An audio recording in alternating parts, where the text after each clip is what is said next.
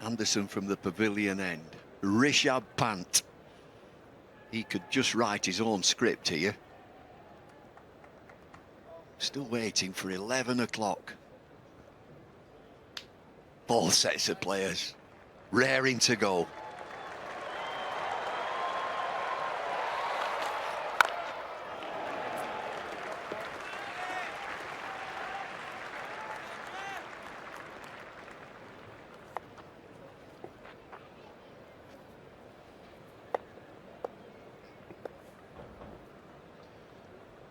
New Cherry.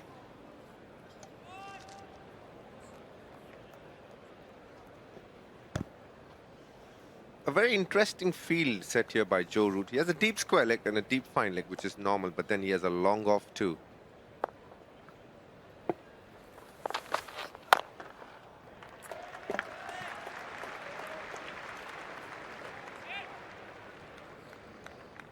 They've done their planning. If you see to the right of your screen, there's a man there, a deep point, saving the boundary there. And Moeen Ali, to the corner of your screen, bottom corner, standing his long off.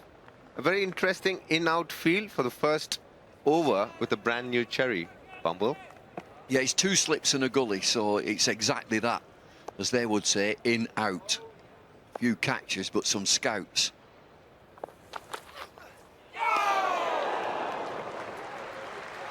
It's going back to 10:30, the heavy roller for India.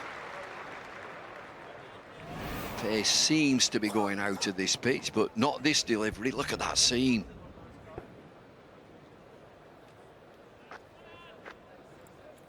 Duke's ball, Jimmy Anderson. There's always a beautiful love story there.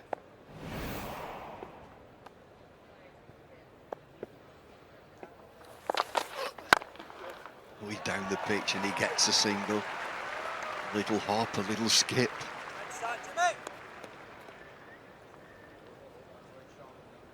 You generally play an off spinner that way. Just tuck him into mid-wicket for a single, not somebody who's bowling 84. He's so unpredictable. But it just gives Anderson two deliveries, an opportunity at Ishant Sharma. What's the field going to be here? A very fine leg slip. I think it'll be three slips, a short leg.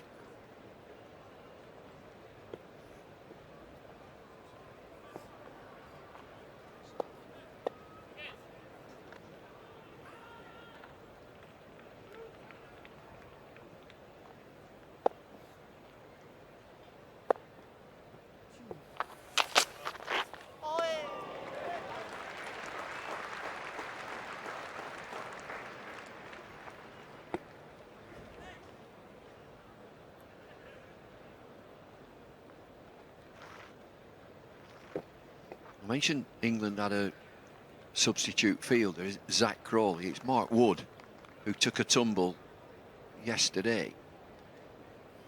He did bowl prior to the game in practice.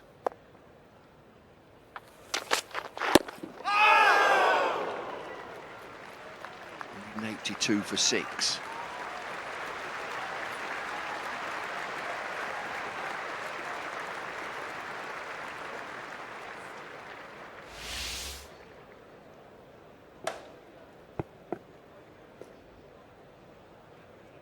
India get 364 in the first innings. It's been brilliant to watch after that. England, one man there, Joe Root, standing out for them. And the third inning, which all said was a very crucial one.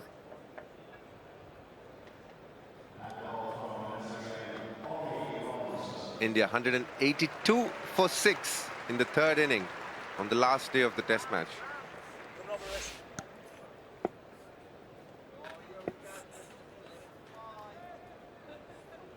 Only 10 overs for Ollie Robinson. Both Anderson and Robinson wicketless in this innings. Oh, well, you must have been around June 25th, 1983. A very important day for Indian cricket. The first time they won the Prudential World Cup, the World Cup as it's called today, on a Saturday against West Indies. Not many gave India a chance that day. I do remember it.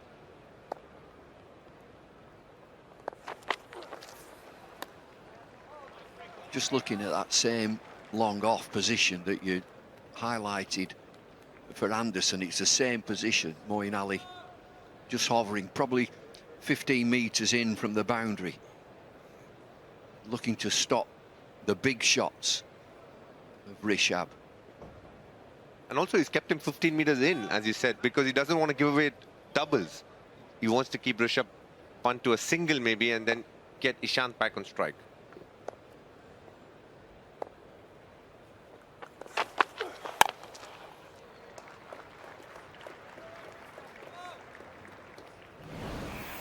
Bit of a hindrance that Mark Wood is not on the field. That was his injury. He said he felt a crack in his shoulder. Well, he's got a problem. He did practice this morning, but just going through the motions, really.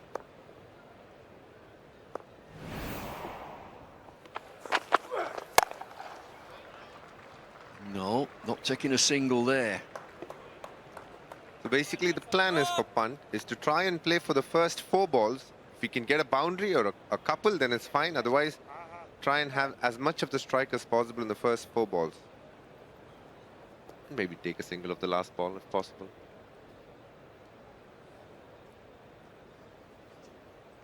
It's very interesting. Ravi Shastri was speaking to Rishabh Pant today. I'm sure he must have given him all the confidence, as well as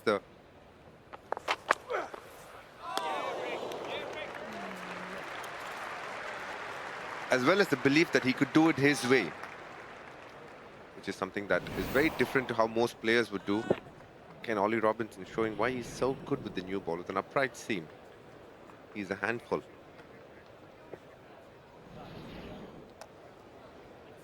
We'll have to work this out, Rishabh Pant. What's he up against?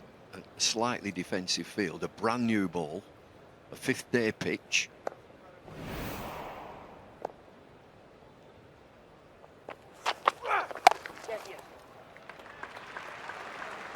It's his single. Just the odd run here and there. Centre, Ishant. There's one left.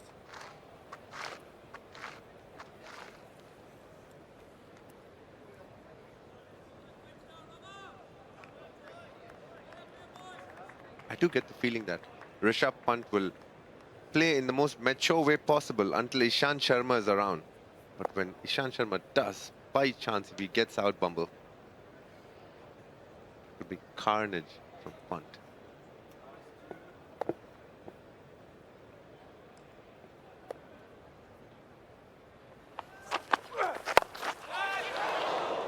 Short ball and fends off. 183 for 6.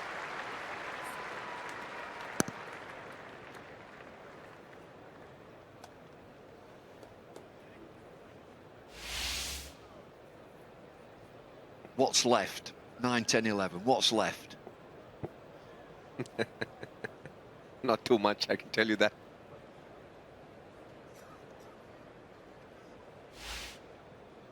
Bumble, weren't you a left-arm spinner?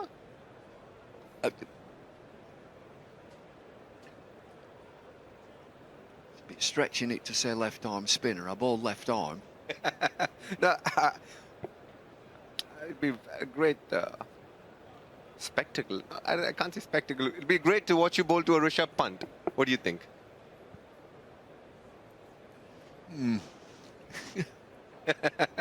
Would you have a shot like there? I wouldn't have a short leg, no. I'd have somebody in the park, somebody up by the zoo. Did you see? I mean, it's a fantastic test match has just taken place. I think it's in Jamaica, West Indies and Pakistan. A fantastic interview with Kemar Roach, who's won the game for the West Indies. He said, I've never been in that situation before when I've had to bat with the tail. I am the tail. I saw that. I saw that.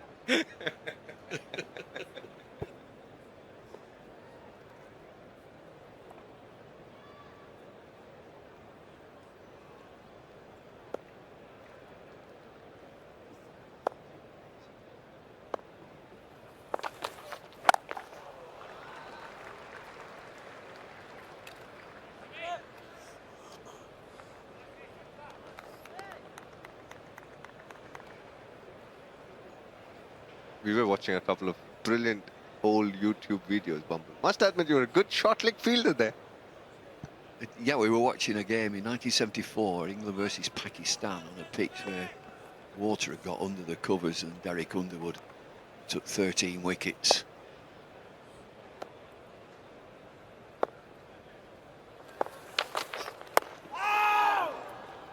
No, not running there. Just not found his length yet, Anderson.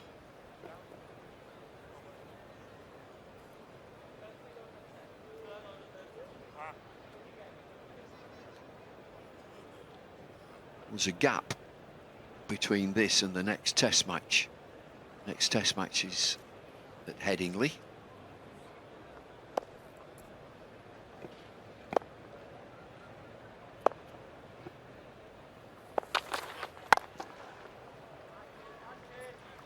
He's getting there, Anderson. Just round about there.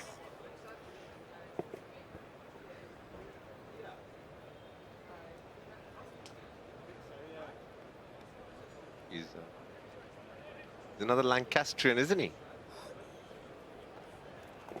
Yeah, Jim from Burnley.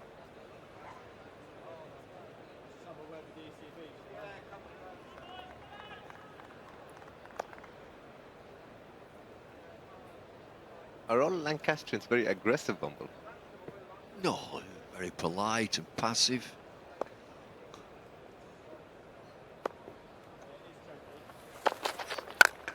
Oh, here he goes. It was just a matter of time.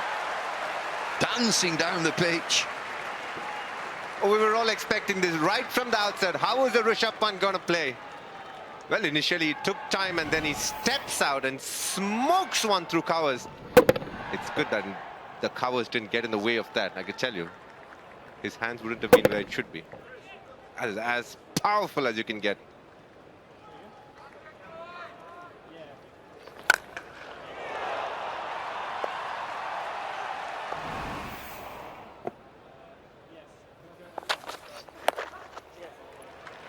Gets his single, just one delivery for Ishant Sharma. I can promise you this, Bumble. If Ravi was on air, he would have said, "It went like a tracer bullet." It sure would. And you could see it coming. He's been so watchful, Rishabh Pant, but he just loves to get down the pitch at anybody. Charging down. Look at the flow of the bat. India lead by 161. Short ball from Robinson to Ishant got him in some difficulty.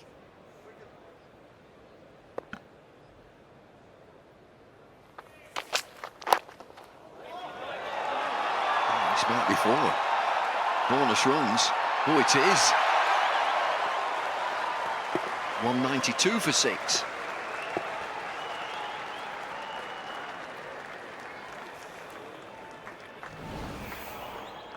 Bumble calls it a bonus, but Ishant Sharma is saying, I played that up perfectly.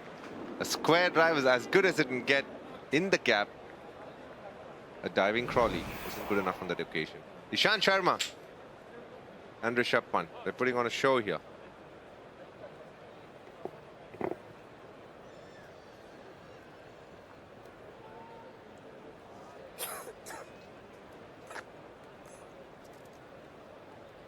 Good runs there for India. 4 for Pant, 4 for Ishant.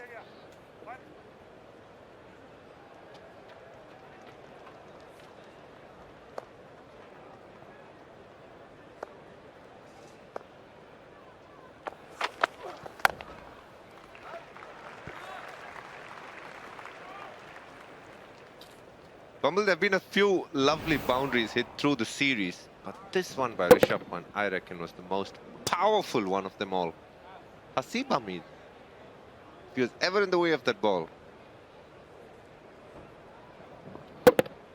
Can't believe what his hands would have gone through.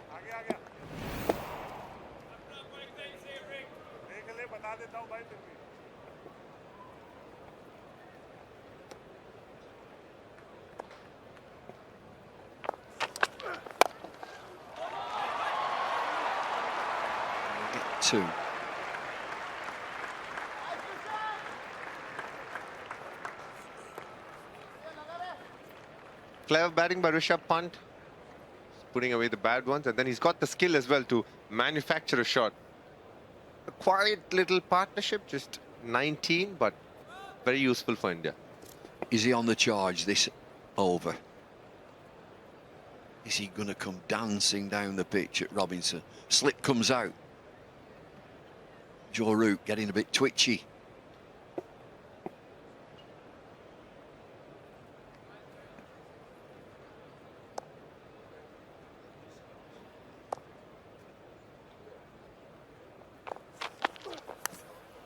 Oh, gone. Robinson again, excellent.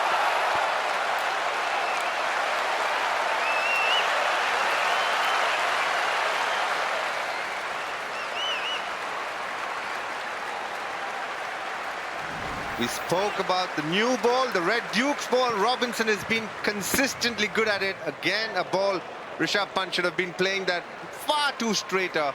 But on this occasion, the ball just doing enough. A happy Robinson there.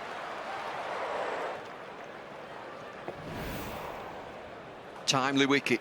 Dangerous player. Pant goes for 22. 194 for 7.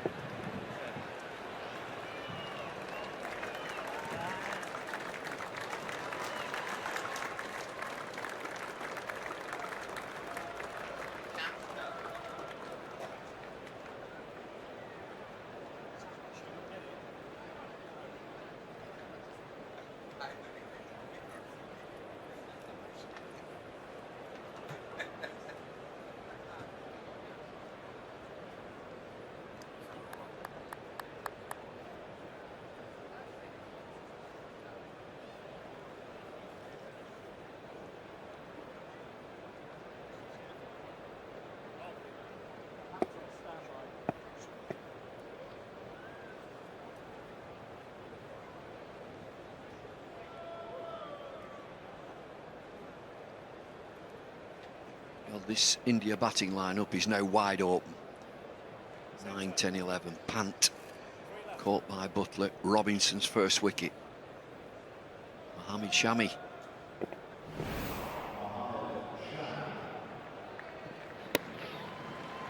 It was a good ball that, I mean, in defense of Rishabh Pant, I do think he didn't.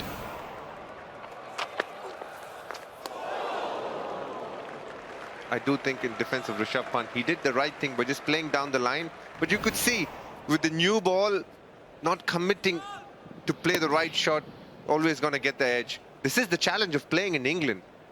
The seam movement after the ball pitches. Just holding its line there, Bumble. They needed that wicket, England. Lead is now 167, 7 down. I can tell you one thing for sure. Shami is going down swinging here.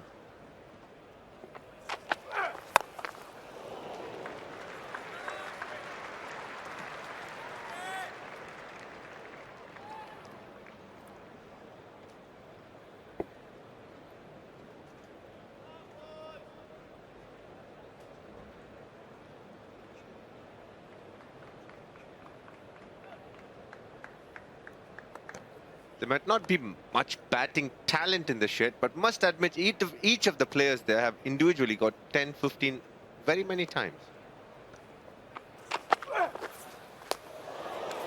It's a good stop. The ball swung after the stumps. 86 overs, 194 for 7.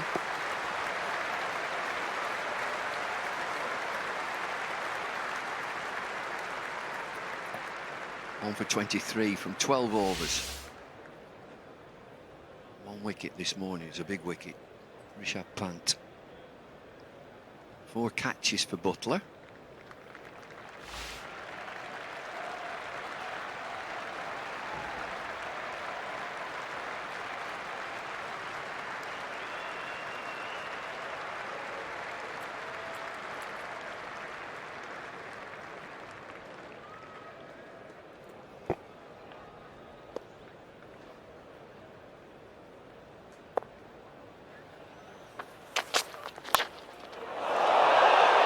Where's that gone?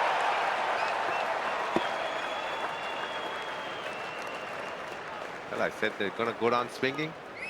Ishant Sharma staying true to the plan here. You're going to see a few field changes for sure here. There's not much Jimmy Anderson could do about that. Interesting shot selection, Bumble. Is this the right way to go? Well, from what you said, 9, 10, 11, you know, if they can all get 15, they just get 15 in their own way. That's asking for a bit much, Bumble. Well, Ishant Sharma's 12, 15 deliveries. Root's been all the way down. He had a chat first up with Moeen Ali.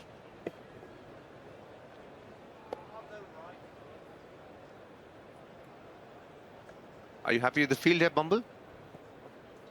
I think you can go as a fielder where you think the ball will go. He's kept his 2 slips in, 2 slips in a gully.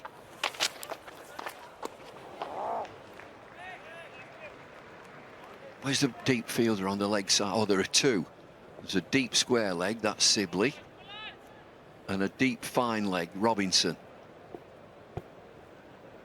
So they're planning to bowl a lot more on the stumps. They're keeping the batsmen honest by saying they could bowl the short ball. For a lot of the bowlers, it's not the boundary ball when they just step out and hit that they're worried about. It's the follow-up from the bowler.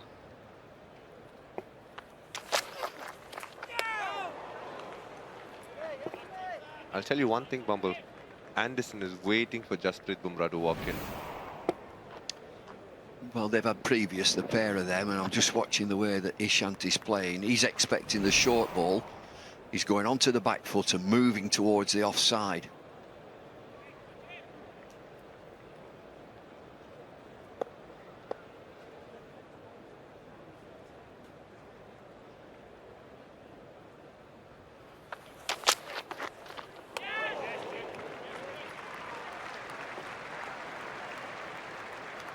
As a tail-ender, when you do step out or do something and get a boundary, the follow-up balls from the bowlers, what troubles them, they're not sure which way it's going to come. Either is it the chest or is it going to be full? That's when they start guessing.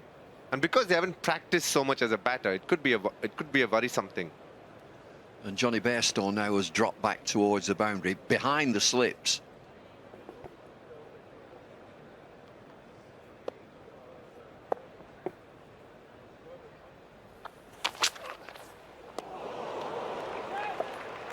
And it looks like Ishant just needs that momentum to play a big shot as he comes down the pitch.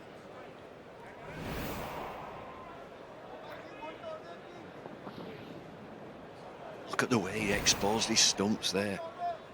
There you are, Jimmy Anderson, aim at all 3.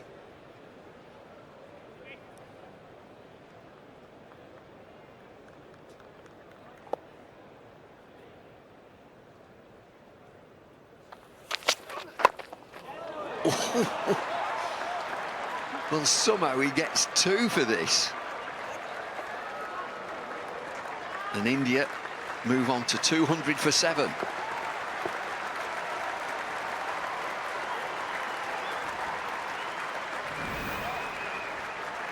We've seen some interesting shots in the morning and none more interesting than this one. Just walking all the way across, then finding the gap between short leg and a mid-on.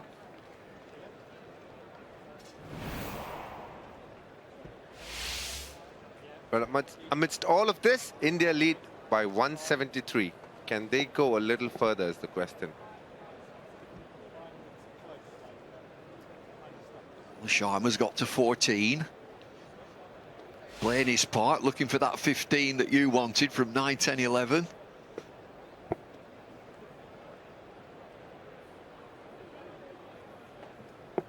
That's a good sign for England. Mark Wood having a go. Sore.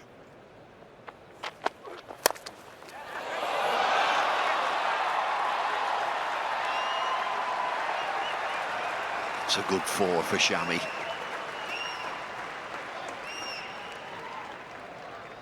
It's a good shot there by Shami. At this point of time is where the troubles begin for a Joe Root. Does he attack or does he go slightly on the defensive? This time Shami a good length ball, just standing tall and just going through the line. Luckily for him it went in the gap, but the intent is bang on. Look for the runs. And he's eased the field back route now to where that ball went. Fielder now out on that boundary.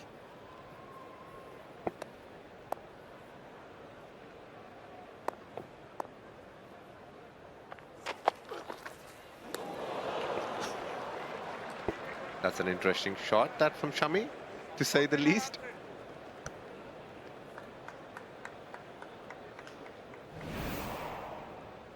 He bends his knee. He almost kneels on the ground, has a little waft at it. It's like a head-eye sweep. I liked what he tried to do after the ball went, though.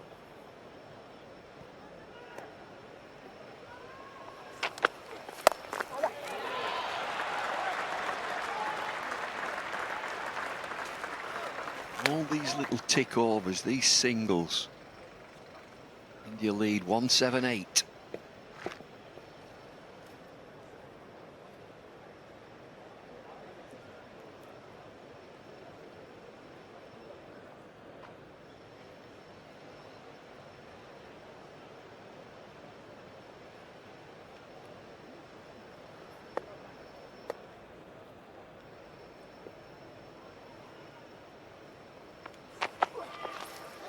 Slow delivery and a heave.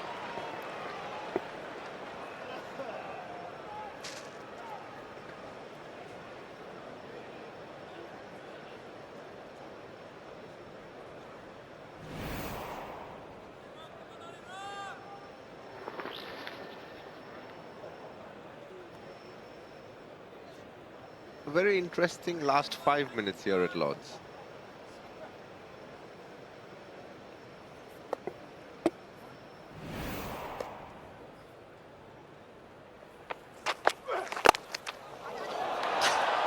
Delicate.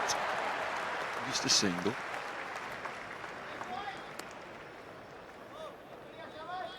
You don't really know when you see tail enders come in and a shot like that, what's gone through his mind to try and play that.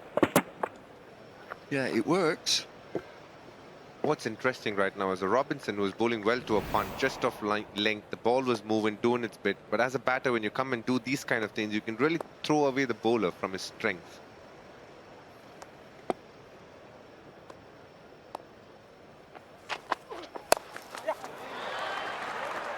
And another single. Lead is 180. 206 for 7. 207 for 7.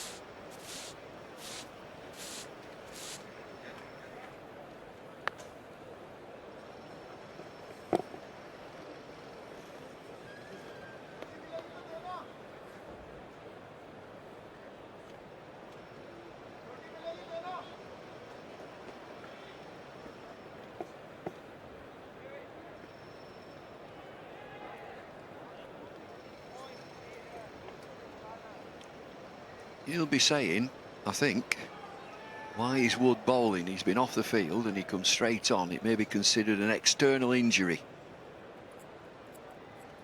There's a difference if it's an external injury, a fall,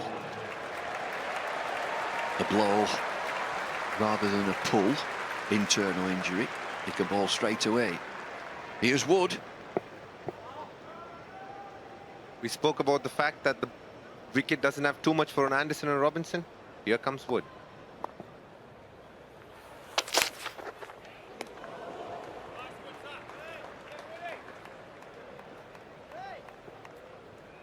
Well, he was in some discomfort this morning, and you can tell just that look. He's heavily strapped. He still manages 86 miles an hour there. He might be just have to go through that pain barrier. A lot of the times when you do dive, and I think he landed on the wrong side of the shoulder, you hear that pop or that click sound. But he used a different word altogether. He said a crack. Let's just hope it's nothing serious here.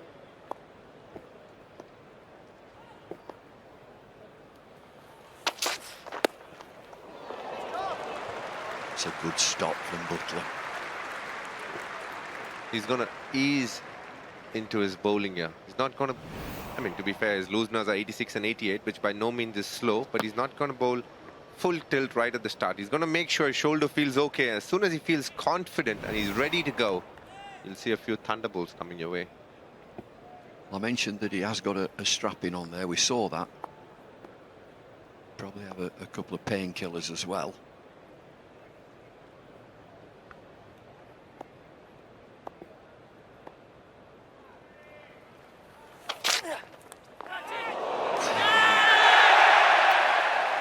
Big appeal. Big appeal. No.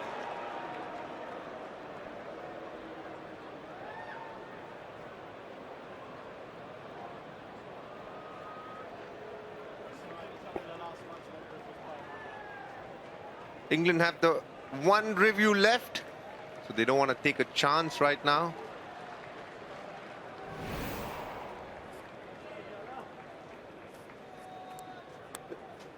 That's a great decision there by Richard Illingworth.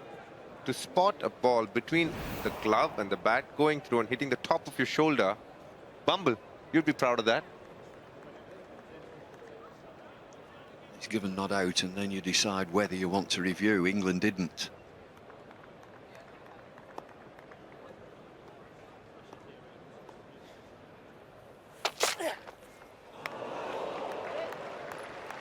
Woods after him.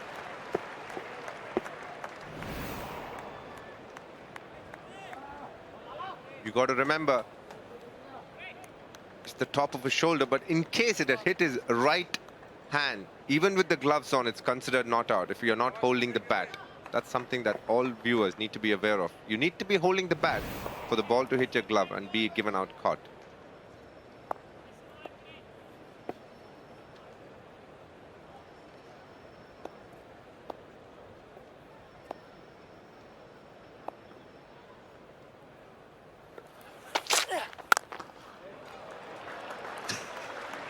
Oh, he's done it again.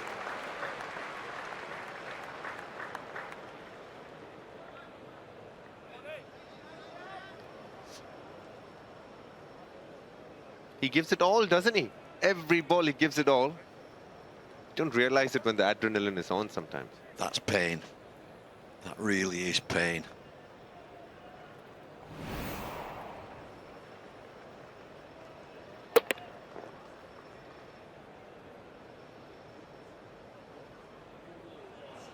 Oh, he's just fallen.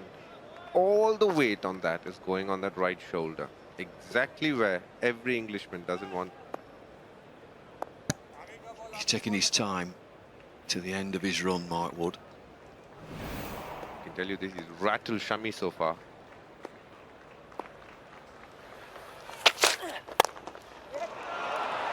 Oh, that's a good shot and well fielded. 207 for 7.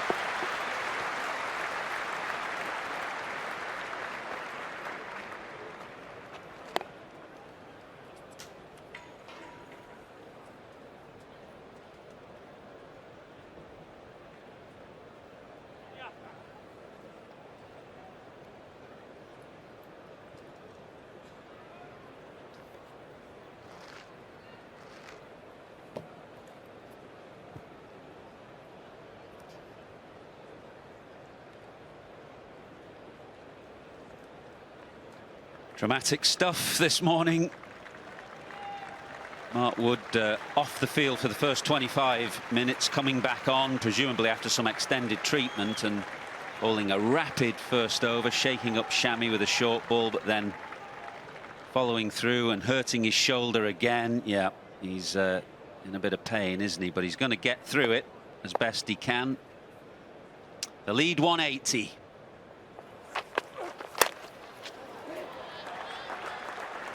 Andrew, never has a man been more relieved than Joe Root when Rishabh Pant nicked one behind this morning. Yeah, well, a crucial moment that, because Rishabh Pant can take the game away from you in the blink of an eye. He seemed intent on doing it. This was the moment. A rare defensive shot and an excellent ball from Ollie Robinson. Since then, the Indian tail just been wagging.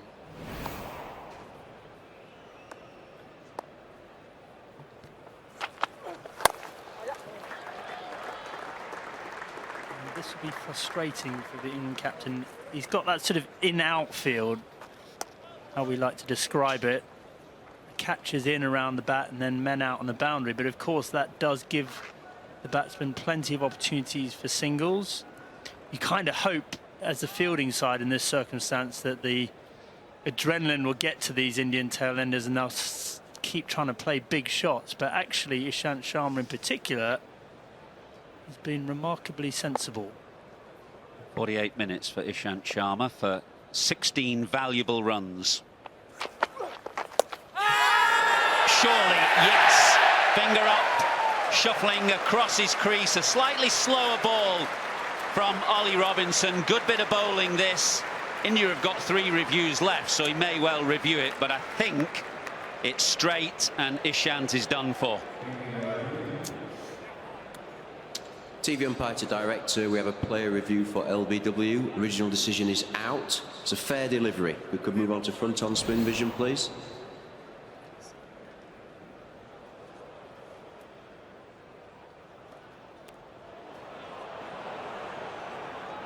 Okay, we're going to need to see ultra edge when available, thank you. Just keep it rolling through, please. Keep it rolling through. We've got a flat line as it goes past the bat. Keep it rolling through, thank you. There's no batting involved. We'll go to ball tracking when ready.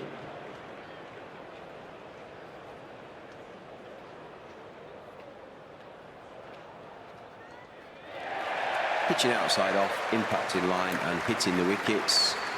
We'll go back to Michael on field. Michael, you can save your original decision. You're on camera. Ishant Sharma is already 3/4 of the way to the pavilion. He took one look at the replay, didn't need to see the 3 red lights from Hawkeye. He knew he was a goner. 16 valuable runs, but now India 8 down and the lead 182.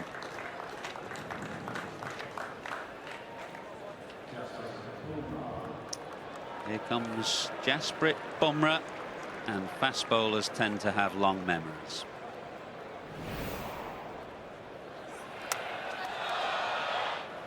Well, we all remember this. Bumrah getting stuck into Jimmy Anderson. It was quite unpleasant to watch, and there were plenty of words flying around.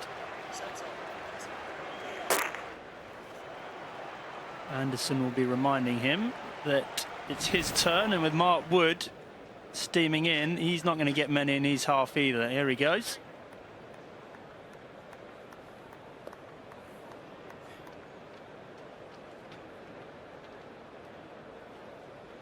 But these tailenders, firstly Bumrah, then Siraj, have got to try and get stuck in, try and sneak another 18 or so, get that lead up to 200. It's a good piece of bowling from Robinson, the slower ball, smart thinking. And it's another slower ball. This time Bumrah helps it away wide of mid-on and gets a couple.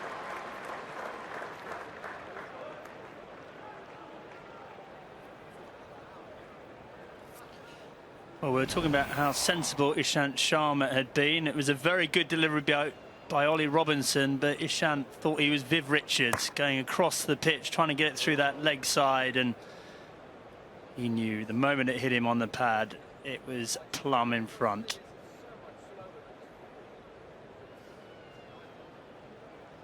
And that's where, as a captain, you do just need to be patient against these tailenders. They will hit a couple of good shots and they'll frustrate you, but they are tailenders for a reason, especially these Indian tailenders. You look at their averages, not all that proficient.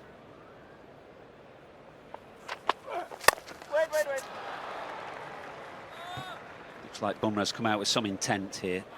So Joe Root has moved Moeen Ali to a deepish mid-wicket position. He's just got 2 catchers, Johnny Bairstow and Rory Burns.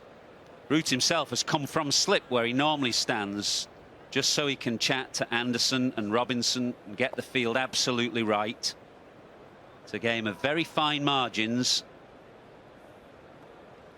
You want to be as precise as possible with your field settings, so he just pushes Anderson a bit deeper now, and he asks Moeen Ali to go out to the deep mid-wicket boundary. I think he senses that Bumrah wants to play some shots.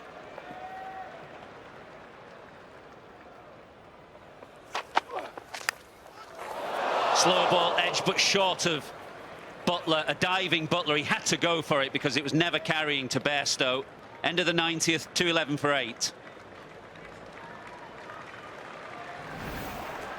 This slow ball from Robinson really is slow. You can see the fingers on top of the seam and it floats out there, and that was actually what saved Bumrah in the end, because it wasn't quite enough on the ball to get through to Jos Butler, but absolutely intent on playing his shots here, Jasprit Bumrah.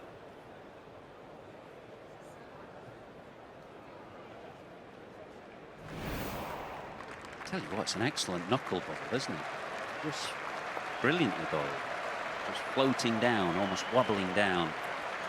Part of a fast bowler's armour in one-day cricket, but in this situation, Robinson sensing that it's a useful delivery to bowl at tail-enders who are looking to play some shots. Mark Wood standing at the end of his mark. Short leg, just one slip is Rory Burns.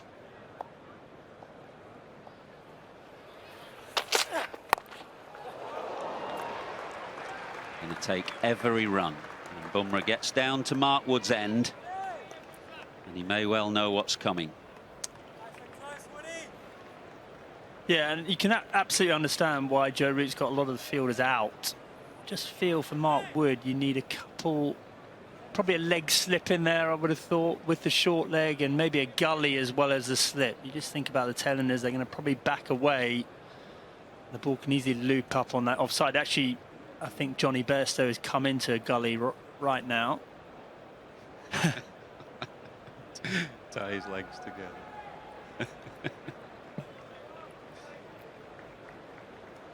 I don't think he's going to be getting a big stride in anyway after this, to be honest.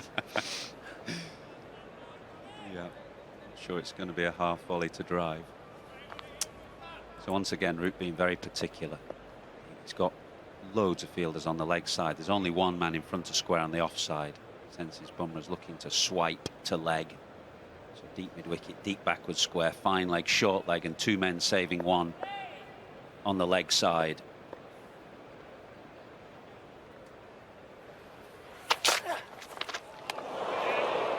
Well, it was short and it was fast, and Bumrah tried to swing it away leg side. If that had come off the top edge, I fancy it would have gone a long way.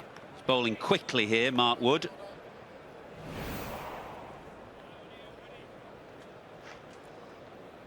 Watching the ball like a hawk. He knows exactly where it's going to be. And he's intent on playing his shots, but he was probably a yard or two too slow on that one.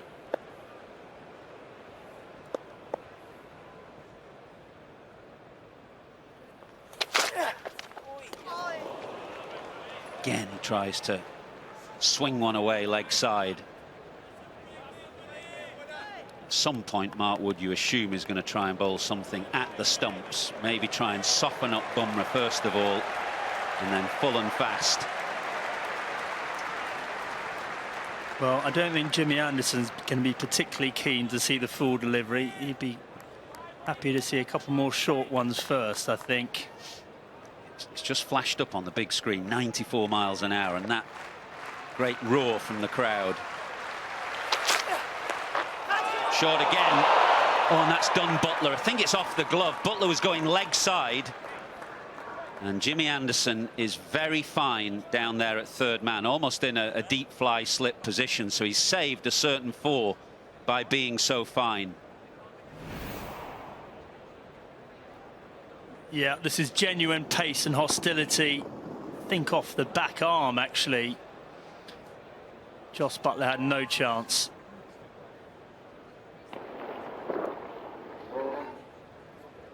Just wrong-footed, wasn't he? And you can see why. Everything looked leg side, and Butler was anticipating that. Jasprit Bumrah thankful for the single to get up the non-striker's end.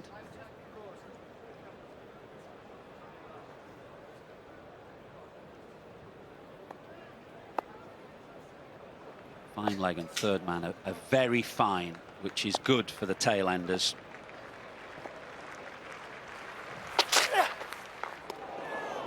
Fast ball just cuts through Shami, beaten for pace.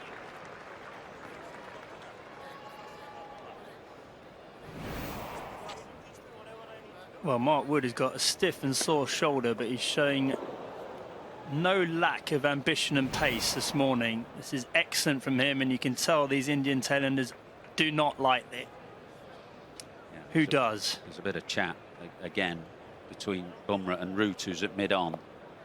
So they're giving back plenty and a bit with interest, given what happened on the third evening. Oh, it's another gorgeous delivery that gets past the outside edge, but only just 213 for 8.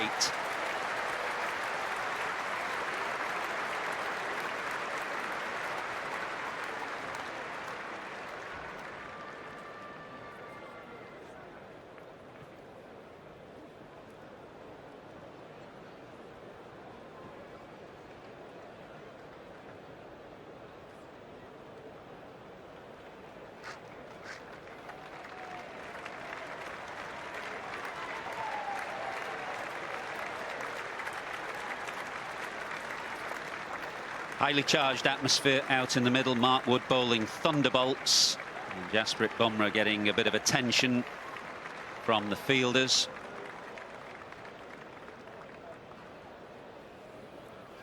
Just keep your eye on Ollie Robinson. He's going to mix up his pace with the odd knuckle ball here. Swung away by Bumrah, but only as far as Sangakkara.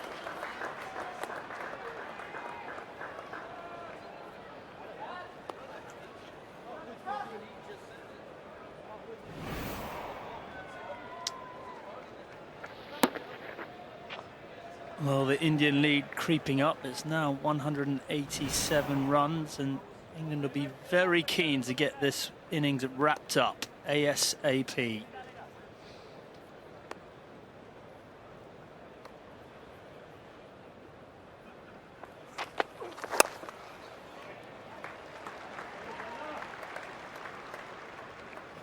million for the foundation. Fantastic, Andrew. Absolutely blown away, Athers. I mean, just astounding amounts, and so appreciative of the support that the crowd here at Lord's has shown us, all the Sky viewers. It's extraordinary and can allow us to do so much good as a foundation. So thank you to everyone, including, of course, you guys, the commentators, who have plugged it so well for us as well.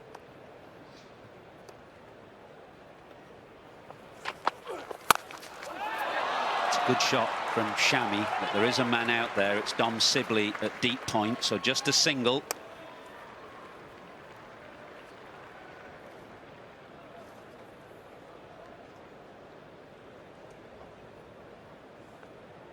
So far, Jasprit Bumrah has played a shot a ball. Be interesting to see how Ollie Robinson deals with this. We've seen a couple of slow balls from him already. He's got the scouts out on the leg side as well, so don't be surprised if there's a short ball. Slower ball again that he bowls so well. And Bumrah shadows or practices a straight drive. It's not entirely what he's looking to do in real time. Just looking out at the fielder's leg side. Sam Curran, Moeen Ali, James Anderson are the three who are in the game.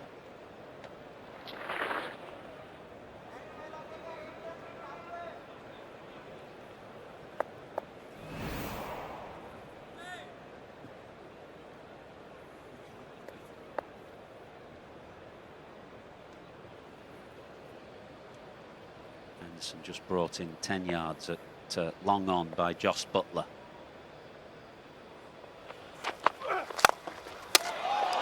That is a lovely straight drive. That was the shot that he practiced after the previous ball, and he was unlucky because it crashed into leg stump at the non-striker's end. Well, he'll be thinking there's no value in hitting the ball straight, because that is a perfect shot and he's got nothing for it. Shami was out of his ground.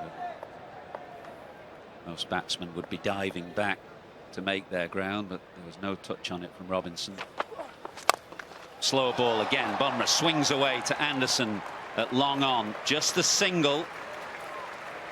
216 for 8. Nick Knight at third man. I was just talking a lot about the slower ball, the knuckleball of Ollie Robinson. A, he's good at bowling it. B, he's very good at disguising it as well. Let's just have a look and show you.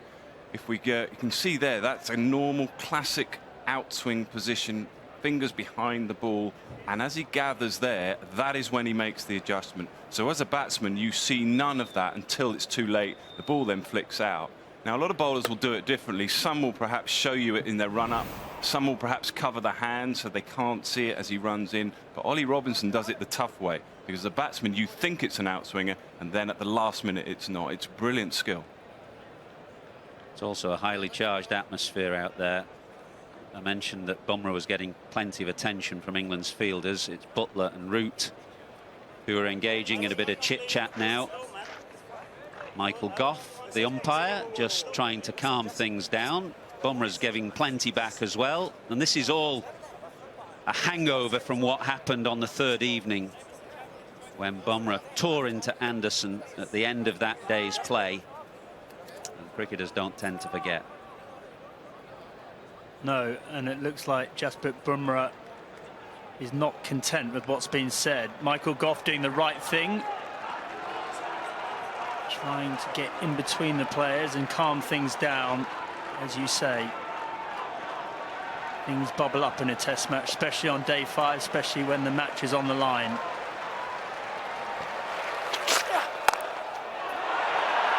Well, somehow he's got that through the offside. I can't think that that's where he was looking to hit the ball, but look at the reaction on the Indian players' balcony, where Virat Kohli is standing, staring, gesticulating, clapping. They are trying to give Bumrah some support from the edge because they recognise that he's under immense pressure from England's bowlers and fielders.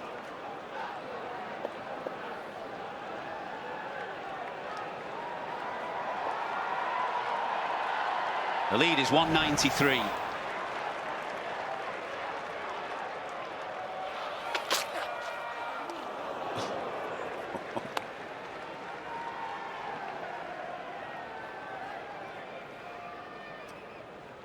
Well, every run is absolutely crucial now. You think about India getting that lead beyond 200.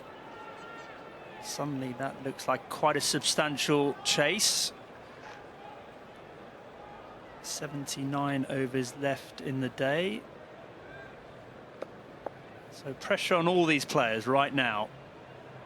It's going to be fun when Bumrah gets ball in hand as well. Remember, England have got a bat yet, and he's got a bowl. It's terrific stuff. Nearly an hour into the final day, and India's lead 193. Still 2 wickets to take.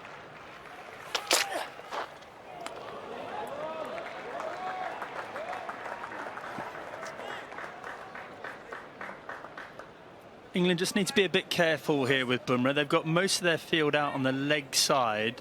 Bumrah increasingly is standing to the leg side and looking to hit it through the offside, which is sensible on his part because there are no fielders there. But Joe Root just might need to rethink this field right now.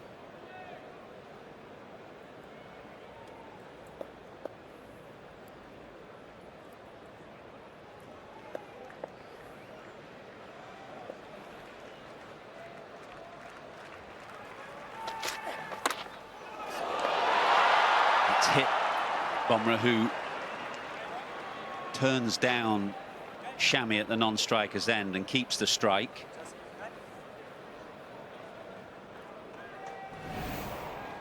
Well, this one hit him hard. He went for the shot. Too much pace and right on that grill. Yeah, there'll be a moment here, and it's probably not a bad thing as far as the game is concerned. To check that Bumrah is okay, because that was a fast ball that hit him hard at 90 miles an hour. And, we hope that he's okay. There'll be the mandatory concussion test that has to be taken. But it may just allow for the players just to take a moment and bring a bit of calmness to proceedings.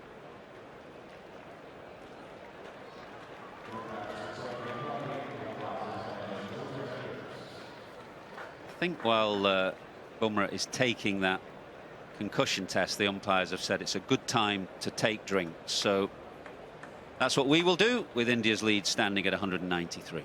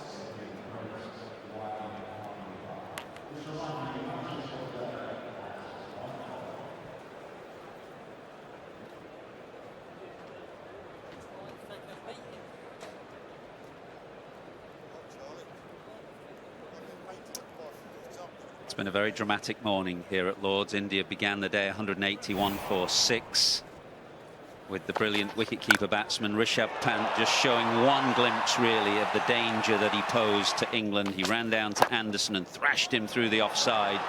He's getting good support from Ishant Sharma, but a lot was resting on Pant, and when that happened, England were absolutely delighted. Good bit of bowling from Ollie Robinson, end of the dangerous Pant, and then Ishant Sharma, who continued to play as tailenders often do, but was undone by an excellent slower ball, a knuckle ball from Ollie Robinson, and was palpably LBW.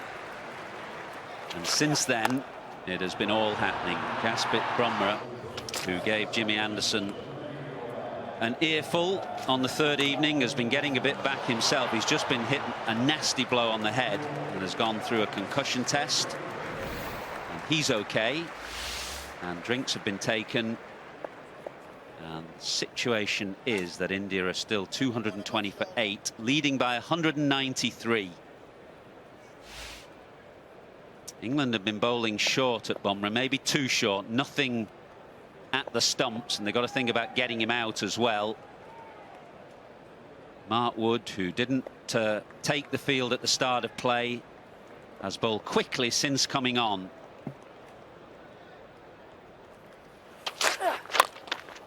Does get this one straight, fast, full and straight, and Bumrah gets it away for a single out to Dom Sibley. Do you think that drinks break, Andrew, Joe Root might just have got his fielders and bowlers round and just had a kind of calming word and try and just refocus on what they have to do? Yeah, I totally agree with you. Highly charged, emotional atmosphere with the test match on the line, and it's a time for cool heads. Yes, I don't mind them making those Indian batsmen feel uncomfortable, but you can't afford to lose it yourself. And England must be thinking about how best to get these two out at the moment. Yes, short balls are fine, but you still need to bring those stumps into play, in my opinion.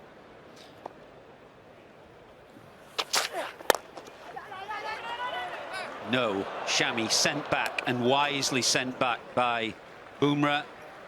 They survive the over, the 93rd over, and the lead is 194. It is tricky with these type of players in, because they're going to play their shots. The ball can go in all sorts of different directions. So that is the challenge for Joe Root. He's obviously thinking about the wicket, but he's also thinking about saving runs. Just like to see a couple more fielders in catching positions. maybe a couple of slips and a gully, and then the men out there. And for Ollie Robinson in particular, just to hit a length a bit more often. Well, India's last 3 wickets at Nottingham put on 73 from memory, and after the match Virat Kohli said his tailenders have been working really hard in the nets up in Durham. Shami 43 minutes at the crease, Bumrah 26 minutes. And he pulls away fine, but just for a single. And Mark Wood bowls the ball in. He didn't want to throw it in because he's got a sore shoulder. But again, Kohli will be very happy with the efforts with the bat of his bowlers here.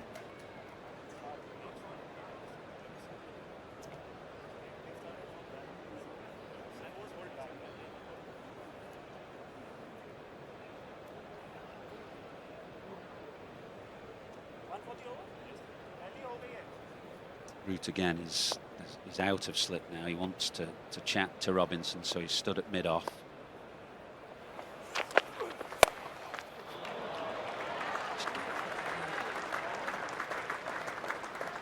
Don't think England have quite got it right since the dismissal of Ishant Sharma. Rather lost their heads. They've bowled halfway down at India's numbers 9 and 10. With very few catches in place.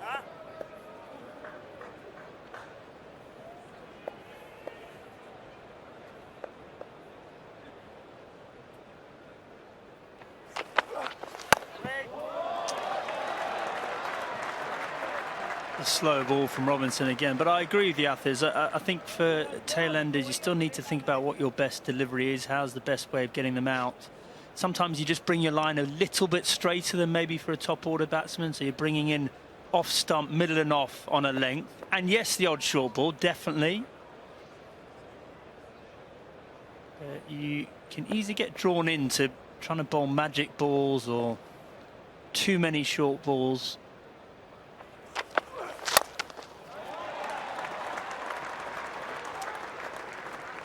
Good example there for Ollie Robinson. He's bowled very full half volley, and that's kind of where Bumrah wants him to be bowling.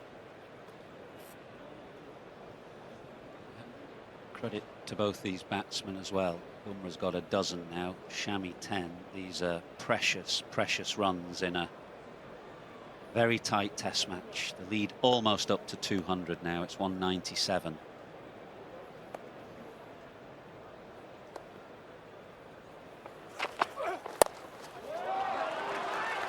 Played that very easily through the leg side to take the lead to 198.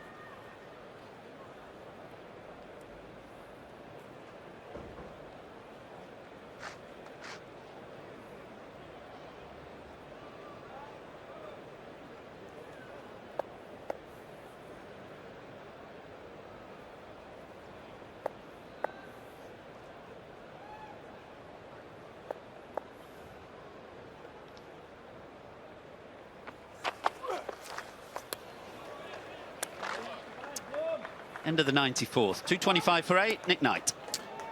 Thanks, Af. Yeah, I mean, you guys are right. Obviously, emotions are running pretty high out there at the moment. That seems to be the way England's bowlers are approaching it. They're banging in a lot of deliveries, a lot of short stuff. Bumrah, of course, involved with Jimmy Anderson. All of that said and done, let's just have a look at the lengths here that England bowled. Now, this is since Pant's dismissal. So when perhaps you're bowling at the tail end here, 9, 10 and 11, and nearly every other ball is short. And that's perhaps telling its own story. Now, you look at the field, and Andrew Strauss and Michael have been talking about it.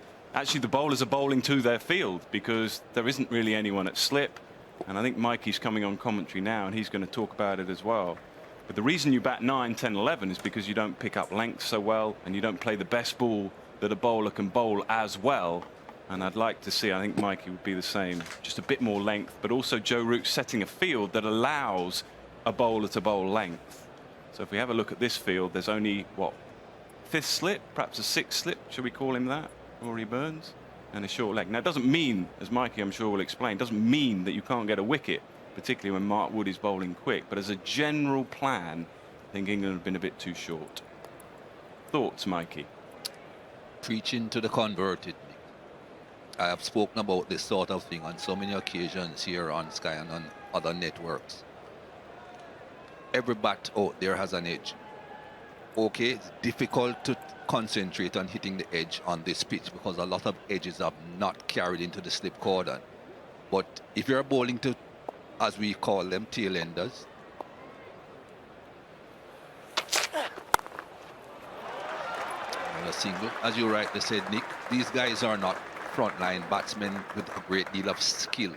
So if you're bowling to these lower order batsmen, fine if you want to be a little bit defensive because you don't want them to get too many runs, but I can't understand why captains are defensive all around the field.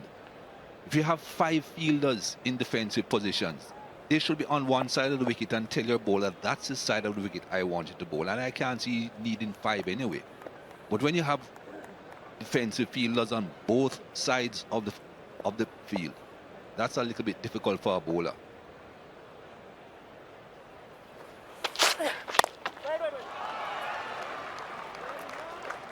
I'm running into bowl here, Ward, and I'm looking at this field and I'm saying to myself, how am I going to get this batsman out? I have to depend on him playing a bad shot, hooking a short ball to one of 3 men deep on the leg side, or backing away and squirting it down to third man or backward point. That's a ball that is very short. All of those 5 shots to those 5 men are very short balls. What if I want to bowl line and length and try and hit the stumps or hit him LBW or hit the outside edge? I haven't really got too many options here.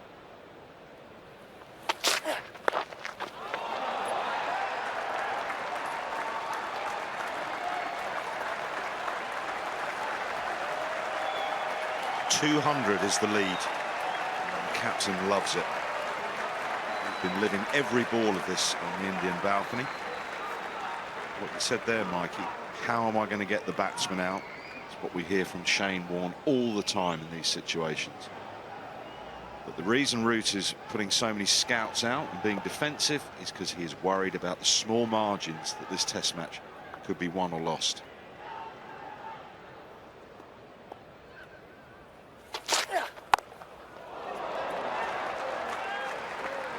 All they're doing is eking out these runs in the water. There are a multitude of positions here that they can get singles. The only people preventing a single is a slip, which obviously you can't get a single to slip, and the bat pad. Every other fielder you can get a single to. So once you get bat on ball, unless you scoop it in the air to someone, you're getting runs. The best way to prevent someone from getting runs is to make sure they are in the pavilion, get them out. Absolutely with you. Root has gone to a gully position now.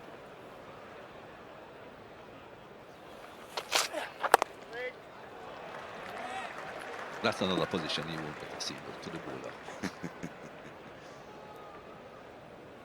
They've added 19 runs, Shami and Bumrah. Root is worried about the lead.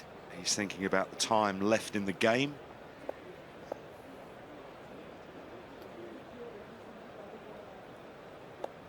Final hour, just to let you know, starts at 5 o'clock, or if 15 overs are left, whichever is the latter. So Root is juggling, trying to get wickets, trying to keep the runs down, and time. Straight into the stumps yet again. Even the stumps can't save a single, Michael.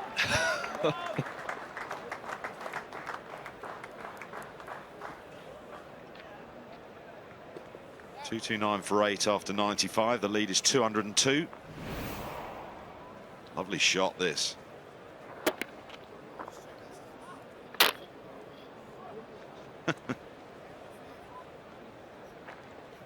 Been some test match, isn't it? Very exciting, very interesting test match. Ebbs and flows throughout the 5 days.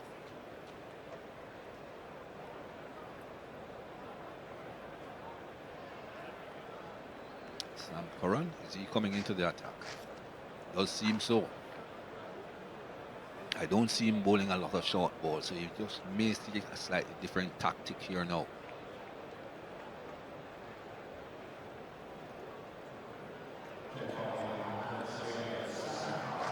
Man that's in the picture with Curran.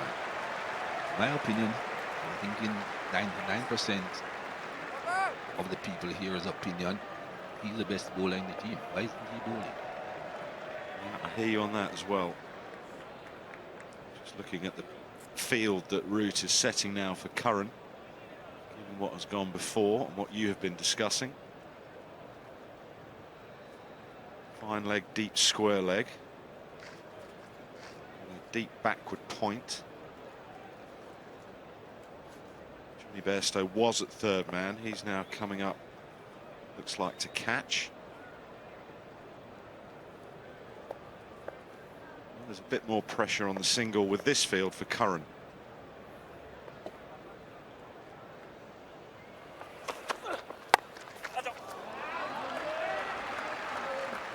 Tell you what, Ward, with this field, the batsmen, both of them will be thinking less about short balls now. So they could get caught out with one just by surprise. But with the previous field, they are constantly thinking about the short ball. And the short ball is more effective with a surprise element to it.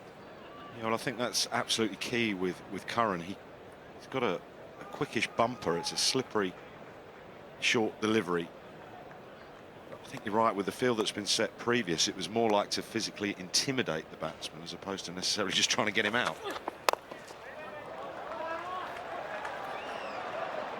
Bit of a fumble, doesn't cost the team anything though.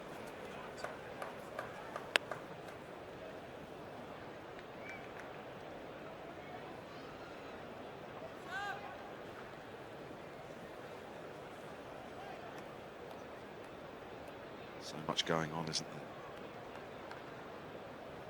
Bet your last penny that England's batsmen, the two openers and Hasib, are thinking about when they're going to start their innings. You're thinking of the challenge of facing a very fired up, you would think, Jasprit Bumrah.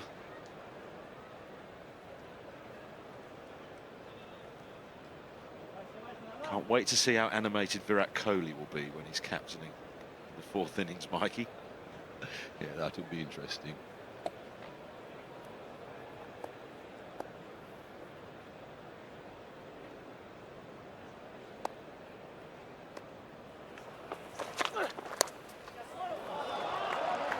Looking for a second. Get back quite easily. Well, not least because Mark Wood is not able to throw the ball in. He's got to bowl it in. Damaged shoulder is giving him pain, but bowl quickly again.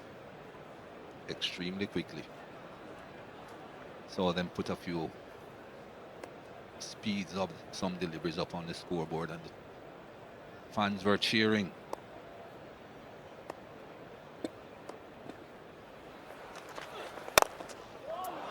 That's a good shot. Just a single though.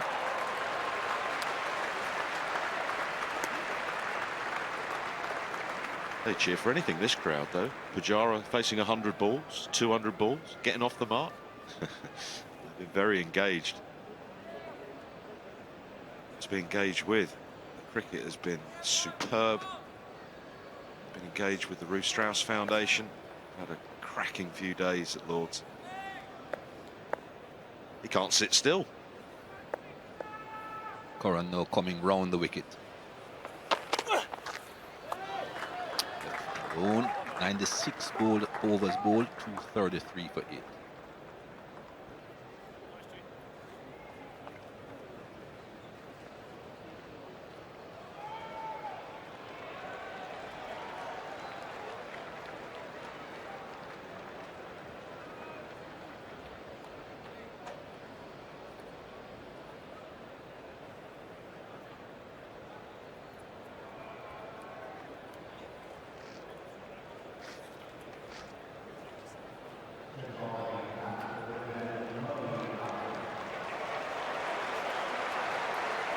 Well, another bowling change. That's what WinViz says. India just 31% chance of winning. England still the favourite. Draw equal with India. And that's the bowling change that we're going to be seeing. Mark Wood is out of the attack. Moeen Ali comes in, operating from the pavilion end on this occasion. He has had a good test match, Wardy. Fantastic. so good to see Moeen Ali back. He batted nicely. Didn't get a whole heat, but he batted nicely. And I thought his bowling in the first innings was very good because he's come straight from the 100, one-day cricket, short format cricket, where it's a completely different style. And he gave Joe Root a bit of control with very little assistance from the surface. And then yesterday, when the ball did turn, he was a real wicket-taking threat. Got rid of Rahane, but the delivery to get rid of Jadeja was special. He seems in a very good place. He spoke with us last evening on interview, and he seemed very content with where he's at. Good to see. Slip, short leg. The tail ender's eyes light up. I was trying to do the maths, Mikey, as to how many overs left in the day. 75 overs and 5 balls, and of course you lose a couple and the one you're in for the change. Lead is 206. It's sort of like 2.5, just over 2.5 runs and over if the innings was to end now, right now, with no more runs added. Looking for 2 again. This could be one of the epic finishes, couldn't it? It definitely could be. We know it's a test match, if I can get it out. But what we have to consider is that the game has changed so much. There can be so much quicker scoring in test matches than we have seen in many years gone by. Most teams years ago would think setting a target in a test match, a declaration, if you give a team 3.5 runs per over 70 overs or more, you have an excellent chance of winning. These days, I think you need to be a bit more per over.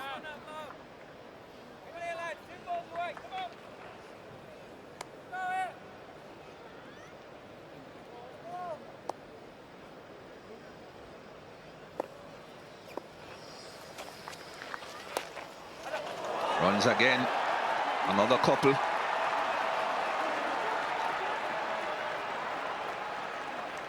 This lead is building.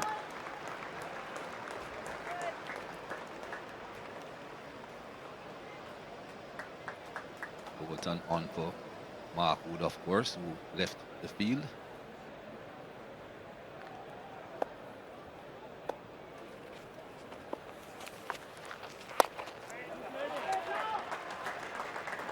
.237 for 8.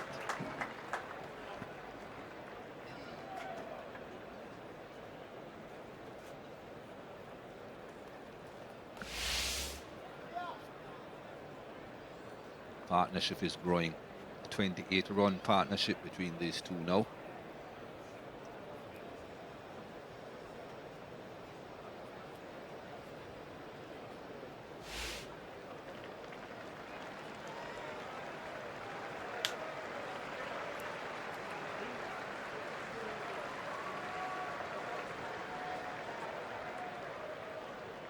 Captain have been a bit more pleased with proceedings.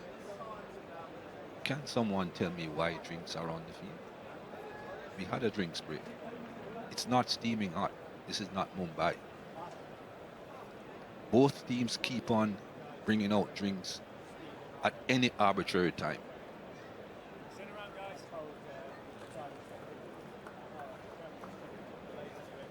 Absolutely right, Mikey. The answer's simple. If you want a drink, retire thirsty. Yep. Well, that will be more runs. Fortunate runs, but runs nonetheless. May go all the way. Yes, it does.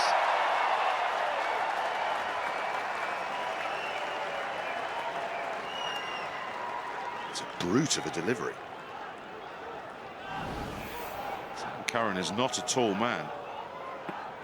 But that has taken right on the shoulder of the blade. Wow, that's flown over Rory Burns and Joe Root's head.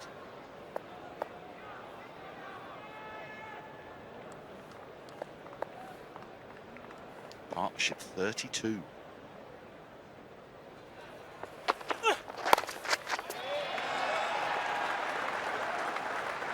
That delivery, of course, just shows you how difficult it can be batting on the last day of a test match. Saw what happened with Pujara yesterday. Just took off. Someone exploded off the pitch again. The first 20 overs of England's innings are going to be electric. India are going to be so fired up. There'll be plenty in the pitch with the new ball and the class of the likes of Bumrah. So much at stake.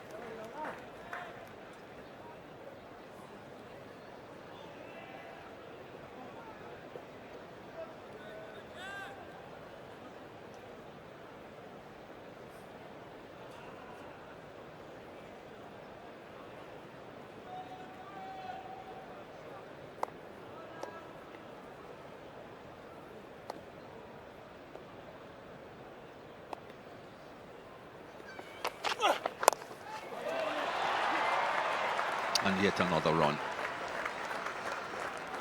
Talking about the fourth innings of the game, England have got to get the third innings done first. Just been handed the numbers from the New Zealand test at the start of the summer. New Zealand set England 273 to win from 75 overs, which was a run rate 3.64, and they didn't go for it. Just trying to do the numbers now. 74 overs and 2 balls remaining. Lead 216. It's under threes, exactly 3.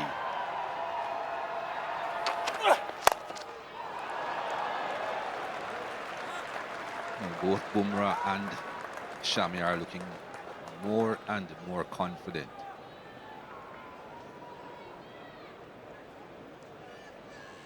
Do you think there's any chance that England won't go for it? Boy, I would hate to think that they wouldn't.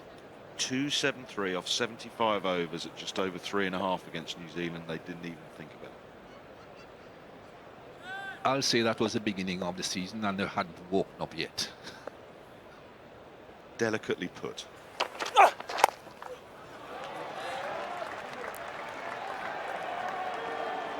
.243 for 8.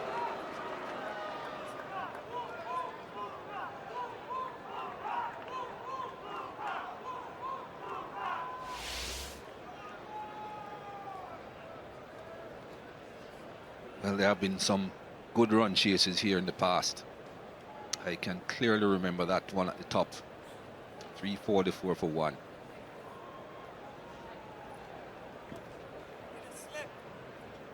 More recently,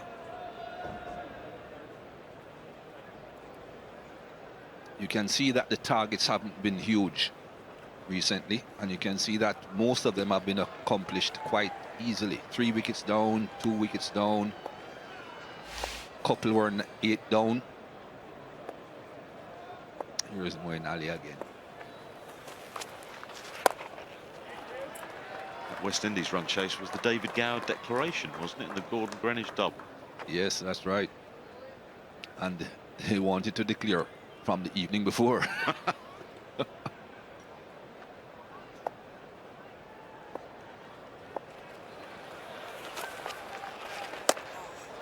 Can you imagine chasing down 344 on the last day, starting to bat on the last day, and got them comfortably? Easy. Oh, that is 4.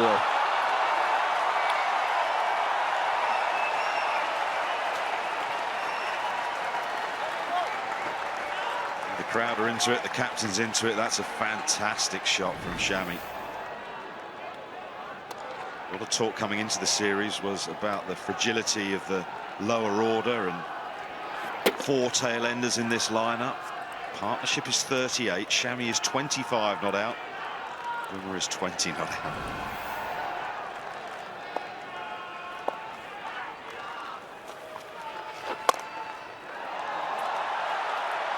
Just a single this time.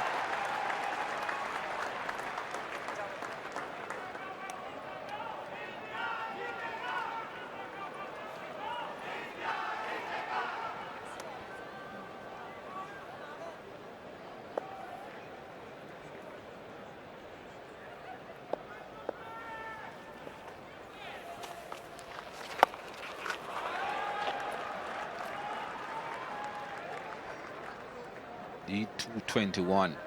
Both of these batsmen, Shami and Bumrah, have stopped taking risks. They are looking to bat as normally or sensibly as they can.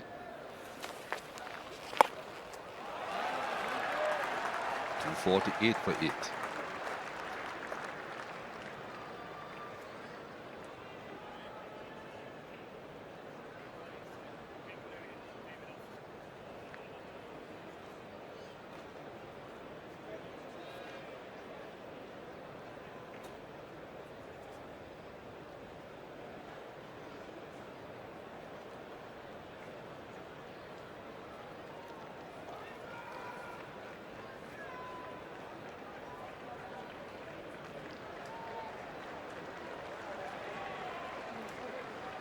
Clouds around again today, but they are pretty high. No problems at the moment. 6 to 7 runs in this session. 2 wickets. England need another 2. Just saw Jimmy Anderson with the ball at mid-on, shining it. Not too sure why he's shining and not bowling. Here he is loosening up. Perhaps he's coming on.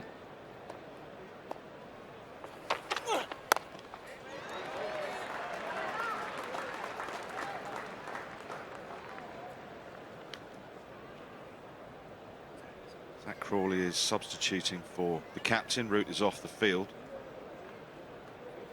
The innings run rate is 2.5. Wood's obviously not available to bowl at the minute. The innings run rate is 2.5, but it's nearly 4 runs and over that they've scored this morning. It's been perfect for India.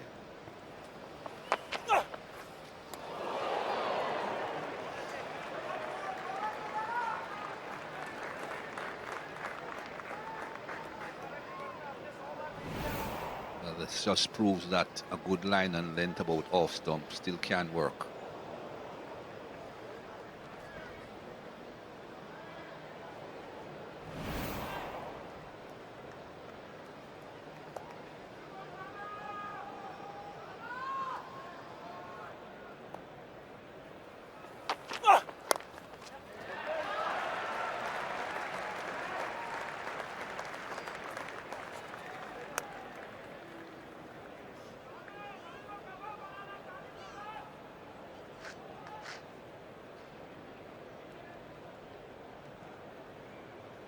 The other thing you've got to throw into the equation as that the day progresses, Mikey, is the forecast is for cloud cover all day, possibly the odd shower later. So we might have bad light coming in at some point.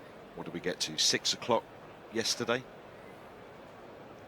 Root took that second new ball and the umpires promptly took the players from the field.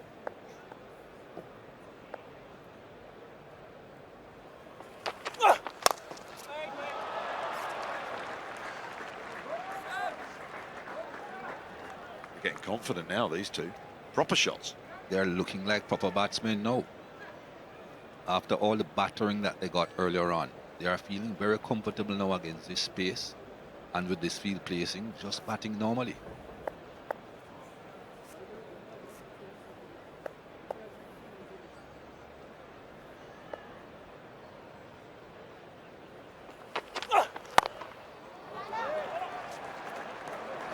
He was looking down on the ground, Bumrah, posing for the photographers, and didn't realize a run was on. Brings up the 250 as well. 250 for 8 at the moment.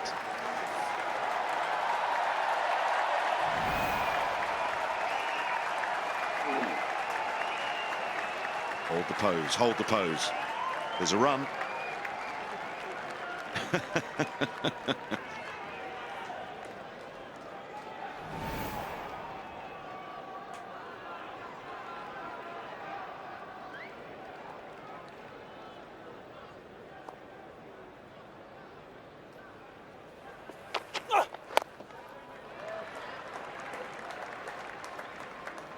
Hundred overs bowled, 250 for 8. And the lead is 223. Problems for England and Joe Root.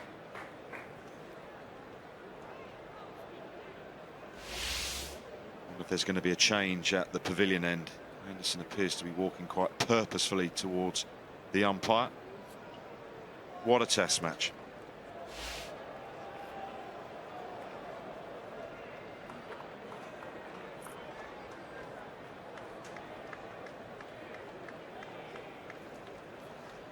You got your wish? Should have been bowling a long time ago, Wardy. He's the best bowler in the team. Yes, happy to see Mark Wood, because you need pace against the lower order. He can blast them out. But when it comes to the skill aspect of it, he's top of the draw.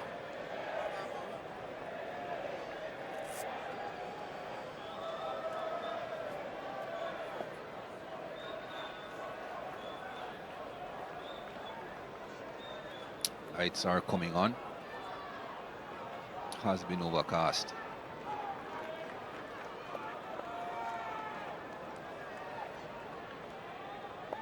And he has a similar field to the one that Sam Curran had. Slip, gully.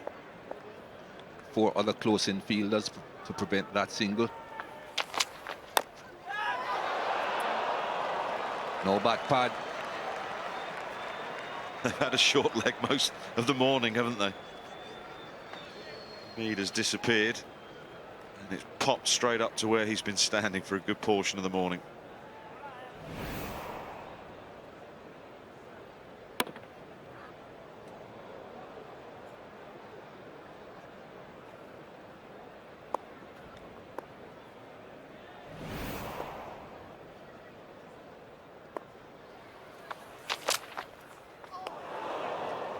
That works.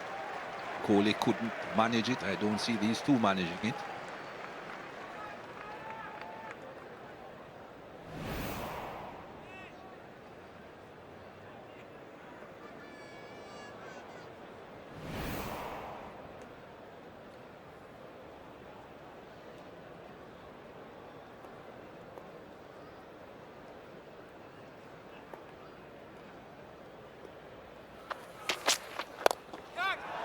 Over his head.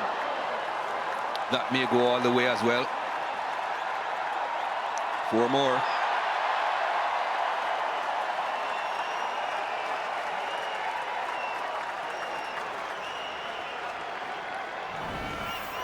Contrasting expressions from the two captains. This was sweetly timed. Flick of the wrist over Bairstow's head.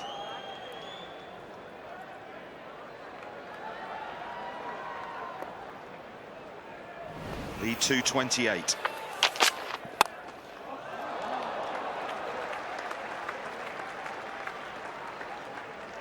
This is Viv Richards batting.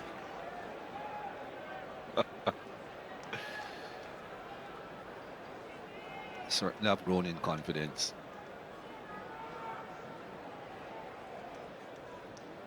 The partnership now 46.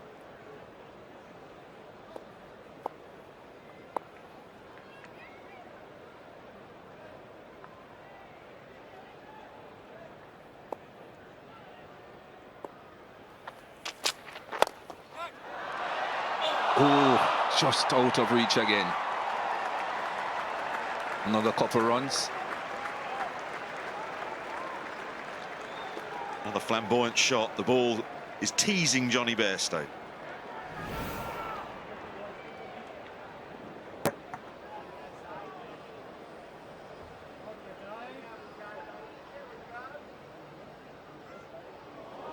Fingertips.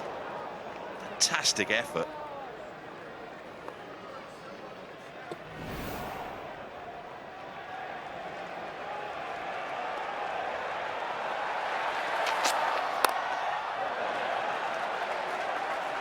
Solid as a rock. 257 for it.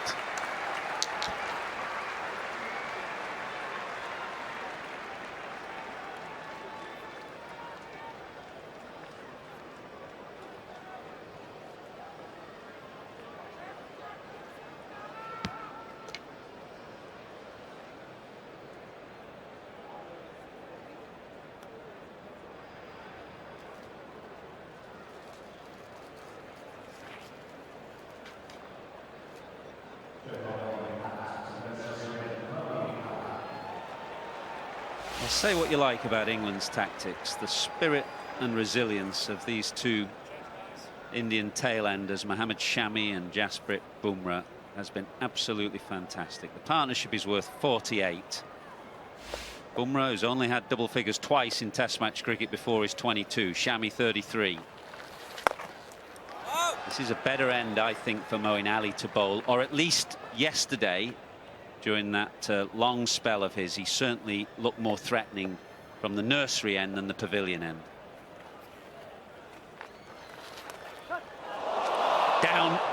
Down, I think that carried. Root on his haunches with his head in his hands. The ball somehow just snuck through.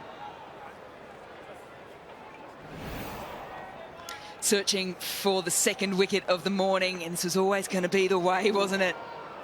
Were they ready? Partnership moves to 49.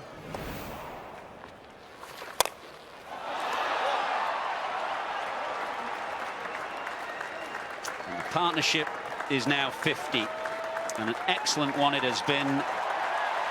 Huge cheer from the crowd, huge cheers on the Indian players' balcony as they congratulate these two bowlers who have not always shown great ability with the bat, but today who have got so stuck in with their team in need.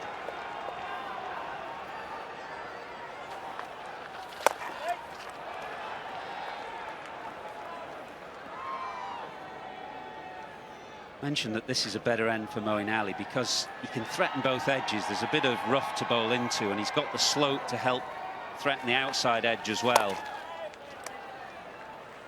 And that's what happened earlier in the over when he brought the outside edge, but Root unable to cling on.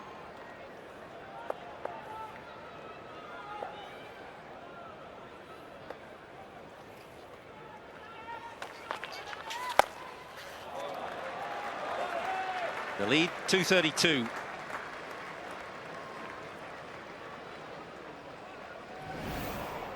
Desperately looking for this wicket to keep themselves in the hunt for a test win at Lord's, England. Thick outside edge on its way down.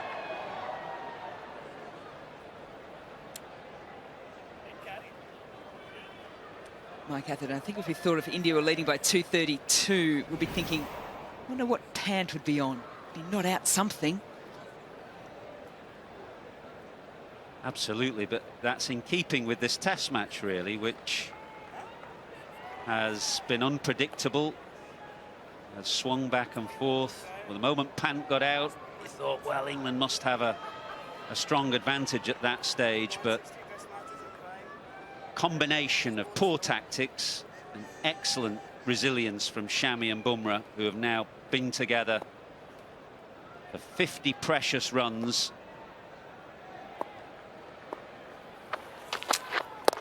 Fascinated to see what Winvis has as England's fielding just starts to slightly disintegrate. Root dropping one, Bairstow a fingertip catch, and now a misfield.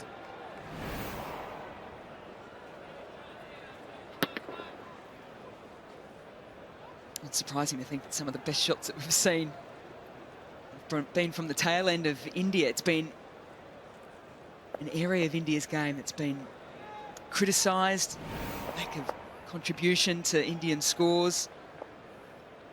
It's certainly changing now. I think it was something Kohli recognised, because he obviously thought about playing with this balance of 4 and 1 instead of Ashwin. So it was going to put a premium on runs down the order, especially with Thakur not fit, which is not for this game. And therefore those seamers like Bumrah, Shami, Siraj had been working really hard in their pre-series camp up in Durham, working really hard on their batting as well as their bowling.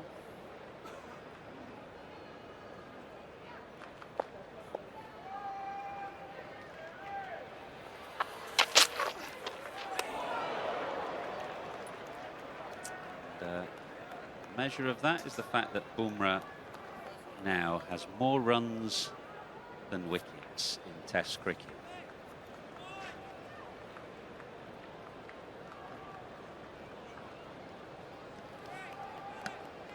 Say that he came into this series with great form.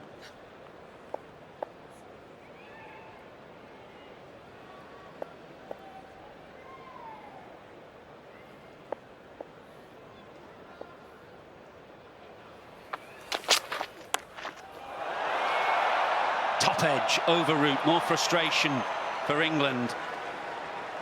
And that's the other thing. Bumrah comes scampering back for 2. Even when Mark Wood was bowling at his quickest and most hostile, there was no sense that Bumrah wanted to avoid the strike.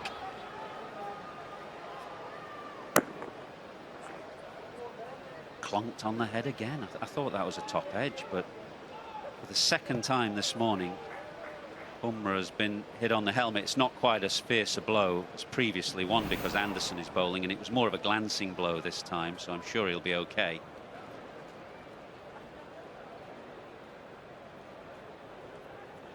Well, overnight, Jasprit Bumrah would have been thinking about what he was going to face today, because he peppered Jimmy Anderson at the back end of England's innings.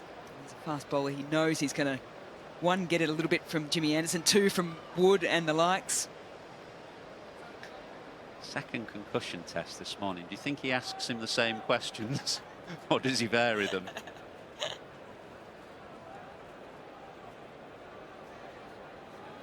Look, to be fair, he's probably just saying to him, are you seeing the front elbow? It's looking pretty good, isn't it? I think that's the other thing too, when I look at Virat Kohli and what he's done to this team, he's brought just a different way of playing the game. One of it has been fitness, and I think that's led to this stock of fast bowlers coming through, that if someone is injured or out of form, they just keep bringing them into the team. And then once he sort of got that under control, he said, well, what's your next challenge? And I think he's probably had this in his mind for some time, to say, this is the new way in which India's playing the game. But he couldn't do it all at once. And so bit by bit, he's been working away at ways in which this Indian entire squad can improve. He would have had in the back of his mind the tail enders, and now it's come into fruition. Sure has. 235 the lead.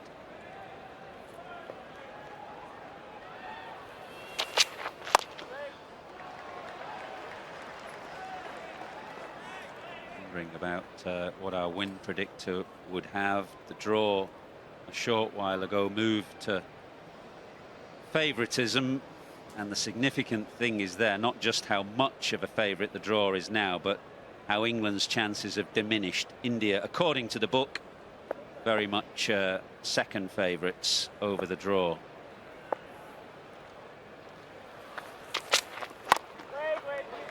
See how things can switch in a tight test match, just switch so significantly within about 20 minutes play. 262 for 8.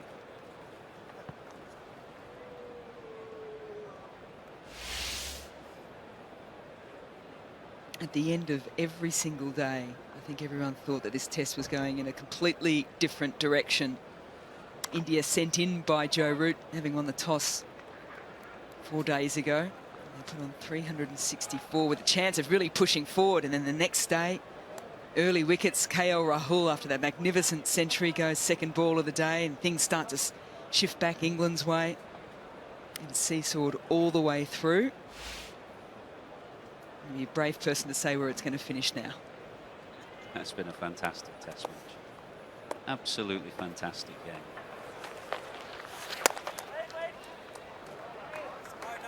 What do you think Virat Kohli's thinking at the moment as well? Because he's an aggressive kind of guy. He looks at it. He might look at Winviz and say, I don't like the percentage of that draw.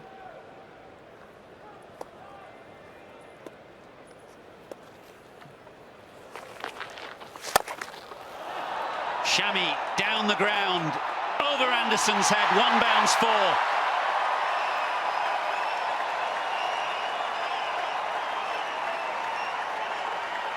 Jimmy Anderson sitting 3/4 of the way to the boundary. Joe Root saying to Shami, go on if you want to try and get it over him. There's your option. He's taken it and teased Jimmy Anderson all the way.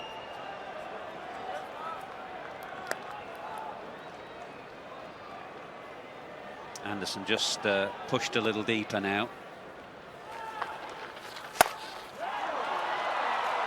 Thumped away into the offside. Takes Shami to 40.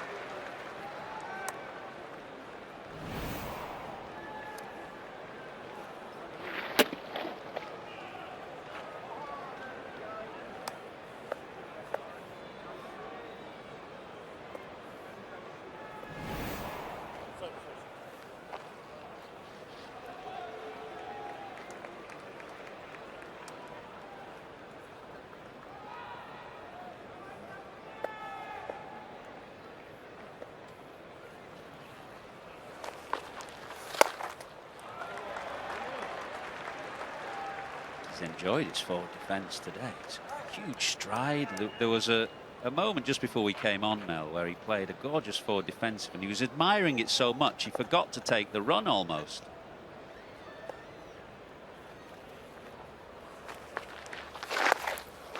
Oh, edged again, pass route again. No chance this time, but more valuable runs, 2 of them.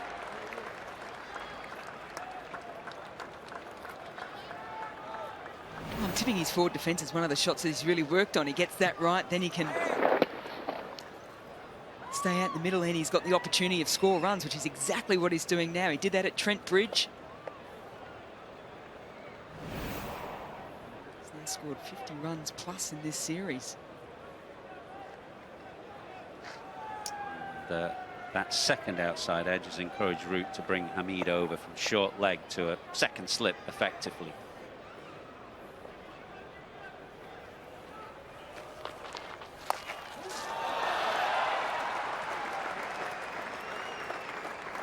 .270 for 8.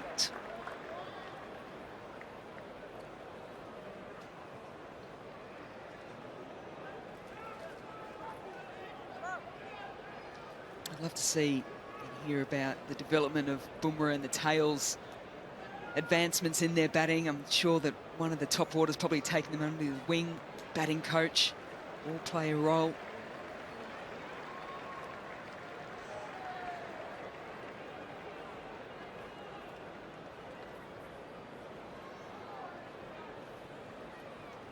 Thinking about the game we had at Lord's earlier in the year, when England played New Zealand, and Kane Williamson set England 273 in 75 overs. That was 3.64 an over. England absolutely refused any notion of a run chase and just blocked it out. 68 overs remaining right now for 243. I remember watching the start of that test match, thinking to myself, it'll be interesting just to see how they start. Straight away I thought, they're not going for this. And I heard Joe Root post that game saying, oh no, we're going to see how he went to begin with and then we're going to make a decision. But I thought, no. No, absolutely right. They showed no intent at all on that occasion, disappointingly so. Rate required now, just a fraction over what it was then. 3.64 then, it's about 3.75 now, but for a shorter run chase. And maybe a key difference is also that Root is in the form of his life, which he was in pretty good form then, but maybe not quite as good as now. I know a lot of things that can come into play with this question I'm going to ask you, but then I think, well, Virat Kohli, what are you thinking now? If you know that was the situation back then, I mentioned declarations before, but if you want to give yourself the best chance of winning this test match, India and Virat Kohli, you need to dangle something, don't you? Or do you? Is sending England into a really defensive mode another good opportunity for them to get 10 wickets? We've got 10 minutes to lunch, so that's going to take 3 overs off. So we'll be left with about 63 overs, 64 overs at lunchtime.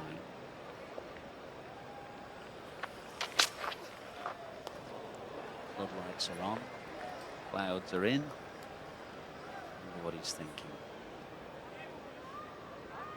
You don't want to get to the end of the day and light to be an issue, and you've only got one out and right spinner in your ranks as well in Jadeja.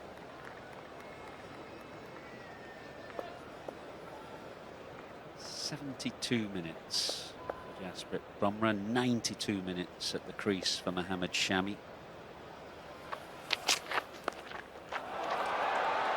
Bumrah swings one away. It's landed between Butler and Overton, who's down at fine leg.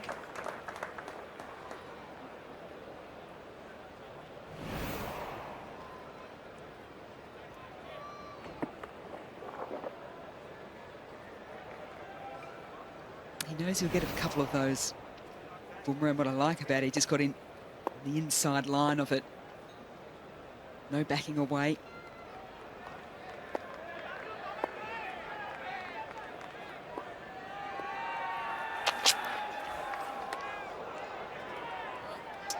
That ends the 105th over of the innings, 271 for 8.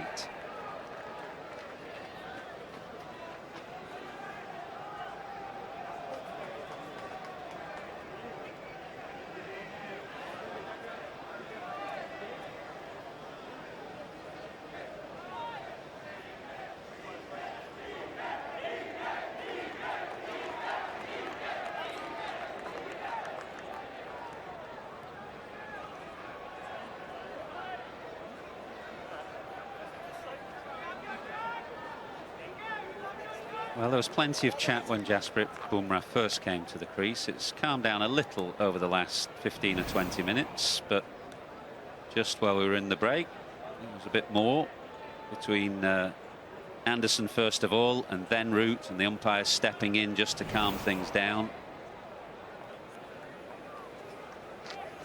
It was at that point, really, that England lost the plot when Bumrah came in, as if,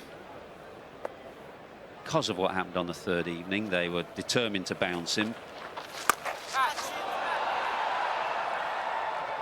that was the moment that really it started to go wrong for England. The lead was 167 when Rishabh Pant got out. And at that point, England were very strong favourites, you would have thought. They just lost the plot for about 40 minutes and everything changed.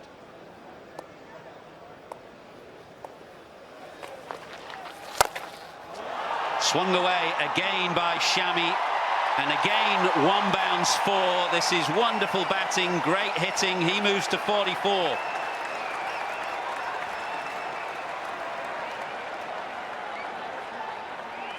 And I think this shot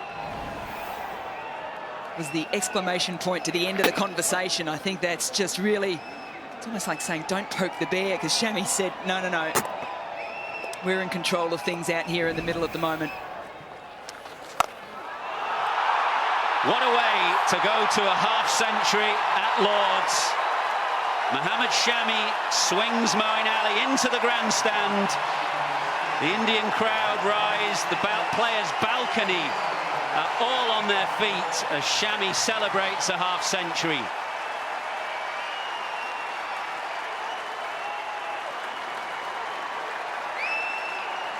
Well, are we at Lord's? Or are we at Mumbai? Because the sound from the crowd here is very pro-India. It was the slog sweep from the crease, the ball before. Then it was the advancement down the wicket.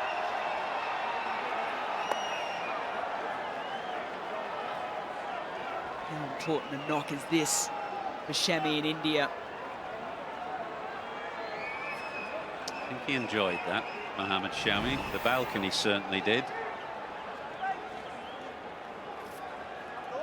50 off 57 balls, 5 fours, that huge 6, and a precious 96 minutes at the crease. Catch! Sure. Thought he just chipped it back to him then. It was his reaction after this. There he goes, hit it, he's waiting, he's go down, get down. Willing it, hoping it.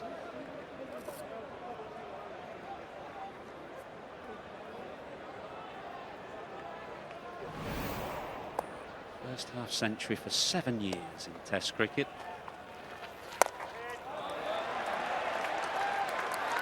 Certainly it was the game at Trent Bridge on a deathly slow pitch that he got a previous half century, a game that Jimmy Anderson got some runs as well. These runs fashioned in far more difficult circumstances. Up in the air, Anderson won't get there. Nothing going right for England in the last 45 minutes or so. The lead now 256.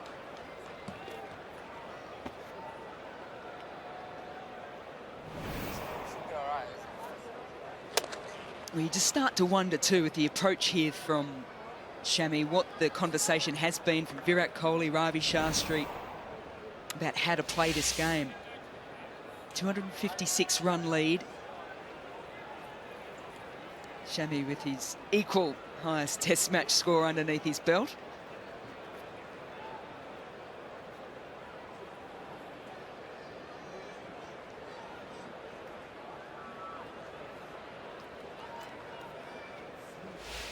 Usage or a change of gloves or a combination of both. They've just come out to the middle. Partnership this has been between Shami and Bumrah. It's worth 74 now. And has almost extinguished England's hopes of winning this game.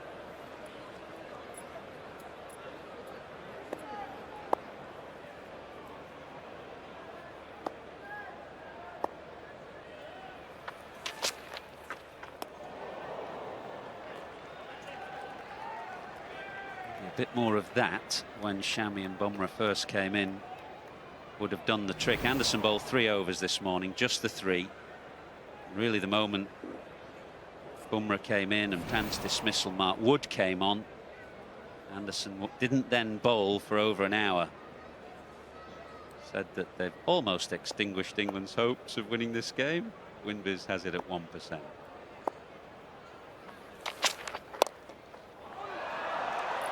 What, he's played some good shots. That is a beautiful flip through the leg side. Flick off the legs, wonderful drives. They haven't all scored runs, but the shape of his shots, I think you'll be enjoying watching a little highlights package when he sits down of whatever system that they've got involved with the Indian team. He got to the non-strikers then Richard Illingworth just looked at him rather admiringly, and it brought a big smile from Shami.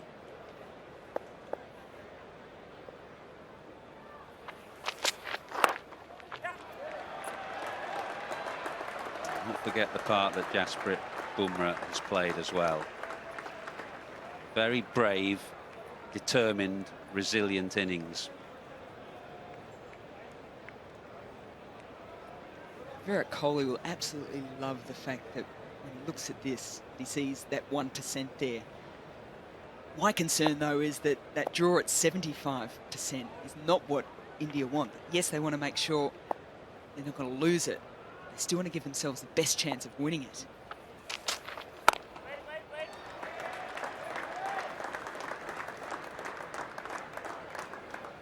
Lead of 258. It's now down to time and overs and what Virat Kohli thinks he needs. Give himself a chance.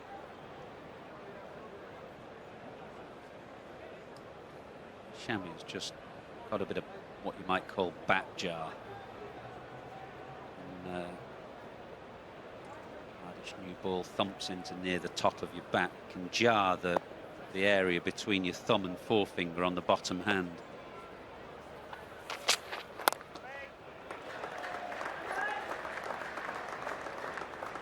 Something that tail-enders tend to get because you need to be batting for a length of time. It'd be perhaps an unusual experience for Mohammad Shami. Was it bat jar or just the fact that he's had to grip the bat for so long as well?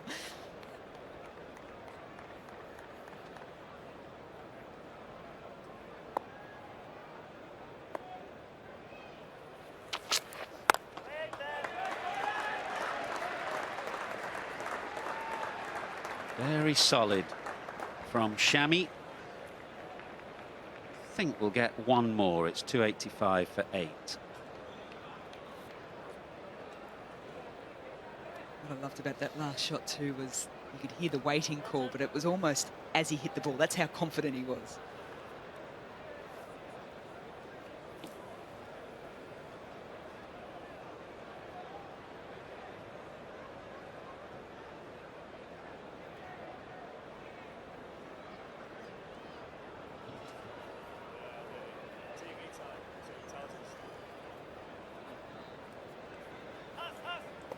So last over of a morning session that has gone to India.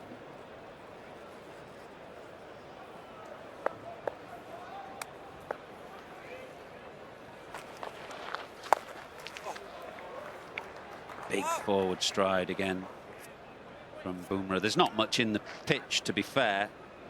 Odd ball straightening for Moeen. He's probably threatening the outside edge more than the inside.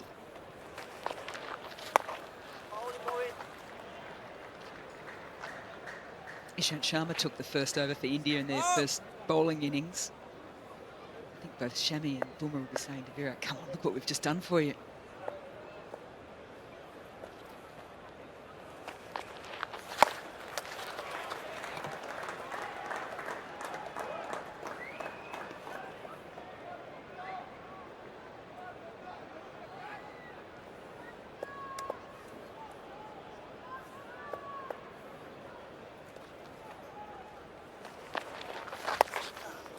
Bit quicker. And again, ball dribbling past route at slip. It's bowled really well. Moeen Ali on his comeback into the Test team. Excellent role that he played yesterday in that long partnership where England striving through a breakthrough, but held a tight grip on the game. Bowled excellently from this end, I thought.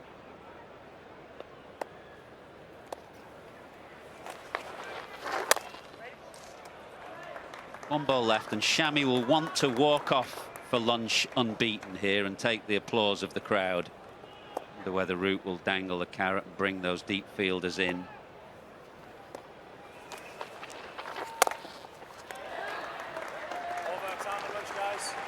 Well, it was a dramatic session in many ways. Early wicket of Rishabh Pant.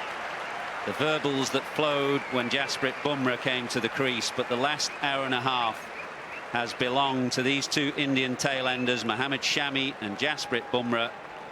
They are taking India to safety. Partnership worth 77.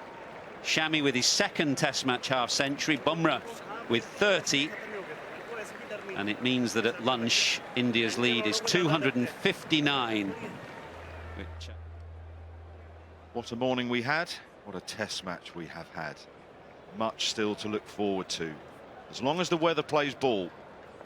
Had a little bit of light rain. It is not bright here in North London. The floodlights are blaring. His lead is 259. We have 64 overs left in the day. Here we go with the afternoon session.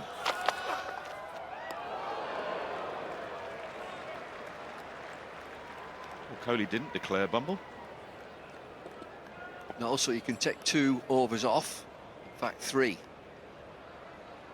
So England would have, no, this is promising, 61 overs. Lead is 259. He's getting ready.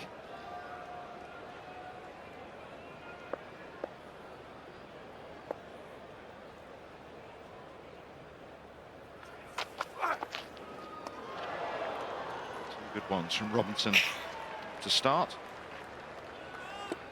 If he's going to declare at the end of this over, say they don't score another run, England would need to score their runs at just over 4 and over. Decided not to chase down or even try and chase down the 273 that New Zealand set them. That was off 75 overs. There's a scoring rate of 3.6. Oh my goodness, what's that done? It's gone away for 4 something. Utterly bizarre. It's a banging bouncer. Just doesn't get up at all.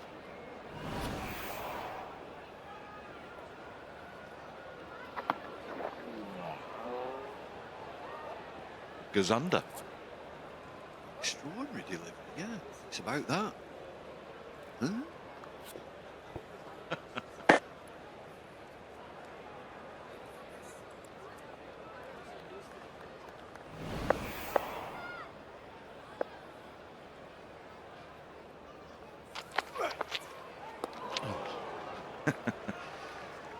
How's that missed? We just saw Kohli putting his boots on. He's in his whites. It's chilly out there. We've just been stood out there. It's quite chilly. Lights are on. It's overcast. Just a couple of deliveries from Robinson. So there will be people asking if Kohli is going to declare promptly after this over or the next over. Why didn't he just do it at lunch?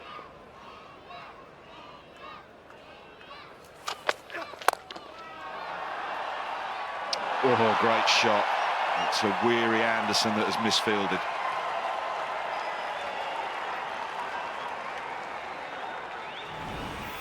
once of a day when you just came out for an over, maybe to just frustrate the opposition. Just, oh no, here we go again, and get them in a negative frame of mind. If he fancies it, Kohli, I'm just saying, it's overcast, the lights are on.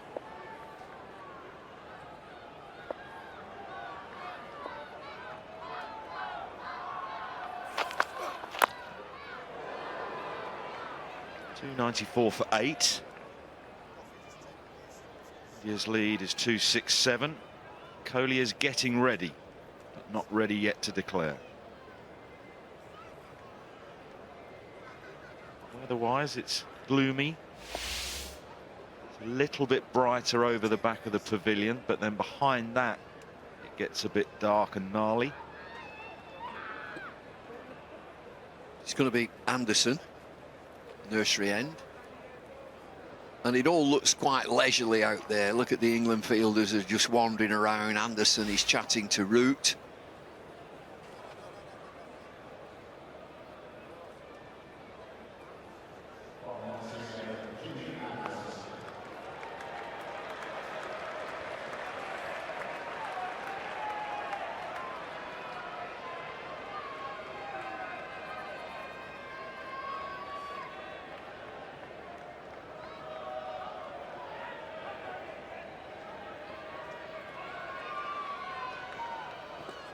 They're enjoying the day.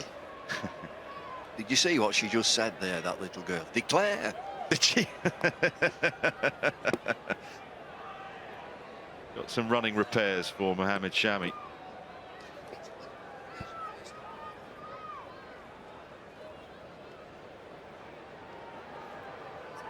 Already, apart from the batsman, who has a problem with his thigh pad, I think.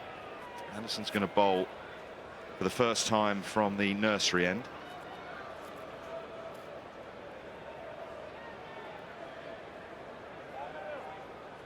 It's a total undress here. Not another streaker. Well, this is bizarre. He's had the whole of lunch to sort this out. It's not, it's Test cricket. It happens all the time. Just standing around watching the grass grow. He's only just walked out.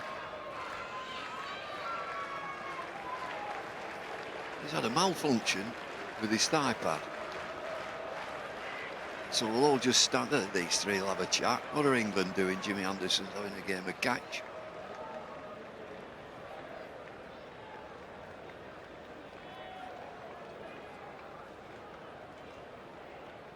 The game has stopped. Well, there's nothing happening. Absolutely nothing happening. There's no 12 men. What's he supposed to do? Bring a needle and cotton? Stitch it all back together again? How's the foundation doing? We've got over 1 million.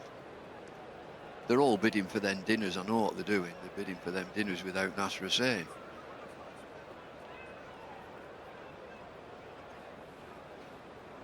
£1,000,000. Thank you, everyone who has donated. It's truly wonderful.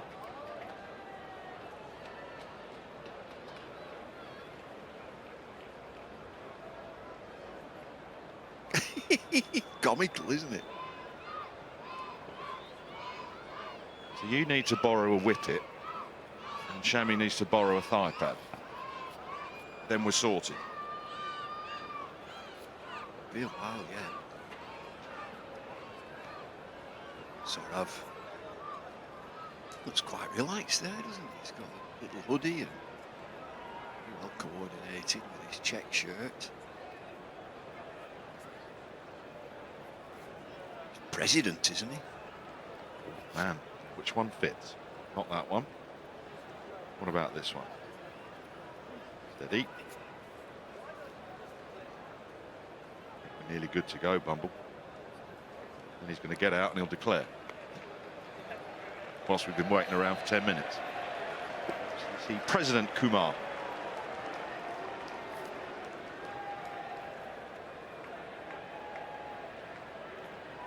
They've been busy during the Lord's Test, haven't they? Right, Shami is ready. Fully shod with protected gear, and he's taken guard to Anderson. Slip in a gully.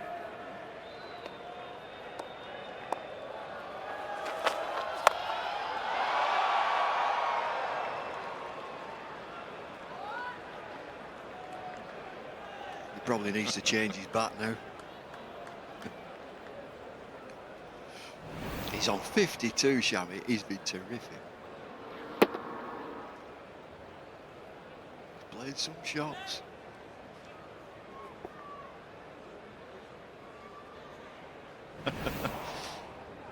Thoroughly thrilled with life, Jimmy Anderson.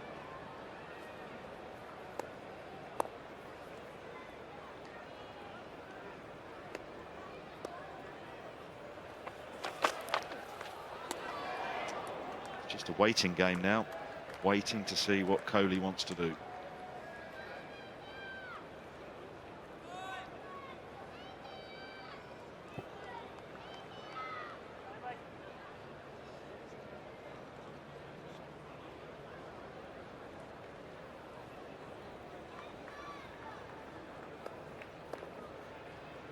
These are helpful bowling conditions.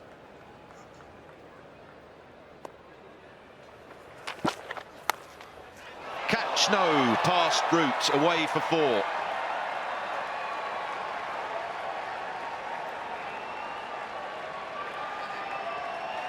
I think that's it. I think Kohli's called him in. He has. India's lead is 271. 60 overs remaining in the game. So 298 for 8 declared. England need 272. They need to score their own at over 4 and over. That partnership of 89, unbroken, has put India in a fabulous position. Well, a shake of the head from Shami. He was looking for a century. India have declared. The pair of them have been terrific. Shami and Bumrah. 56 for Shami, 34 for Bumrah. They've got the conditions. It is cloudy, it's gloomy, and the lights are on.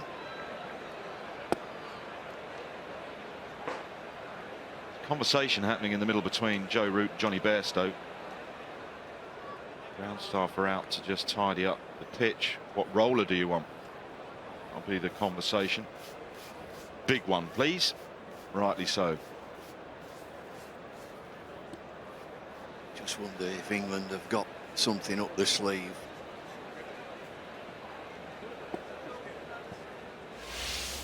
Bairstow at 3 is an option. Butler up the order. Anyway, story of India's second innings, 298 for 8. That last partnership, 89. It's dug India out of a hole and put them in a very good position. 56 for Shami. That's a rarity. James Anderson with no wickets. Mark Wood injured. 3 for him, 2 for Ollie Robinson. Moeen Ali back into the team. 26 overs, 2 for 84. 60 overs remaining in the game. England need 272 runs to win. Have India given themselves enough time to take those 10 wickets? Comes the heavy roller. Shortly, here will come the Indian fielders and England's openers.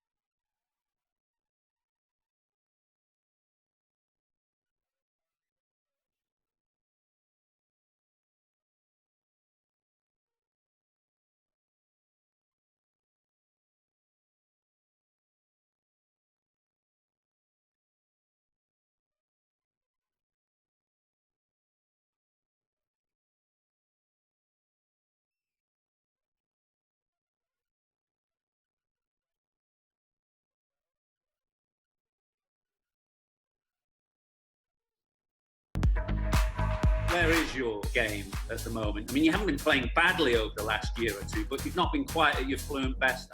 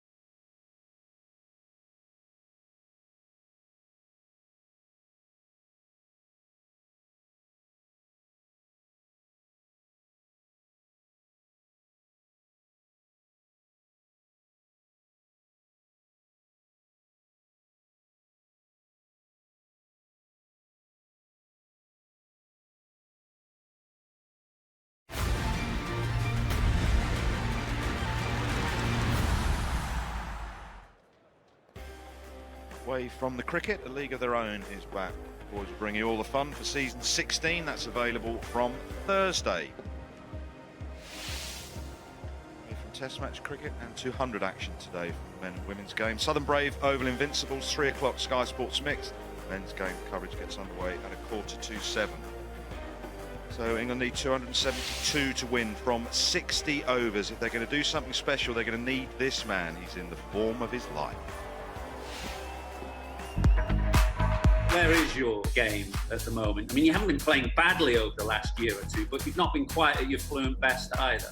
And that's certainly the driver for me moving forward, is to make more hundreds, to make those really big winning scores. Test match double hundred, number 4 for the England captain. A wide grin from one of the greats of English cricket.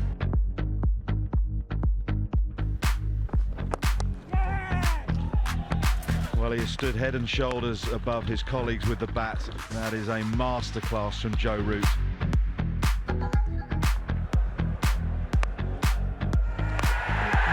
One of his very best hundreds. He has put his heart and soul into this game. Joe Root, all class.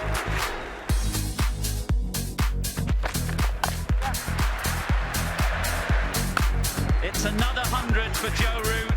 Saturday of a Lord's Test match, one of the great days, and the England captain has graced it with another wonderful 100. 500s in the calendar year for Joe Root. He is the prize scout that the Indian bowlers will be targeting.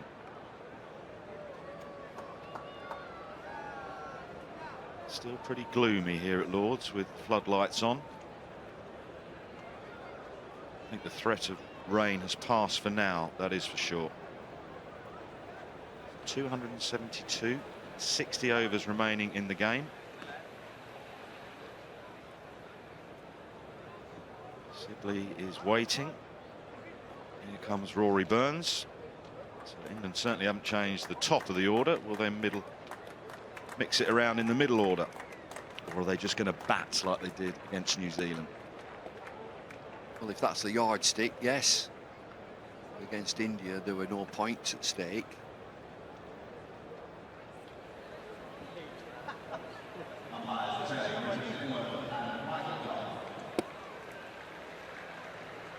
We're still going up and down the pitch. Umpires are on their way. Burns and Sibley wait. India in a huddle. 272 needed by England from 60 overs. Scoring rate of just a tick over 4.5 if they're going to get there.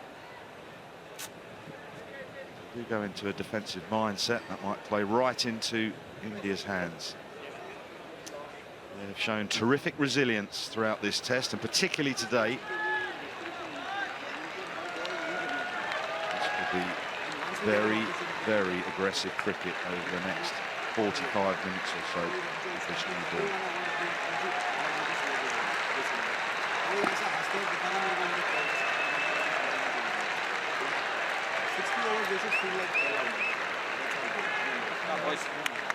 Heavy roller.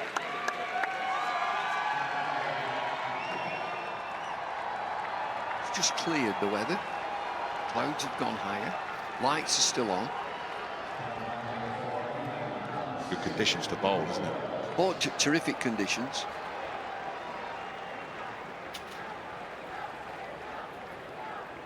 He's just talking about the light, I would think. We've had problems with bad light. Frustrates everybody.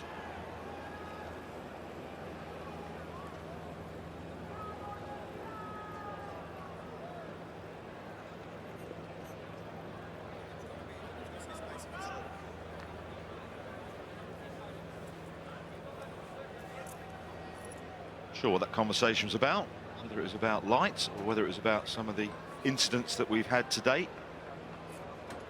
Well, let's get on with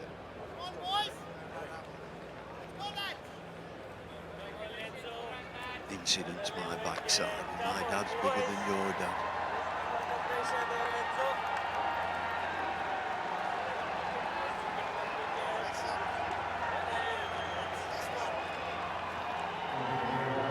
Take strike to start with. Sibley at the non-strikers end. Rishabh Pant is right up to the stumps. Now, I can't believe he's going to be standing up to Jasprit Bumrah, who's going to be opening the bowling from the pavilion end. This could get spicy.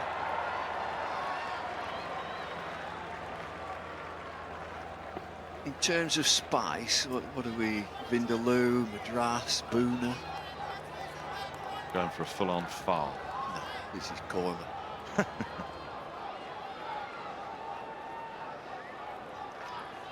3 slips, a fine gully, no short leg. We're starting over the wicket to the left-handed Burns.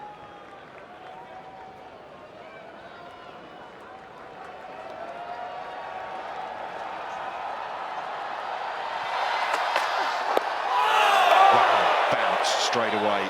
Bumrah straight on the button and straight into his face.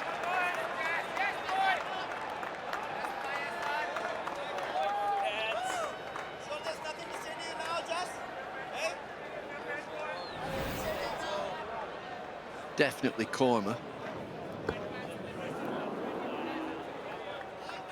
Now Siraj has walked all the way from mid-off, right next to the pitch, to a word for Rory Burns.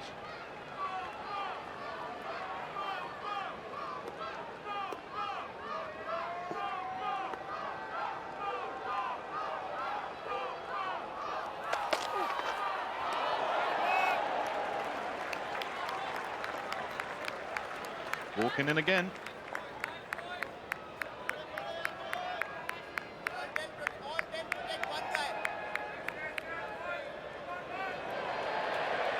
Bowled a few of them in the Test match. Jasprit Bumrah.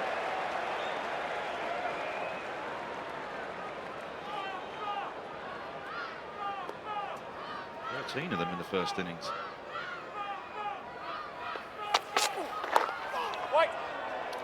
Slips are narrow, aren't they?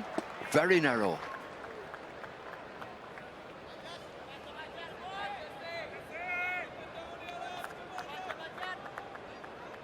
I think I'd have to be saying that's your mother shouting for you, your dinner's ready.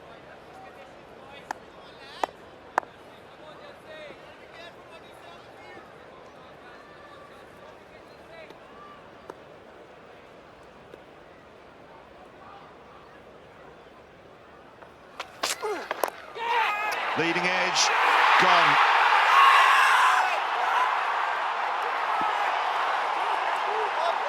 Dramatic start here.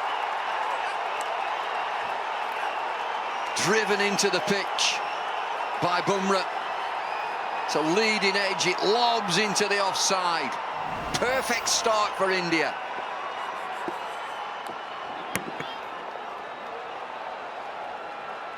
Bizarre how he's managed to get it there. That was outside the body line down the leg side. Siraj had been running in to chat to Rory Burns. This time he was running in to take the simplest of catches. What a start. Burns for naught, 1 for 1.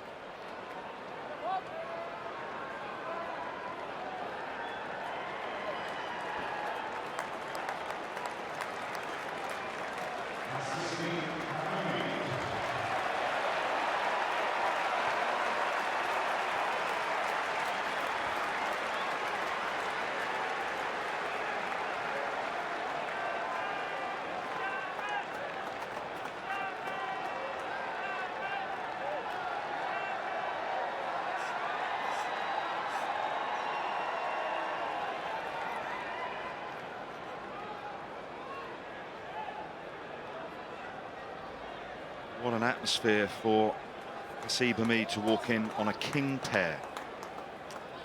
Never been a king pair at Lords. We'll be desperately hoping to avoid it. This is what happened in the first innings. Nerves, feet in cement, clean bowl by a very straight delivery.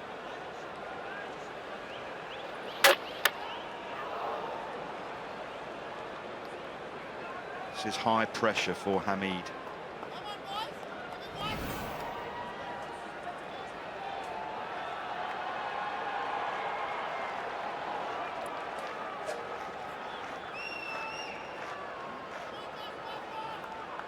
4 catches behind the wicket. Got 2 on the leg side in front of Hamid. He was meticulously taking guard, 2 guards in fact, 1 on the crease and 1 a bit further down. Full and straight, Bumble. You'd think so. Short leg is deep.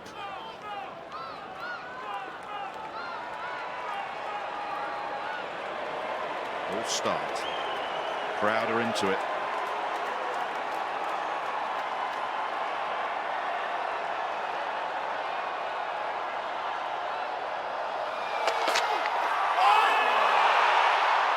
He survives the king tear. Feet still in cement.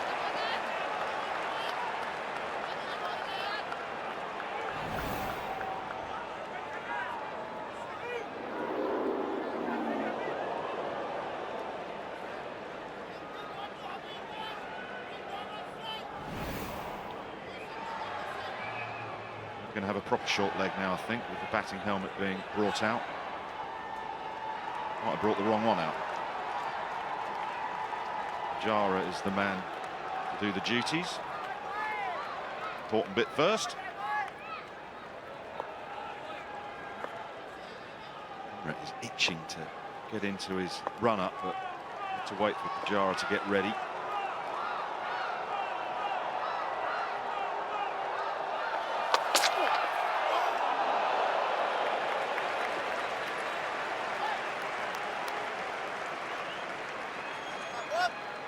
Let's look at the dismissal of Burns. See what length it is first.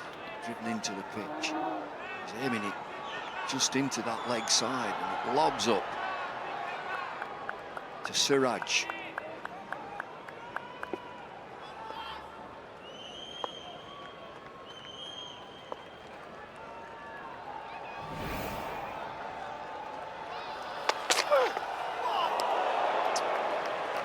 Eventually we've got the first over out the way. 1 for 1.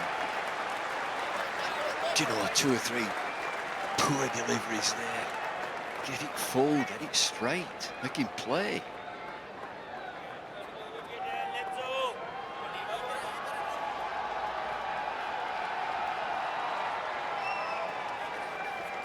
Sydney's been watching it all unfold at the other end.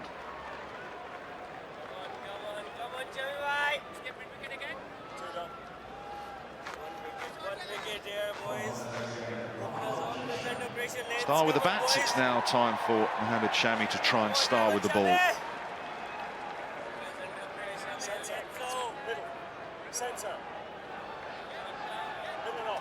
Shab Pant is up to the stumps. He's not going to stay there. Should be on a real high. Shami, the way that he played with the bat, helped himself to 50. Genuine all-rounder. Opening the bowling. Sibley's first ball.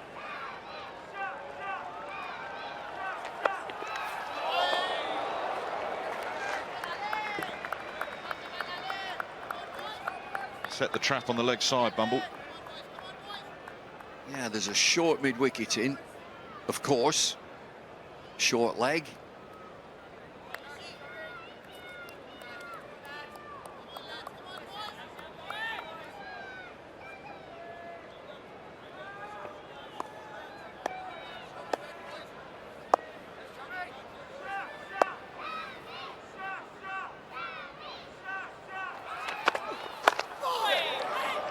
Sibley wanted to get a single and get up the other end. That was the correct decision by Hamid to send him back. Seemed to be a second thought from Sibley. Defensive shot just dropped into the offside. And then he thinks there's a single. Wait. And now he wants a single. Hamid definitely not. Well, he was right, because Hamid wouldn't have got halfway down, I don't think.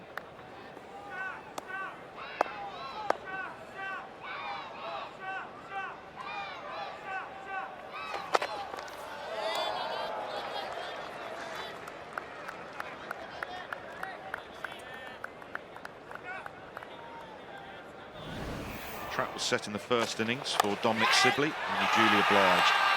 Straight to KL Rahul. The ball a long way away from his body. He was fuming.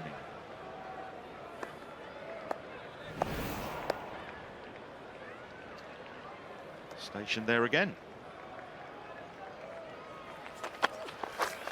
As he nicked it, they've gone up. Sibley walks. That is a perler from Shami. Well, he's walked off. Ground alight. The thinnest of nicks. Beautiful delivery. Pitches leaves him just a feather. He's square on again and gone.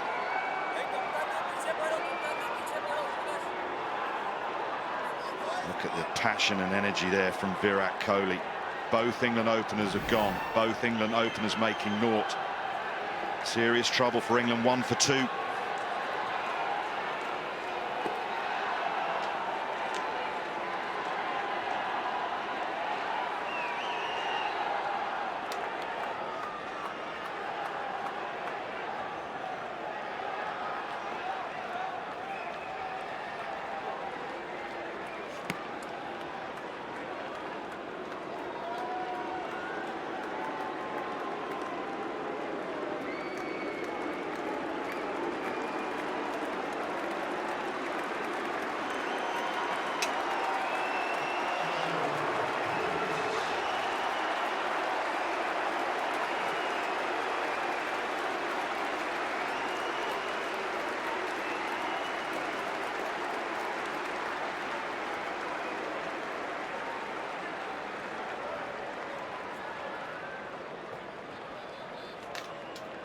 I'm sure he did not expect to be walking out of the bat in his hands at this early stage, Joe Root.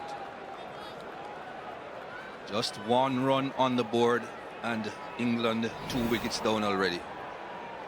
Butler just showing the thin edge as it goes past. Didn't hang around either, Sibley. Knew even if he was given not out, that the referral would have shown him to be out.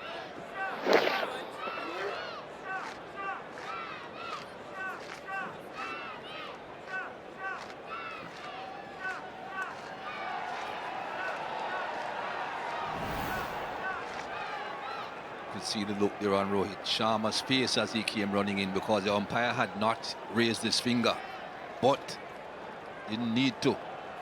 Sibley turned his back and went on his way. Leg slip in place.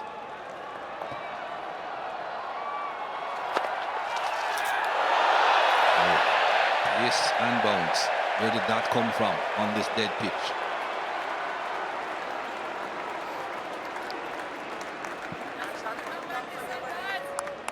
I think that pace and bounce has come from 52 not out from Shami.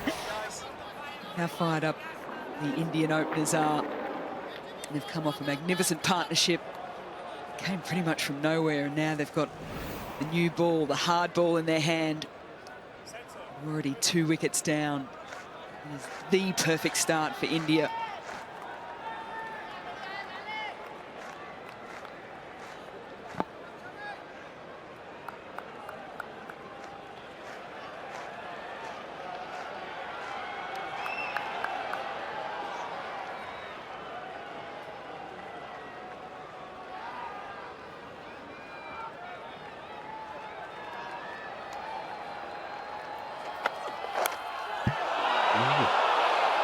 Short of the slip corner, and so he's off the mark. But this is fantastic bowling. End of Shami's over. It's 3 for 2.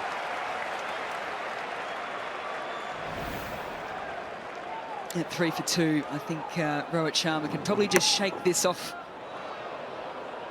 Fell well short through the hands and straight onto the shin. It'll be the only thing that's hurting India at the moment.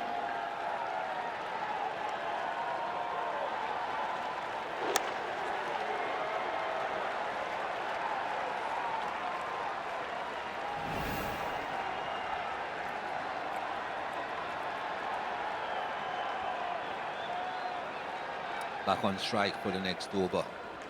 Hamid. Here is Bumrah.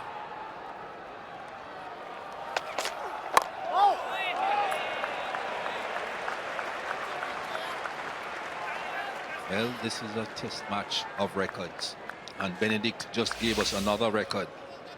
Have a look at that scorecard. Burns 0, Sibley 0. First time ever in a home test match England have had both openers dismissed for a duck.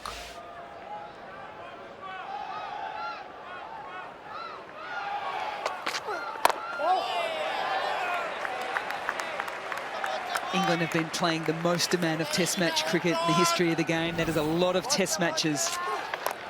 This is the first one, squared up, leading edge, straight to Siraj. That is Burns gone for a duck. And then Shami, the outside edge of Sibley. A wicket apiece to Shami and Bumrah, runs to Shami and Bumrah.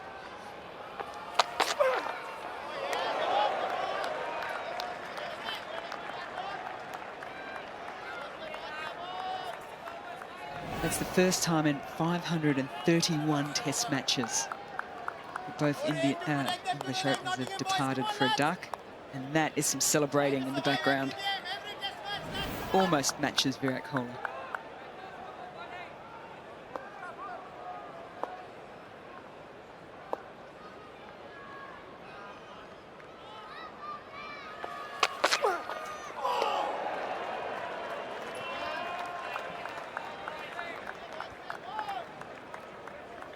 Good opportunity now for Hamid to prove his worth. It's not going to be easy out there under these conditions.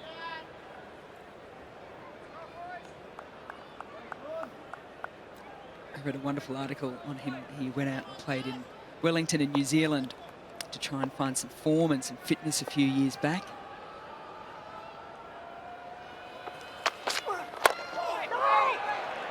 Runs. We're thinking about 3. If he's quick enough, he will get them. Yes. That puts Joe Root on strike now. And he wanted match time because he wanted to improve his skills. The first match that he played for the club side over there. Sat on the sidelines for 85 overs.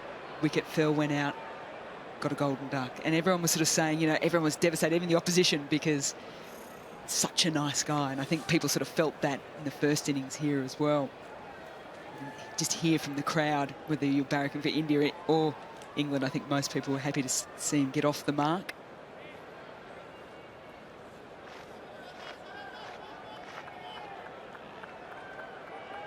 Now this is the big wicket that England will be hoping they get quickly.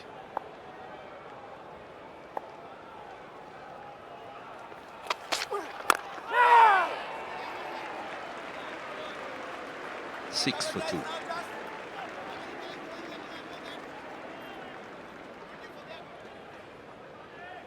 And ideally, if you're Hamid, you don't want to be out in the middle looking up at the scoreboard and seeing 6 for 2. But if you do look at the scoreboard, the next person you look at is your partner up the other end. You think, oh, Joe Root, okay, this is good. Because he's been in great form. The captain's out there with you. Yes, you've got a challenge ahead of you. But that is the partner you want.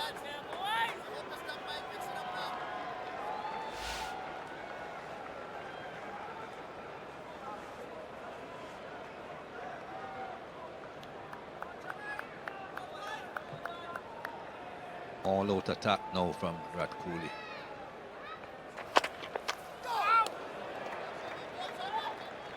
Three men in the slip cord and a leg slip, a bat pad.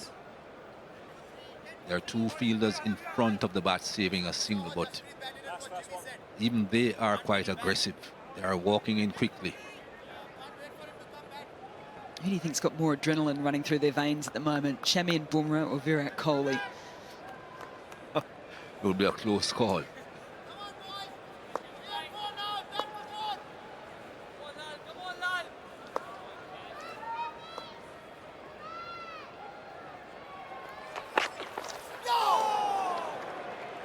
The advantages that of teams that their players speak 2 different languages. Well, when they want to speak to their teammates and they don't want the opposition to know what they're saying, they shout in their own language. When they want the opposition to hear perfect English.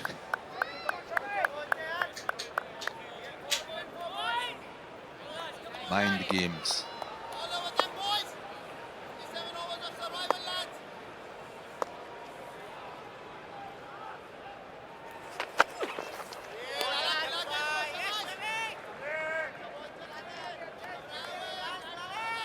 I guess for India too, it's going to be a matter of controlled aggression too, isn't it? They're completely fired up after this man here, Shami and Bumrah, finished on such a high. They declared that always gives the team a buzz because you feel as if you're in such a strong position. Bowlers coming in, you know your captain's fired up.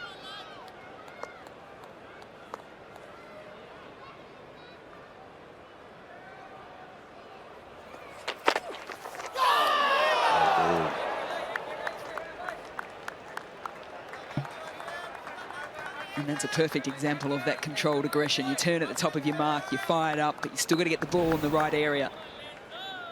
What is no surprise will be that seam position. Does that beautifully. They'll be trying their very best to take full advantage of this new ball. As we have seen, when the ball gets a little bit older, won't be carrying through to the wicketkeeper as that one did. Won't be carrying through to the slip cord on those edges.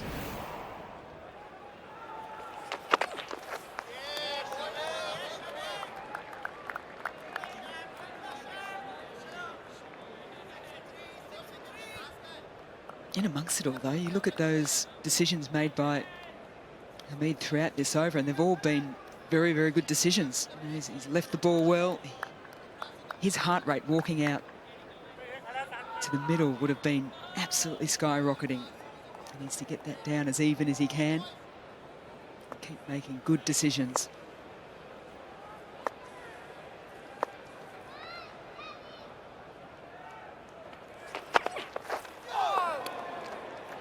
Died on the way through to wicketkeeper. 4 overs gone, 6 for 2.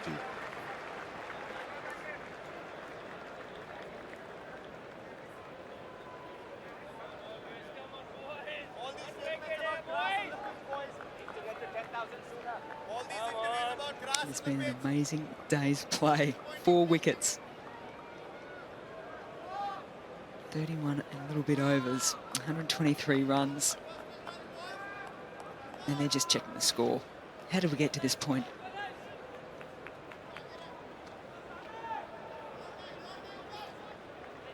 I think everyone would have expected to see 4 wickets at some point today, but they would have been thinking 4 Indian wickets.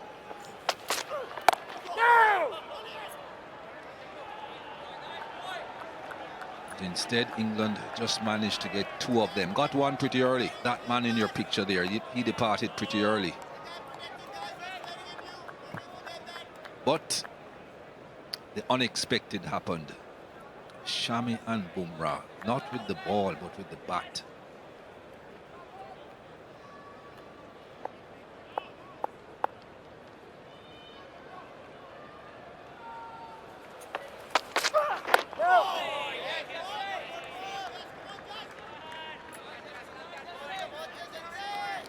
And the consistent right throughout this series so far, yes, we're only into the second test, is that Joe Root, once again, is out in the middle, trying to find a way, first and foremost, to just dig England out of this little hole and find some confidence to be able to set up a partnership with Hamid.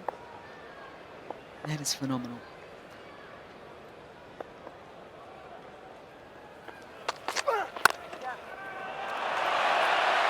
We have seen that so often through the extra cover region.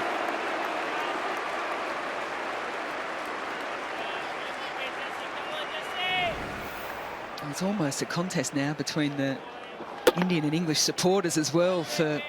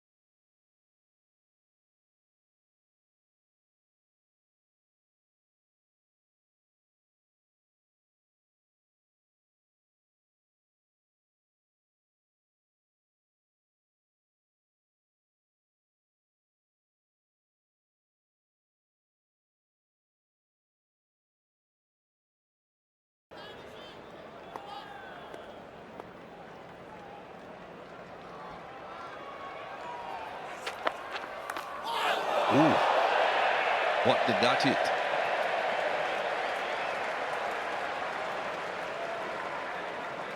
Oh, well, hello, Johnny Bairstow. Welcome to the crease.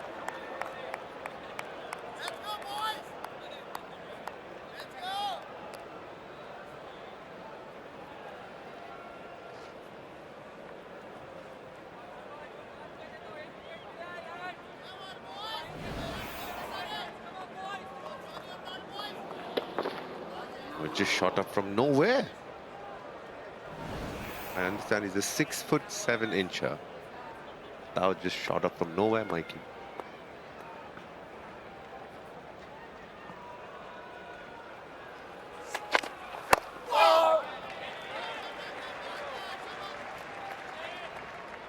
Well, everyone has been talking about at this stage to bowl straight, so that's the field placing.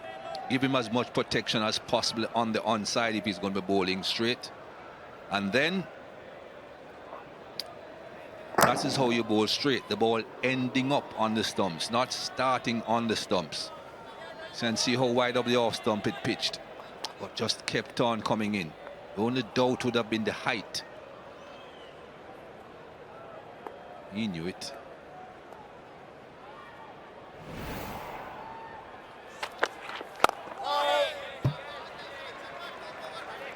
.48 for 3.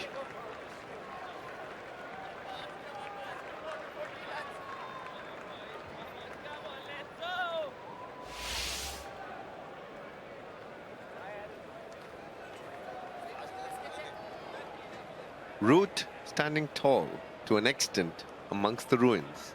Have you seen that before, Mikey? Exactly what it, if I have seen before. Root alone standing tall, you mean? The person or the thing that allows trees to grow?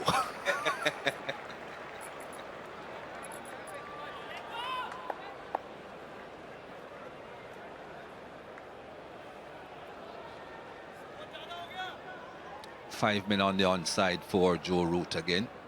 Again, implying that the line will be pretty straight.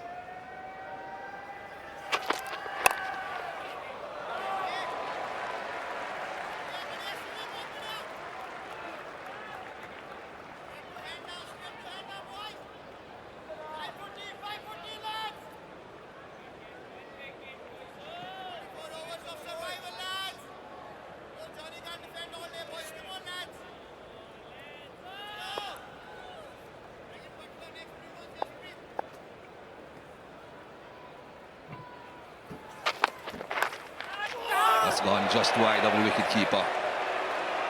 Don't think Joe Root intended it to go that fine. 4 runs.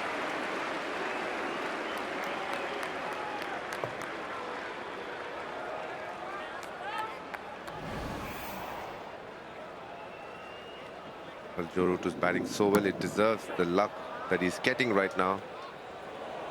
Great attempt there by Rishabh Pant. That was way down the leg side. Pretty thick edge. He did cover ground well.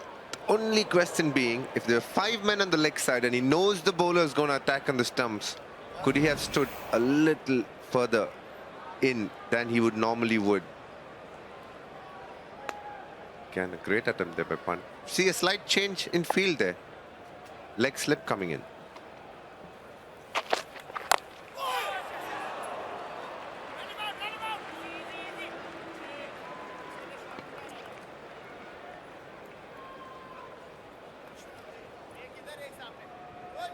There's no chance of England getting these other 219 runs to win, but Joe Root is playing normally. He's not gone into a shell to think that he can just block until the end. Still looking to score if the ball is there to be scored off.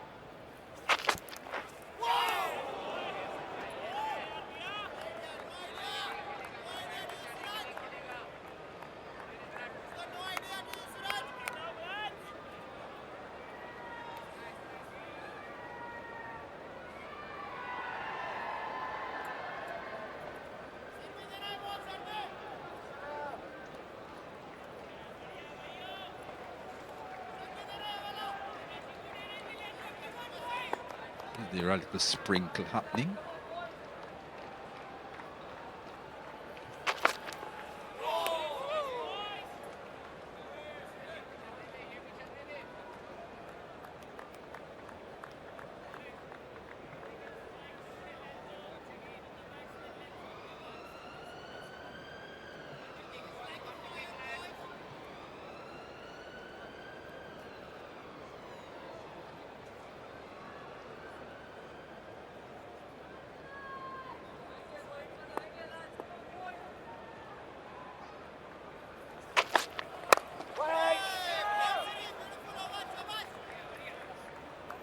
.53 for 3.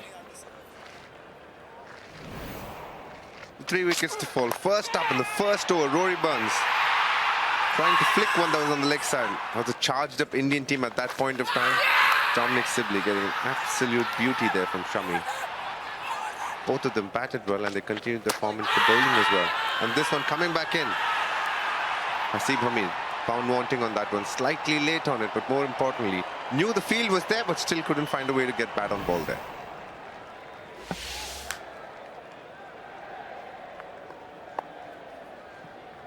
So just one batsman into double figures so far for England in this second innings. Ooh. One, we're missing those.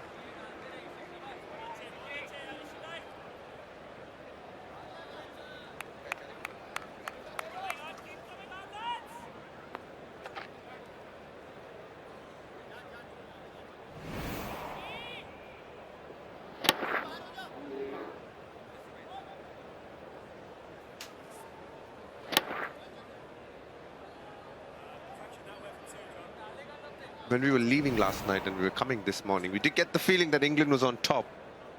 Well, clearly the tables have turned. India have come back hard in this one.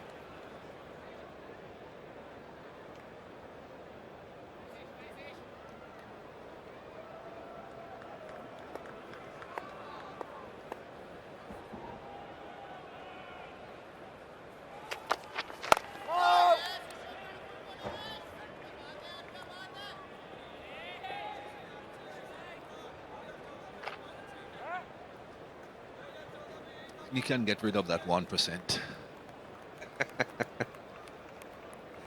That's Joe Root there. The 1% is on Joe Root. 218 more runs. Don't see them getting that in 42 overs.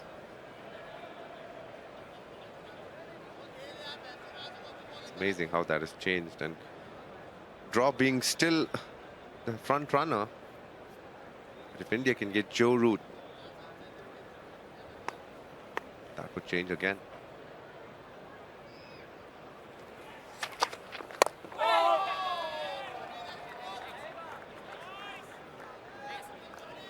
Just drifting into the right-hander. That is natural for Ishant Sharma. That's normally what he does with the new ball or the old ball. Drifted into right-handers. With the pitch as it is, conditions as they are, he's ideal to be bowling now. The ball usually ends up in line with the stumps, so if it keeps low, he's in with a shout.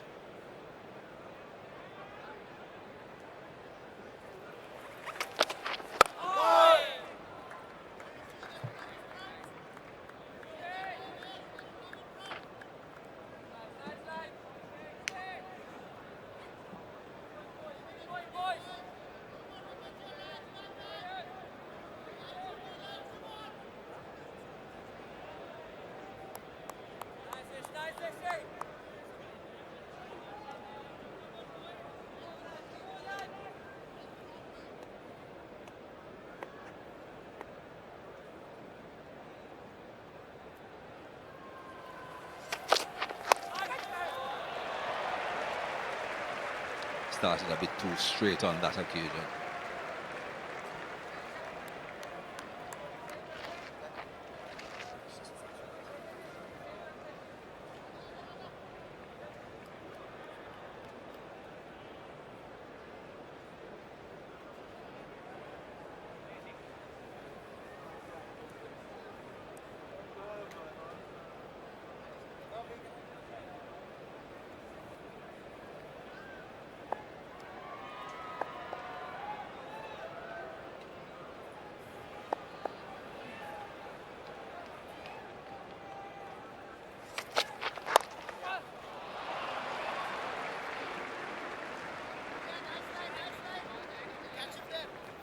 56 for 3.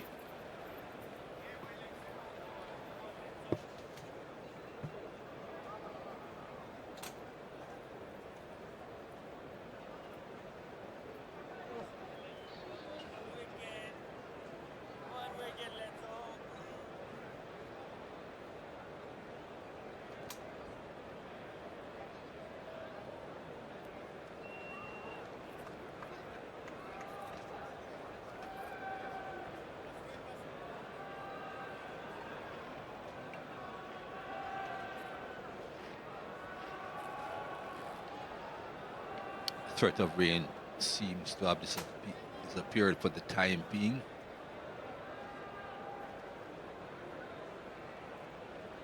Have a look at this field again. 6 fielders now on the onside.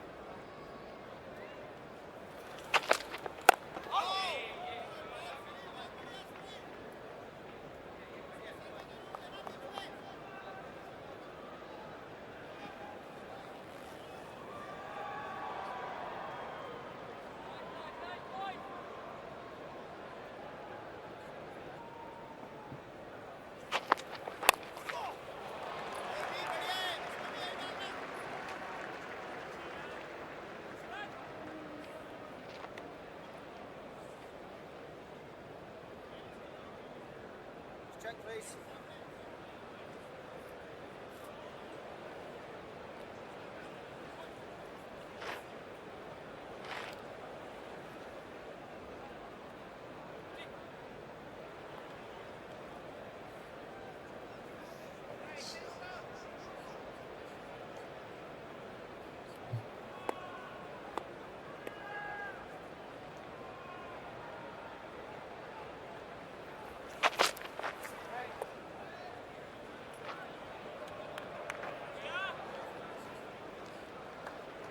I do think the field last over was a better one.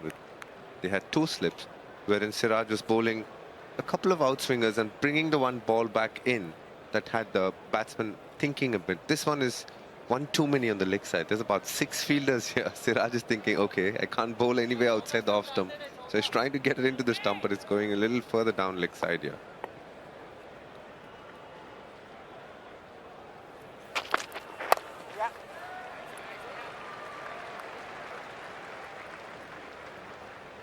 Yeah, I think he's making it too obvious.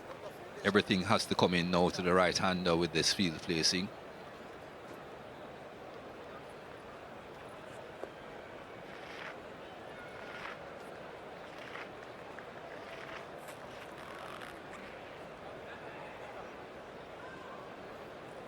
You can see Siraj's line a lot straighter than anyone else's.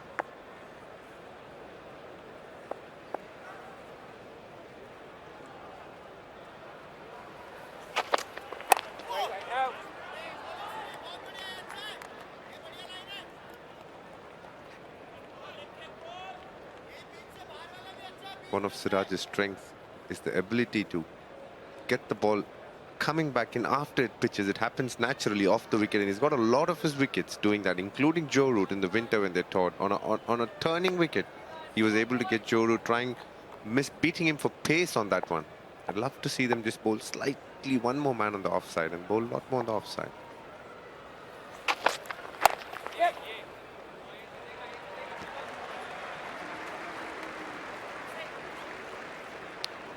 59 for 3.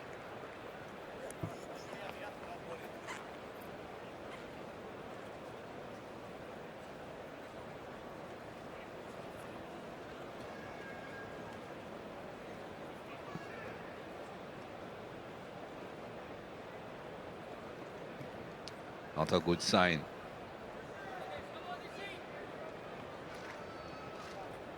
That's where the covers are kept.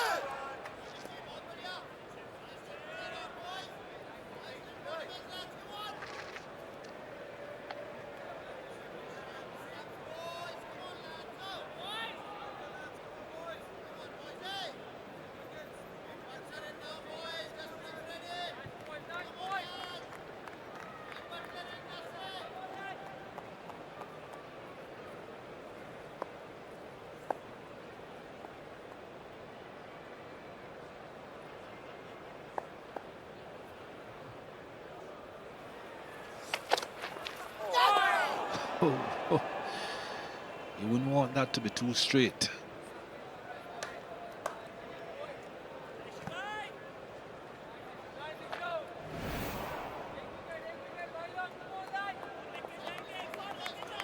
Got to be a little careful cutting that ball, Joe. Trying to bowl on the stumps, and also the fact that he brings the ball back in. Well, you can't fault much about Joe Root. I think he's been the best batter in the series by a distance. Every time he's walked out to bat, he's found a way to score runs. There's a lot of time in the game, Mike. 40 overs after this.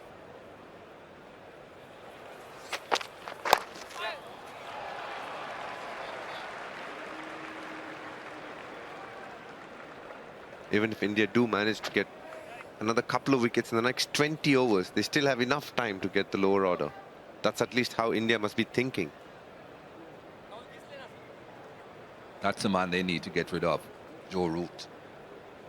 Get rid of him before tea or within the first half an hour after tea, and they should be quite confident of getting the rest.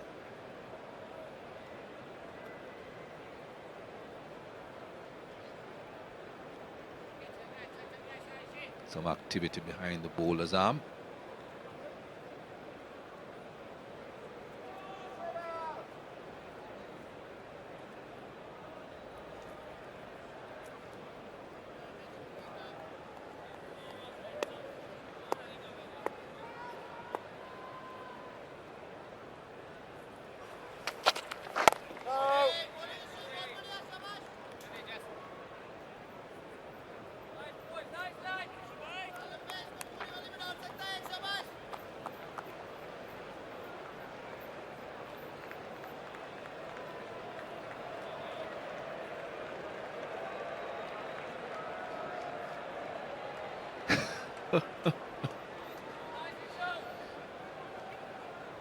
Lucky bracelet, DK. That's Rishabh's bracelet. I think it broke in one of his many attempts to catch a ball down the leg side.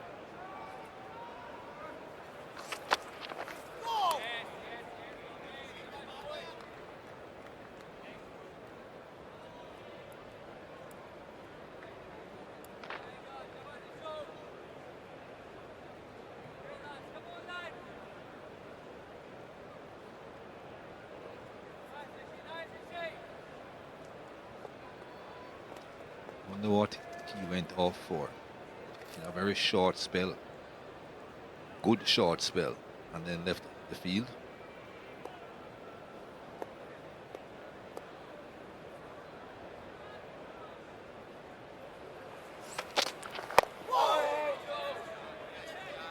$60 for 3.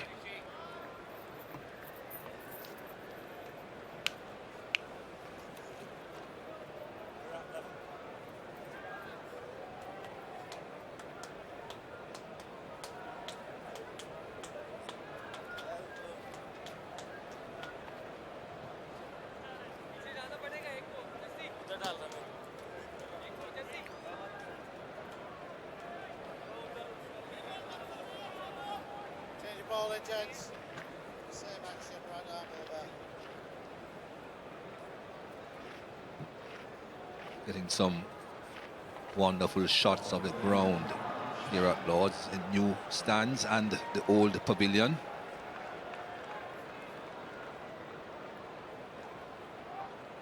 Still maintaining its look as a cricket ground, Lord's, not as stadia that we have been seeing around the world. Oh, a long way down the leg side again. Is it wides this time? No. Pant can't believe it.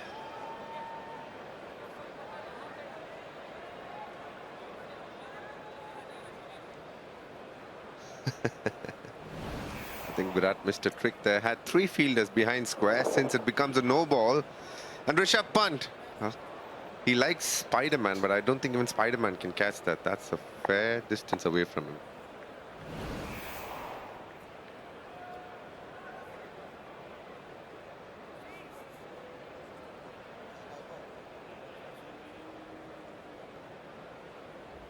They almost bowled the next ball with the same field, Mikey.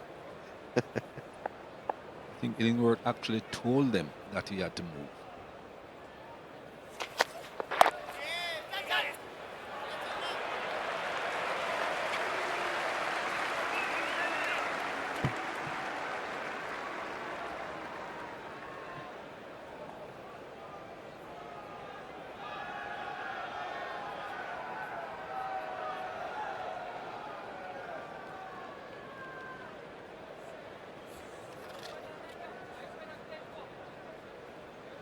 See a far more conventional field for Shami.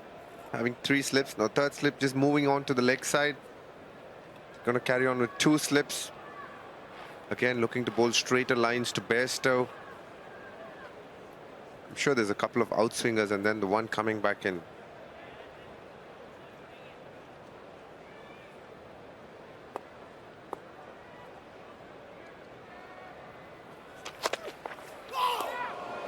Good line.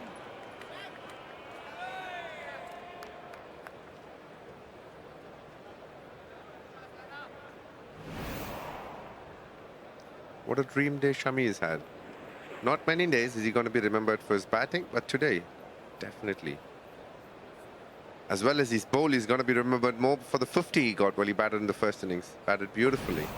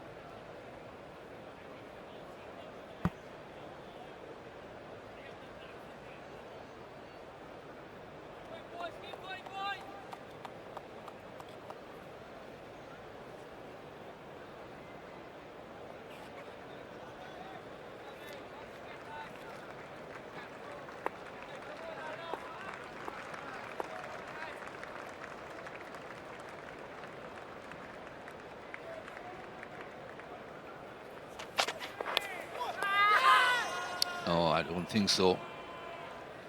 It's a half an appeal.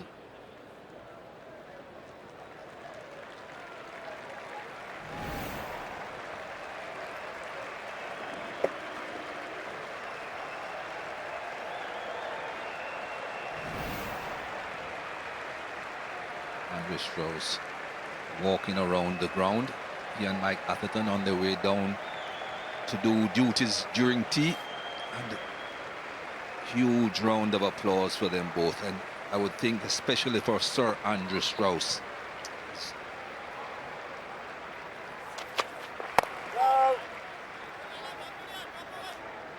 "21 overs bowled, 66 for 3.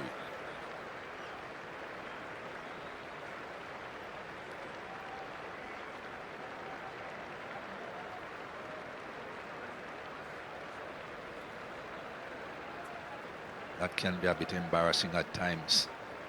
That's why Sir Andrew isn't even looking into the stands. He's hoping that he can get around quietly. Well appreciated though, I would think.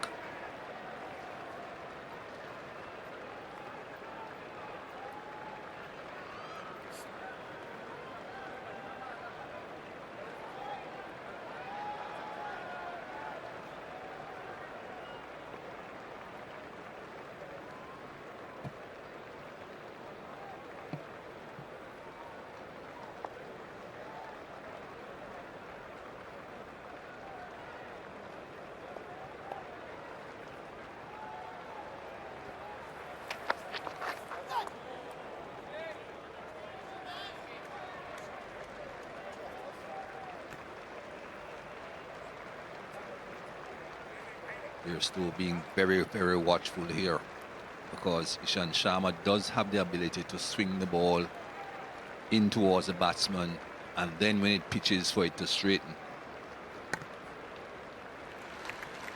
Applause continues. And a standing ovation at that. Sir Andrew Strauss. This test match raised funds for the Ruth Strauss Foundation. Everybody's been so generous and warm towards it.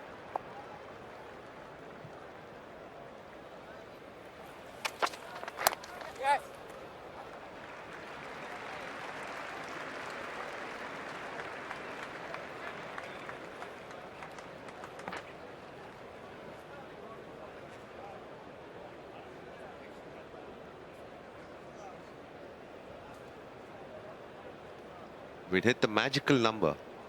Just crossed 1 million, Mikey. 2 commas, DK. 2 commas.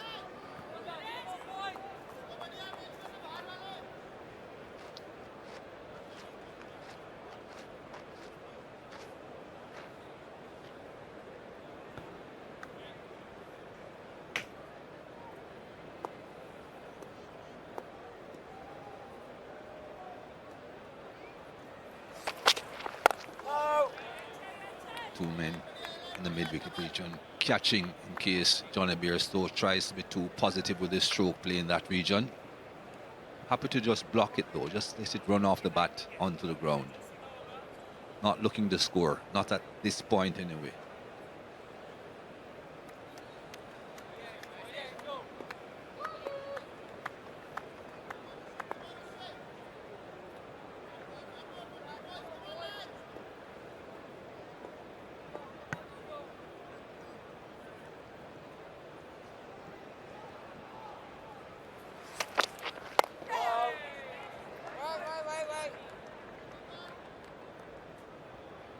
You can see what Ishant Sharma is trying to do. He set a straight field, looking to bowl into the stumps. And then one of his strengths is the ability to pitch and straighten, and he's hoping that's going to get the edge. Though it would be a little tough considering the wicket is a little slow and the ball is slightly older. This test match has ebbed and flowed beautifully through these 5 days.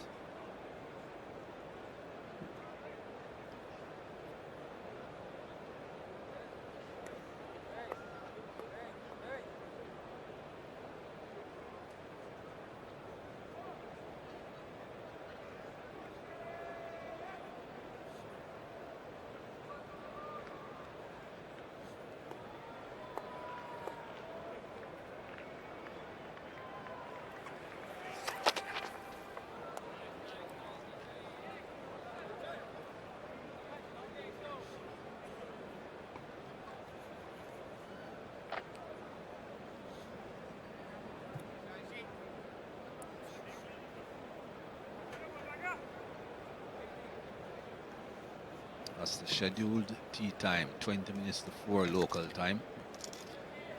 So just one delivery left before tea.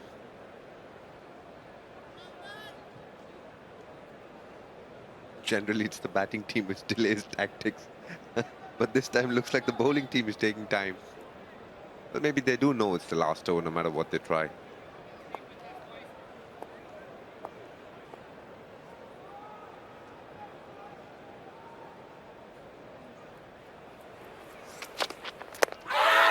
Was that pad first?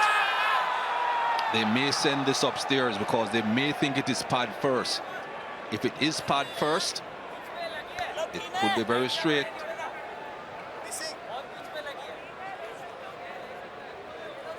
Five. Yes, he sends it upstairs.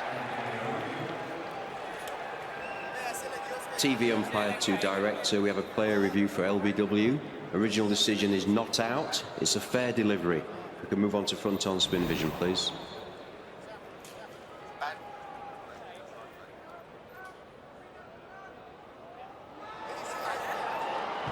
Okay, just roll that through, please. Looks like there's a gap between bat and ball there. If we can just confirm that with ultra edge, please. Ultra edge coming through now. Flat line, flat line. Keep it rolling through, please, to the pad. No bat involved. We'll go to ball tracking when ready.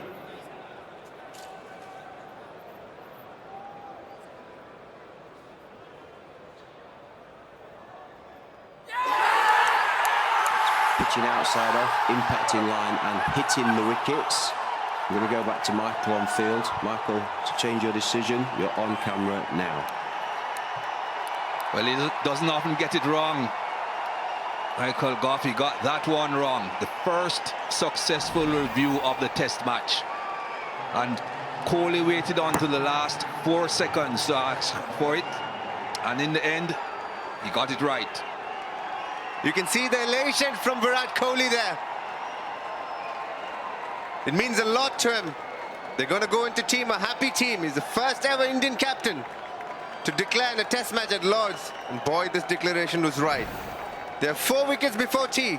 They have another 40 overs almost to bowl. What a last session we're going to have. Johnny Bairstow goes for 2. England 67 for 4.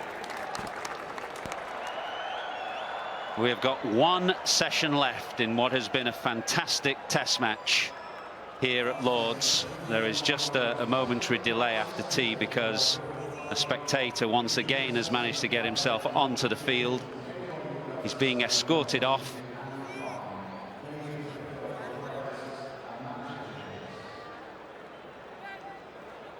He was making a beeline for India's captain then, but thankfully he didn't manage to get there, has been escorted off. England find themselves teetering 67 for 4, the loss of Johnny Bairstow on the stroke of tea. It was a dramatic moment. We were stood down near the England dressing room down at the bottom. Great noise from the Indian supporters when that review went in their team's favour. Joe Root is still there, unbeaten on 33. Joss Butler yet to face. England 1 session remaining, 6 wickets for India to take. Fantastic game it has been, Bumble. Absolutely terrific into this final session. I watched the intruder run on there. He was making a beeline for Kohli, and Kohli was ahead of it. He knew exactly what was happening, and he started running the other way. He ran away from him before the intruder was apprehended.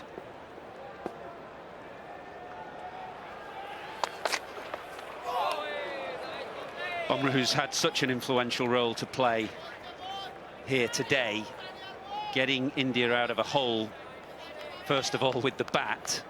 An unbelievable, remarkable partnership with Mohammad Shami at the start of the day, when India really looked like they were in a losing position, hauled themselves into a position where they were favourites to win, and started things off as well with the wicket of Rory Burns, bowling with good fire and aggression at the start.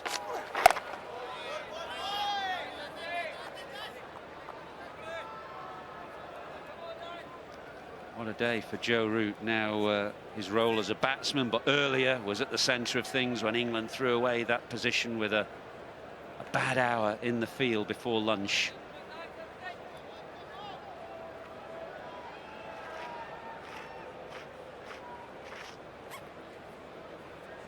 It's the last day, ebbing and flowing, as has the whole game.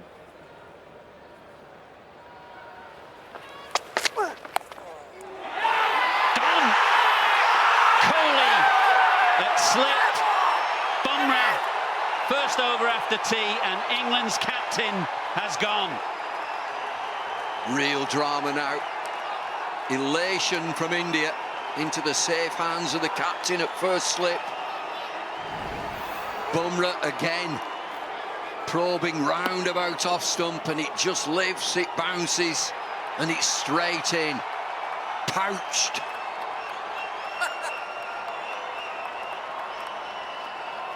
Real chance now, India. The door is open. 33 for Root, 67 for 5.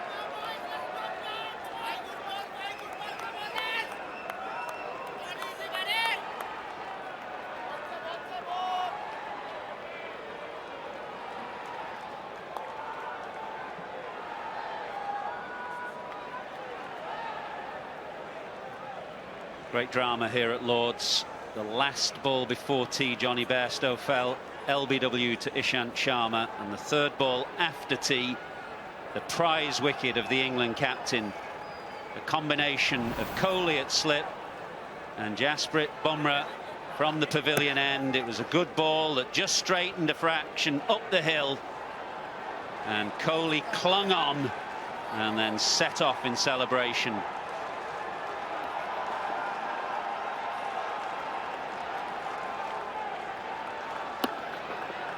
67 for 5 now as Moeen Ali joins Jos Butler. Neither man has yet to face. 2 slips, a 4th slip, a short leg.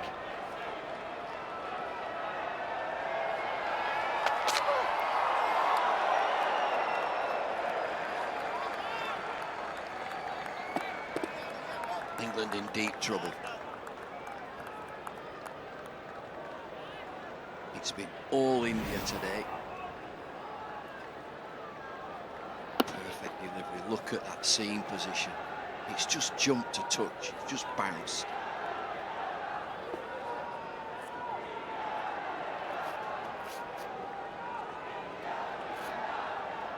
It has been a fabulous performance from India today. Firstly with the bat, the tail enders, and now with the ball and the catching as well. Change of angle from Jasprit Bumrah coming round the wicket now to Moeen Ali. Floodlights are on, clouds are in, good bowling conditions, 5 wickets to take.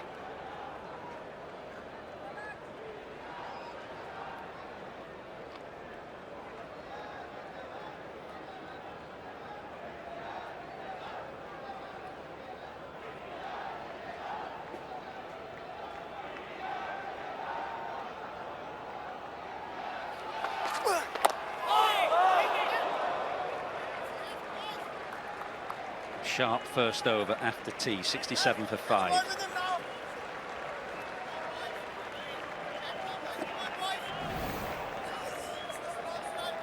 Well, that's perfect from Bumrah. It just moves and jumps a little bit.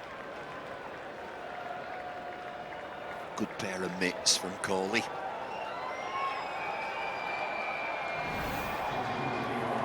Great angle that, wasn't it?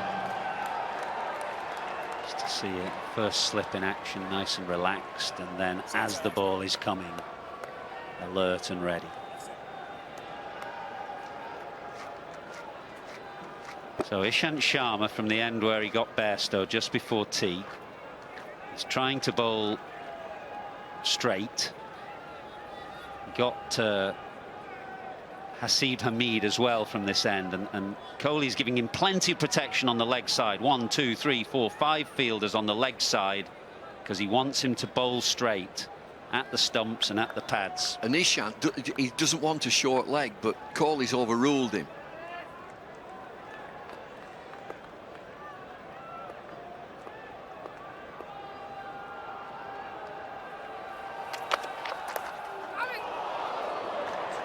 Where's that hitting? That was all right there, Rishabh Pant. I had the impression that that got him on the bounce.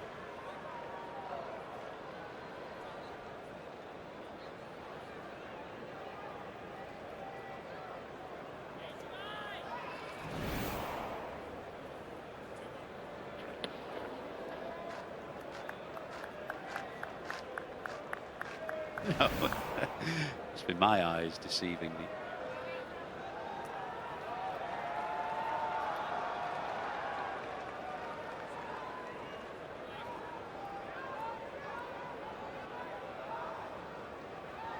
So different for Moeen Ali, the left-hander, because of Ishant Sharma's natural swing. The threat now is to the slips where there are 4 waiting.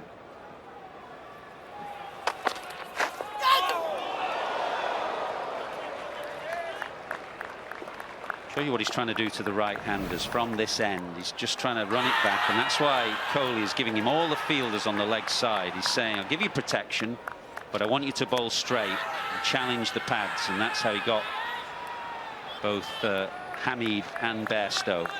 That LBW overturned.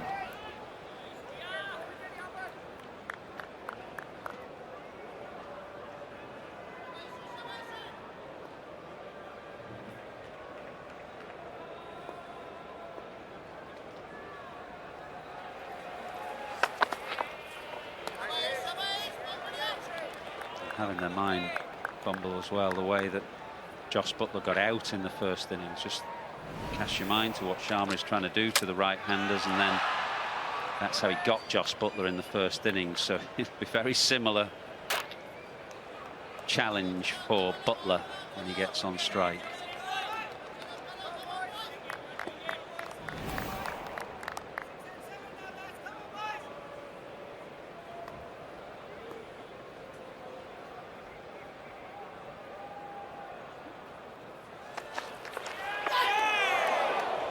England just haven't been able to cope. Ishant Sharma, vastly experienced, 2 for 6 into his 5th over.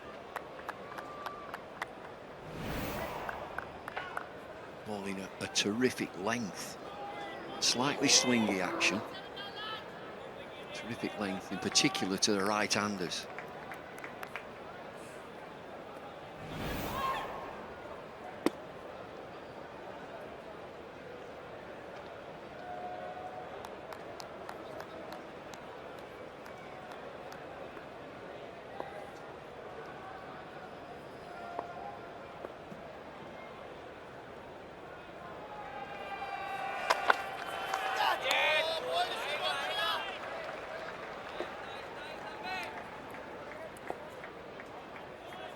One the other way. Well, I'm just going to ask from a left-hander's perspective, which you obviously were, batting down that end. You know Sharma's trying to take it away from you, but you also know he can bring one down the slope into you. It's not straightforward, is it? Well, the danger one is the one that goes away towards those 4 slips, particularly from this angle.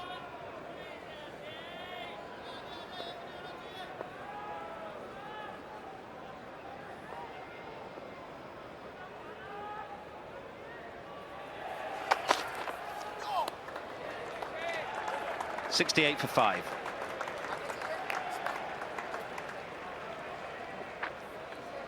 Mentioned England unable to cope. Both openers done for in a flash.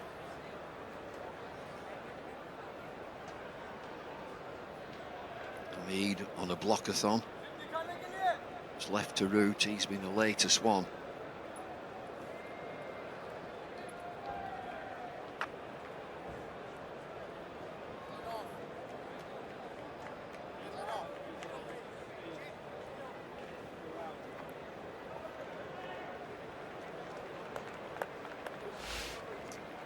Weather looks okay. Of course, it was the weather that ruined the first Test match when India very much in a favourites position. Floodlights are on, clouds are in, but they seem quite high. What's Bumrah got here? 2 slips, a 4th slip, a short leg, and a catcher in at short mid-wicket.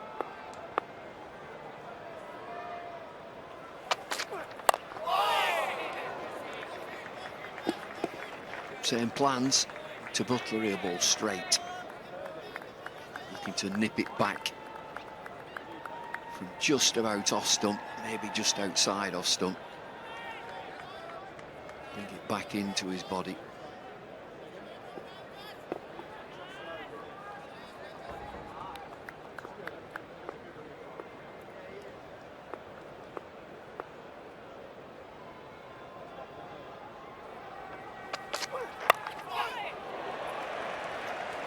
Butler off the mark.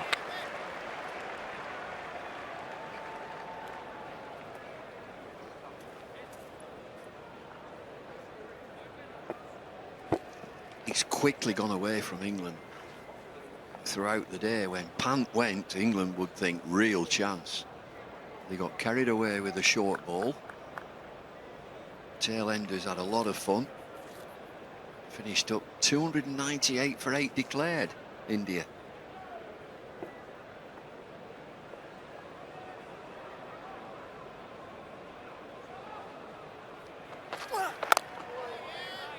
Yeah, had a bad hour, didn't they? Between about 11:30 and 12:30. And the moment Ishant got out and Bumrah came to the crease, and England just lost their discipline and their focus, and then the game started to slip away. And as often happens in a tense Test match, then the pressure reversed completely. Declaration came, 2 early wickets fell, and all of a sudden, spectre of defeat looms.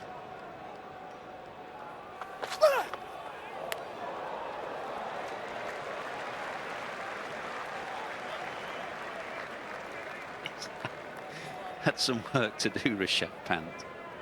17 byes, not all of which have been his fault, I have to say.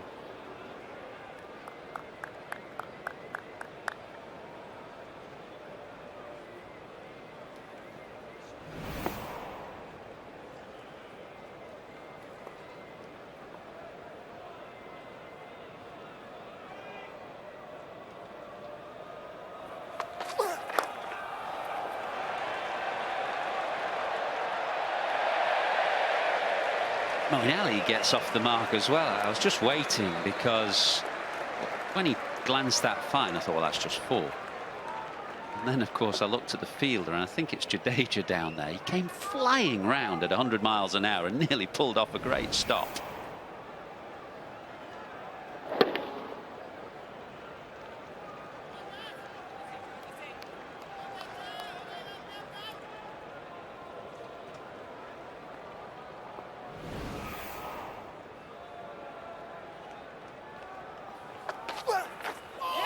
Oh, that's a Jaffa.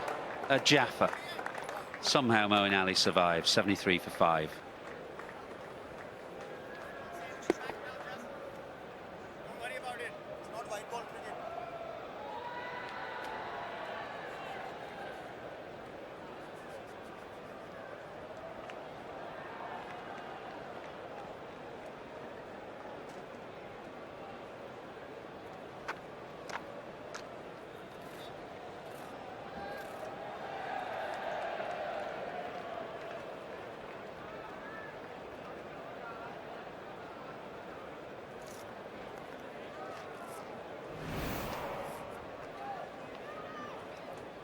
This was a cracking delivery, quick, holding up off the seam, bit of bounce.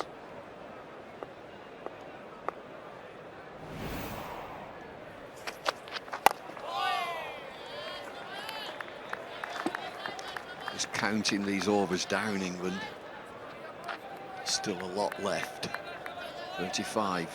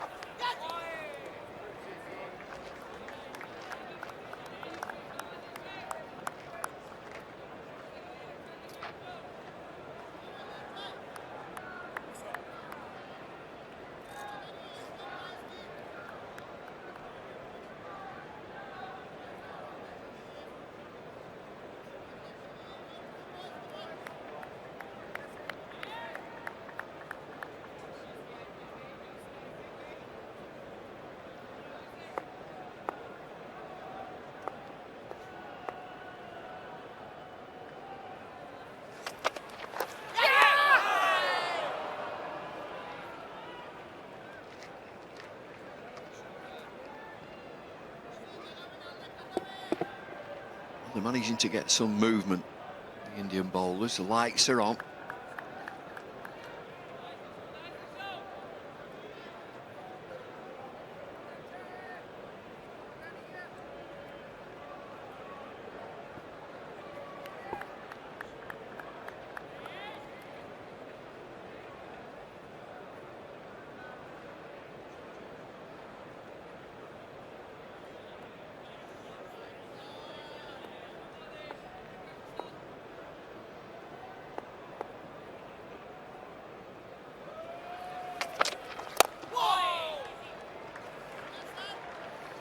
Good from Butler, a good solid defensive stroke.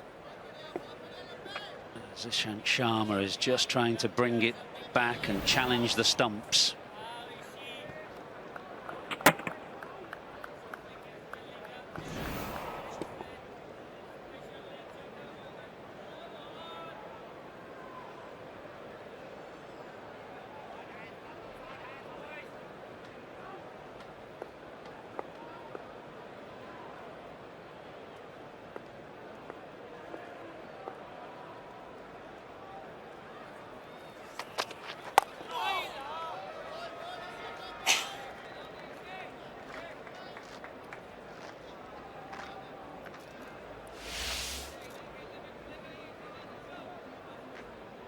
A lot of success against Jos Butler in test matches, put him out 6 times in the first innings of this game as well, remember.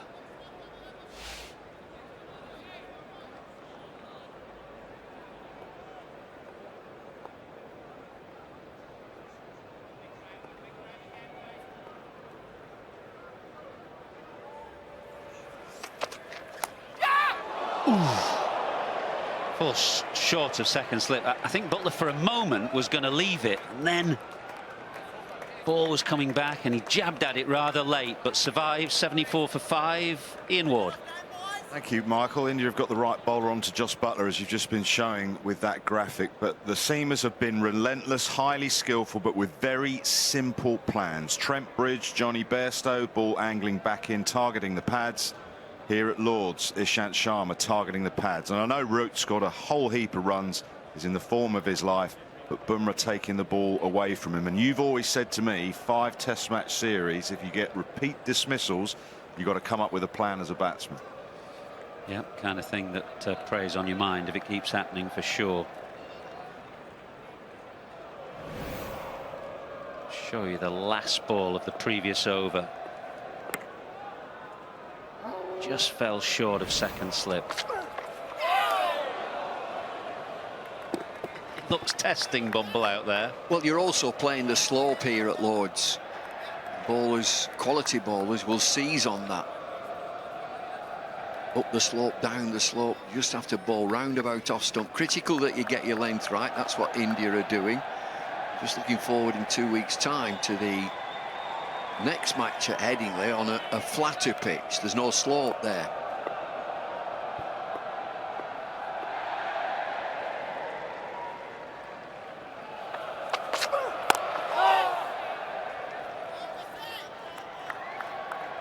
Now the challenges of the game come to you. Butler, one of the best white ball limited overs cricketers that England have ever produced, but having to play against all his natural instincts here. Defending as if his life depended on it, and certainly his team's fortunes depend on it.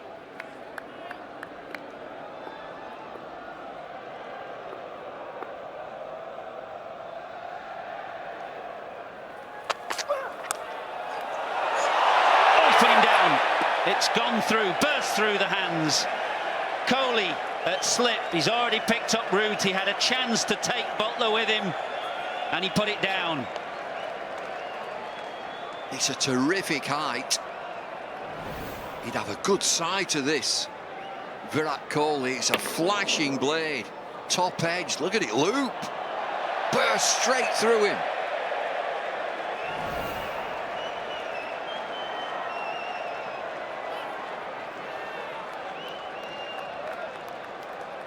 How costly will that drop be?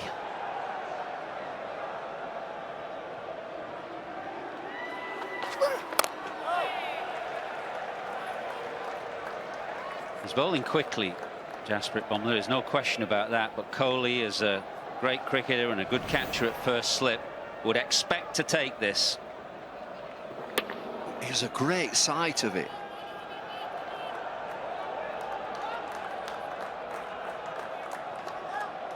Ooh.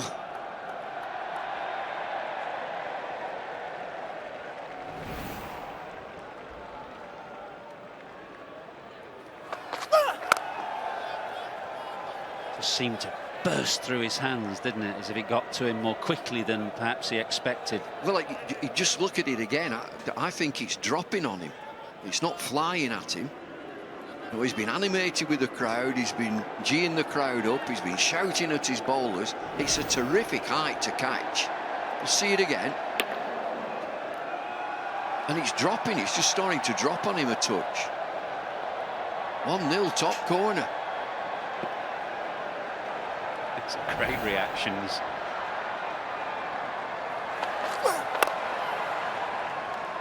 Solid from Moeen Ali, 75 for 5.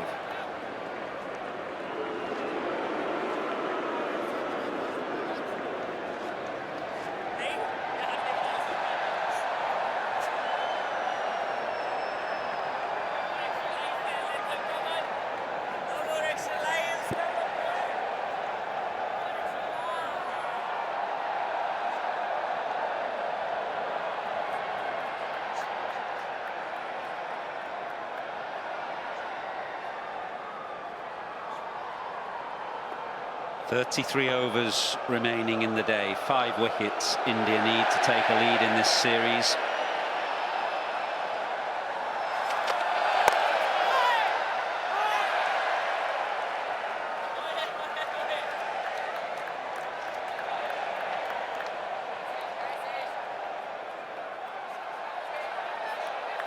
Just looking back at that catch that's just gone down between overs, Kohli intimating that he just lost it in the crowd against the pavilion.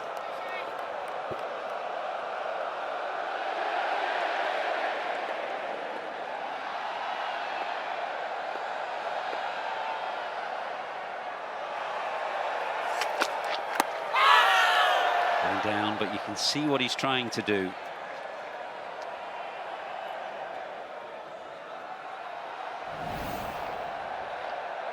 Just looking at this setup, yeah. See that shiny side in swing. Yeah, batsman can look for a number of things. The shiny side, the position of the seam. You'll see the bowler's wrist as well. And with Ishant, it always breaks and he's trying to push everything in. But he has got the ability to just hold it up off the seam as well. You don't take 300 test wickets without having a bit of skill.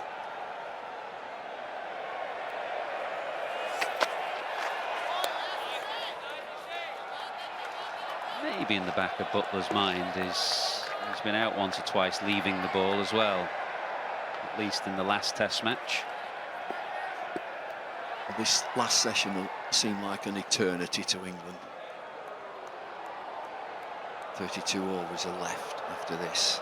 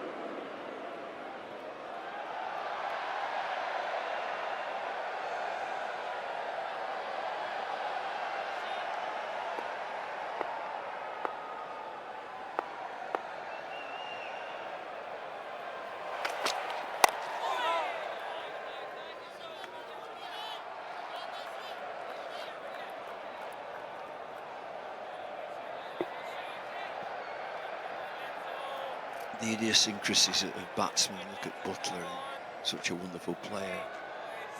He's fretting, isn't he? He's kicking around. After every delivery, he marks his guard. He's scratching with his feet. Got to stay calm. Yep, stay calm, soak up the pressure and show some real resilience and determination, much as India did when they were in a hole this morning.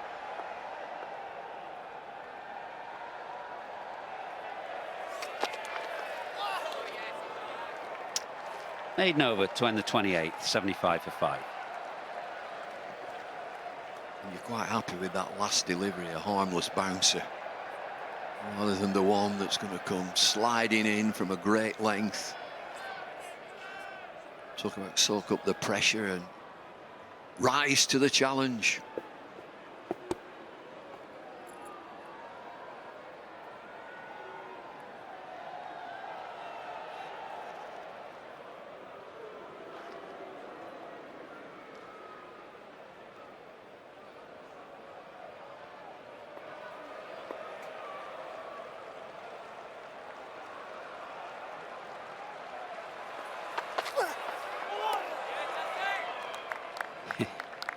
Good leave because the line is straight, but Moeen Ali has left this on length, figuring that there's still enough bounce in this 5th day pitch. Hope he figures right.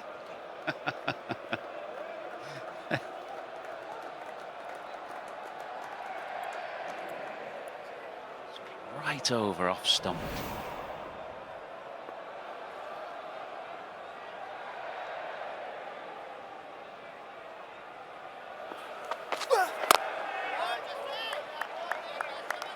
Good bowling, bit fuller and therefore forcing Moeen Ali to play. Just having a look is Richard Illingworth at where Jasprit Bumrah is following through from round the wicket. He's got to get out of that danger zone.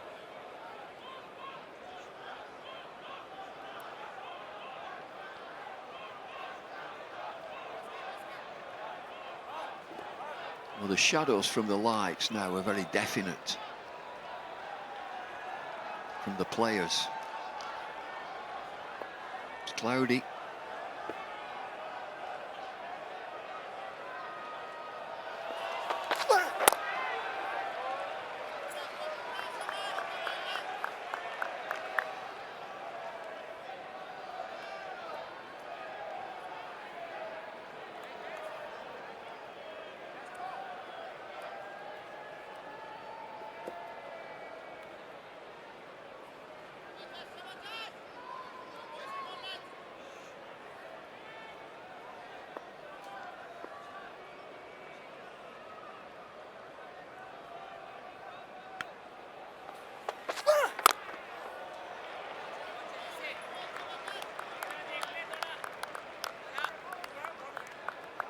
Very solid. Virat Kohli wants a couple of bounces. Trying to get a message through.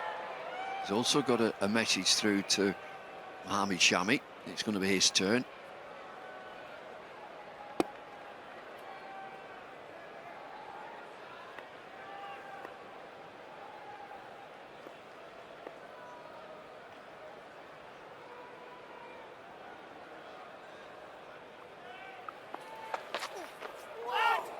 It's a good ball. Bit fuller, bit of late movement.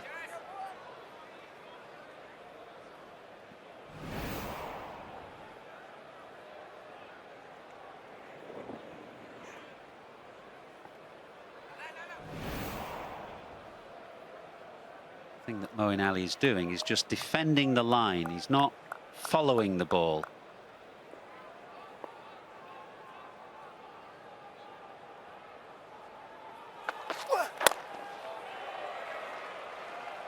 Looking solid in defence is Moeen Ali, 75 for 5.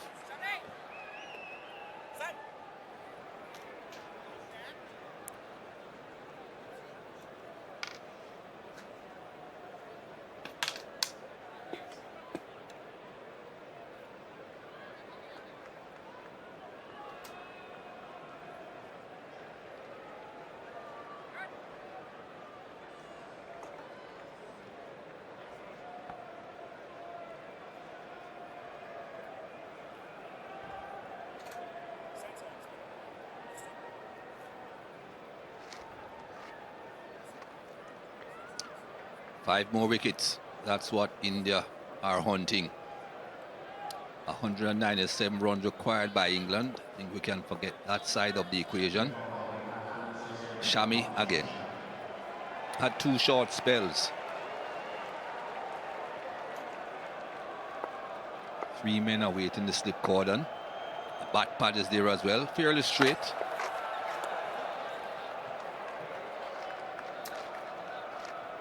Well, I must say, Mikey, this has been an absolutely captivating last day at the end of a equally captivating test match.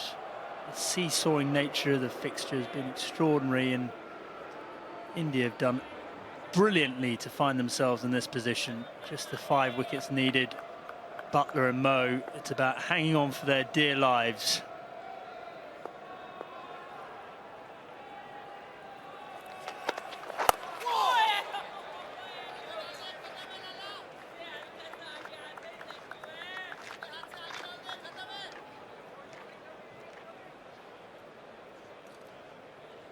The England batsmen will be counting down each ball and each over. 30 overs to be bowled after this one. So it is a case of just developing this partnership. Don't want to leave it to the tail. Got to take responsibility yourself.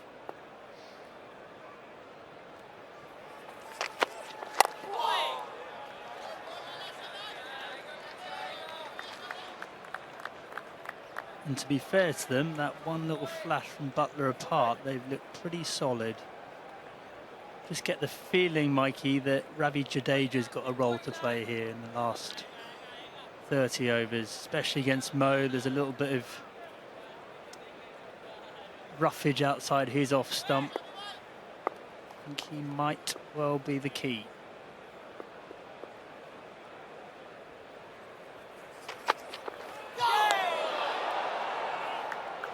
Well, Shami still thinks that he has a role to play here, and especially bowling from this nursery end, getting the ball to go down the slope, away from the right-handers.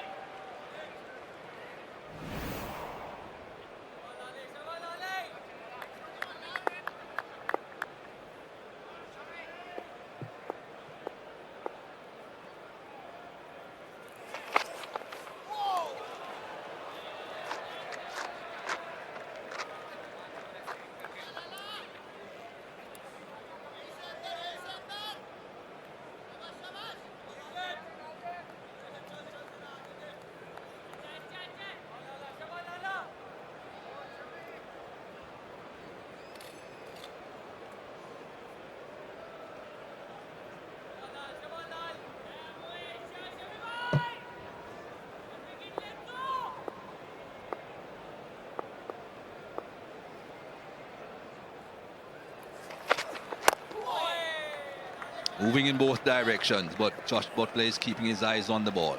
Maiden over, 75 for 5.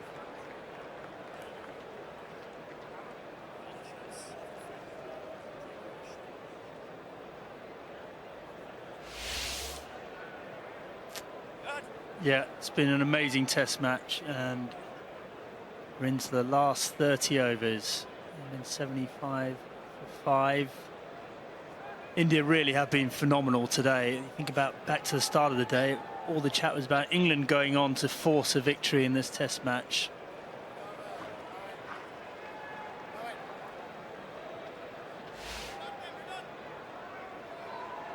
Shami and Bumrah were excellent with the bat, soaked up some heavy England pressure and then made hay.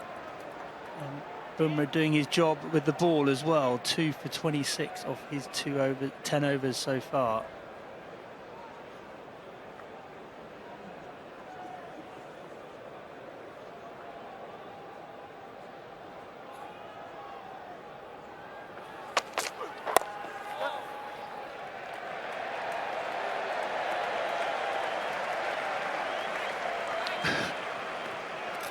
Cheers going up for that run. We haven't seen too many runs being scored, but neither one of these batsmen are looking to be too aggressive. None of them are looking to really score. They're not trying to make shots. They're just trying to make sure that they are there as long as they possibly can.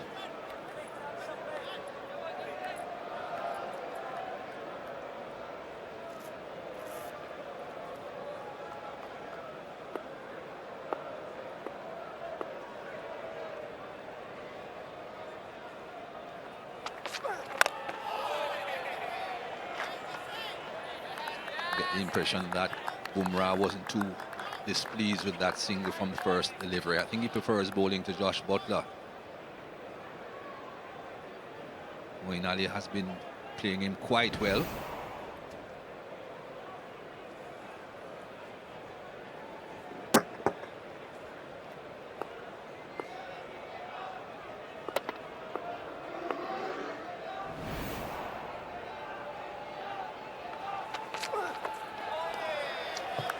Well, I suppose for Butler, he can bring in both the stumps, the LB and the bowled, and the one that holds its line for the slip fielders. For Mo, it feels like everything's running down that hill, so there's only one type of dismissal, really. That's a nick behind, which is why he came round the wicket for Mo.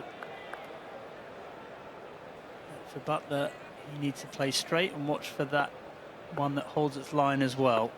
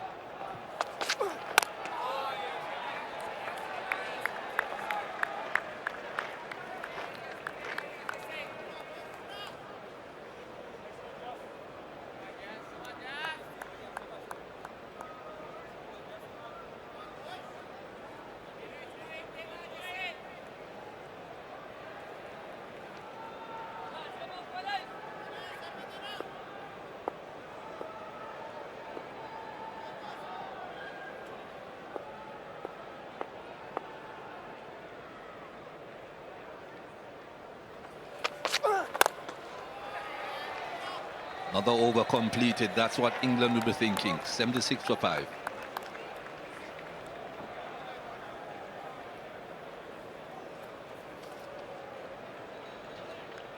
Well, the partnership between Butler and Ali is only 9 runs, but it's 51 very valuable balls. And that's the way they're going to be thinking about it right at the moment. 1 over at a time, ticking it off the list.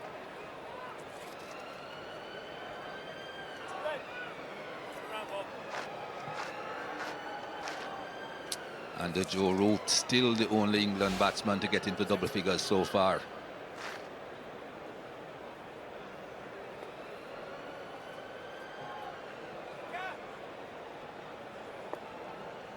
Shami going round the wicket to the left-handed Moeen Ali.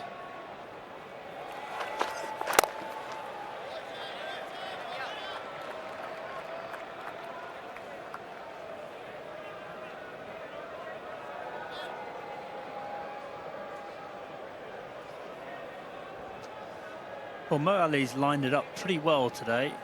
Think about him plying his trade in the 100 just a few days ago. Well, defensively, he's looked pretty good, pretty balanced. Wouldn't be at all surprised if India try and bang a few in. That's why that leg slips in position right now. Good again from Ali.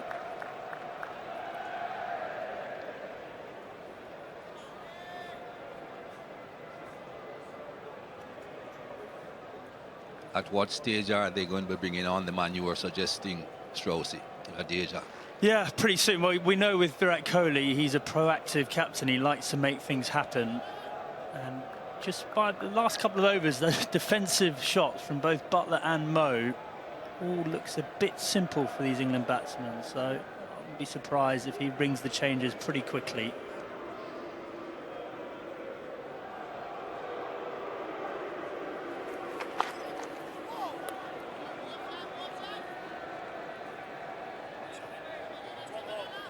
You would have thought, though, that Ravi Jadeja will come on from this end, the nursery end, and Shami's only just started a spell from this end, so we need to switch things around, or perhaps just give Jadeja a couple from the other end just to have a look.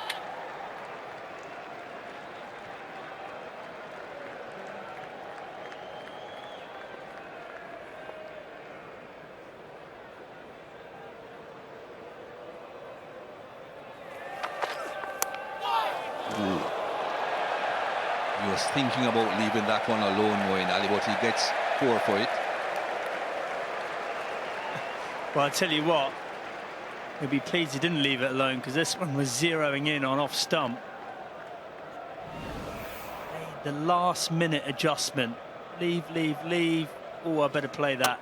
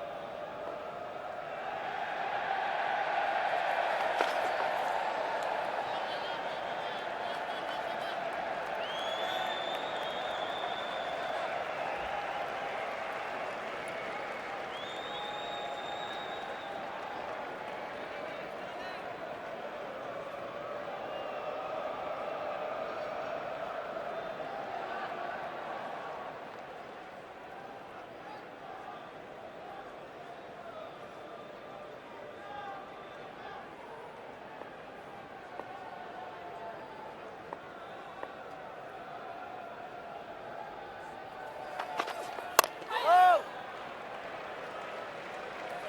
80 for 5.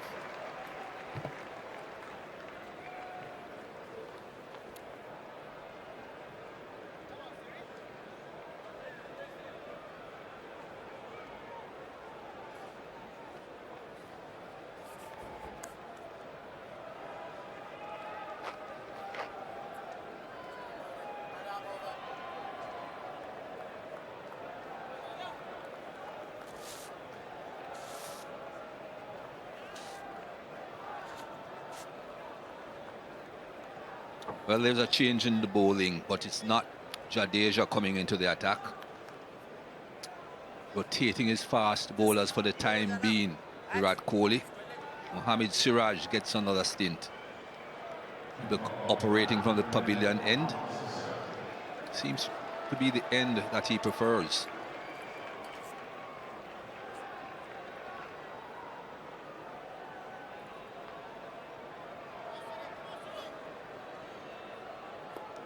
.28 more overs remaining.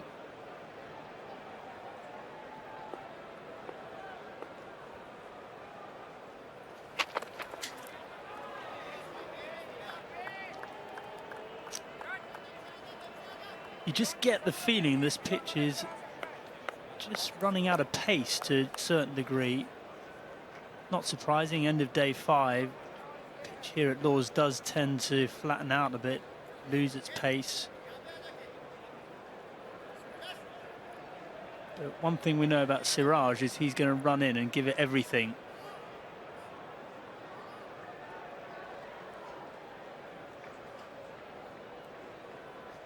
A lot of shuffling going on out there with the fielders. Leg gully comes into place.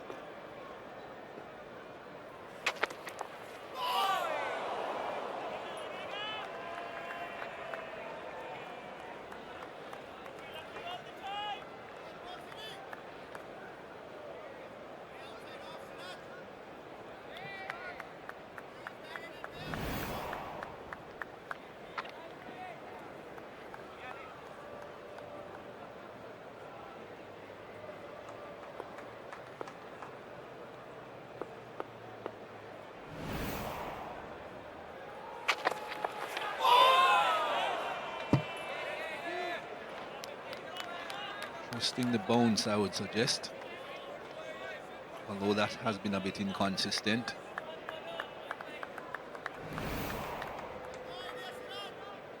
One thing that Siraj did very well in the first innings was that scrambled seam delivery.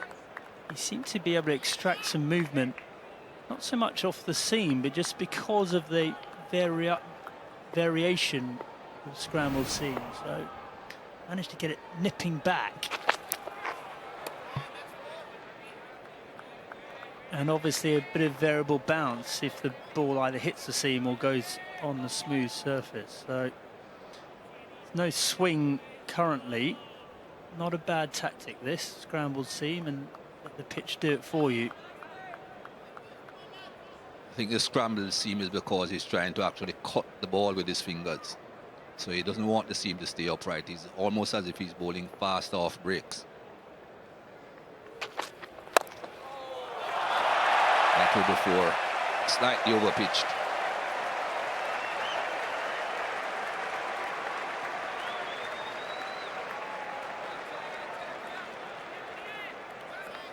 Yeah, well, the England batsman very much in defensive mode, but Jos Buttler is not going to miss out on a ball like this. Didn't really try and hit it, but because his timing's so good, the ball pings off the bat.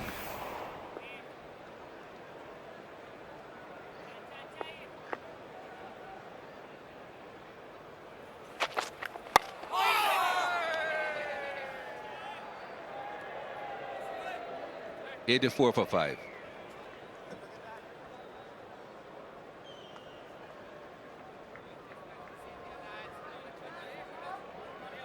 Not necessarily an easy situation for either Butler or Mo. You saw that lovely extra cover drive from Butler.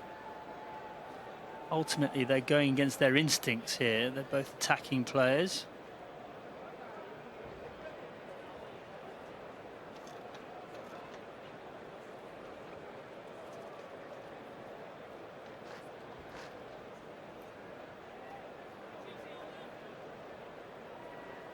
.27 overs. They'll be counting them down in the dressing room.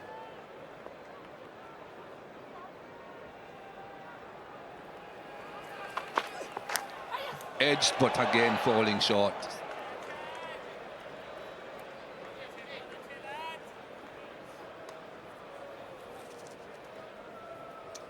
Yeah, well, you would have thought with the new ball this would have carried. Genuine nick. Mo Ali did play it quite late, but that's the problem as the ball gets older. It's going to get slower.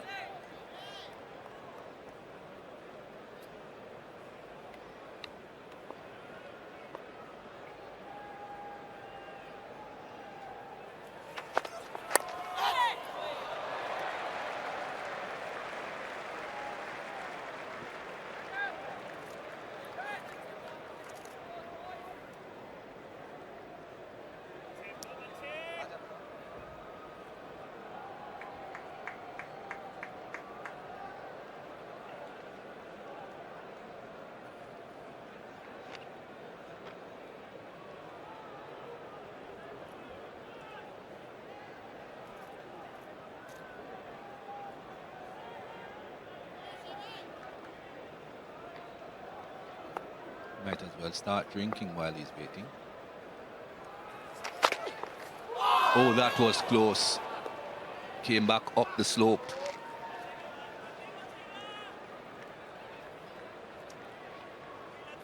Well, we saw Mo struggling to decide whether to play or leave, and now Josh Butler joins in the act. That's an excellent delivery. If it goes up the slope from that nursery end, very, very difficult to decide whether to play or leave those.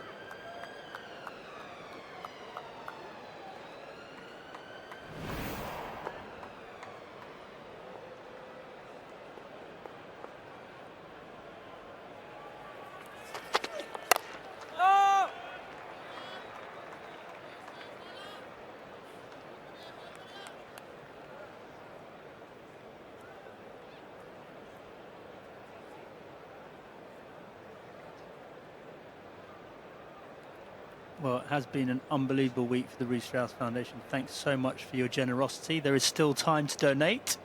10, 20 or 30 to 70,600. And the auction is closing in just over 5 minutes. So time to put in your final bid.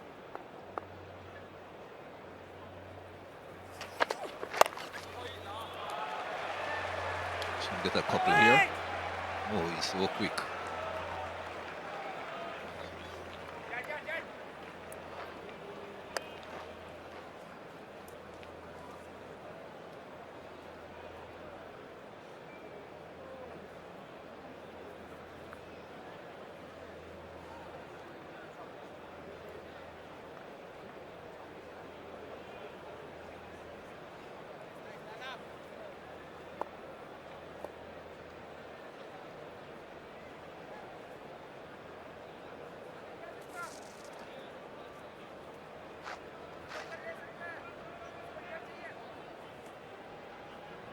What is he asking for? He's asking for fine leg to go finer, I think, and the leg slip to go to leg gully. That's what he has had. Couple more runs from Moeen Ali.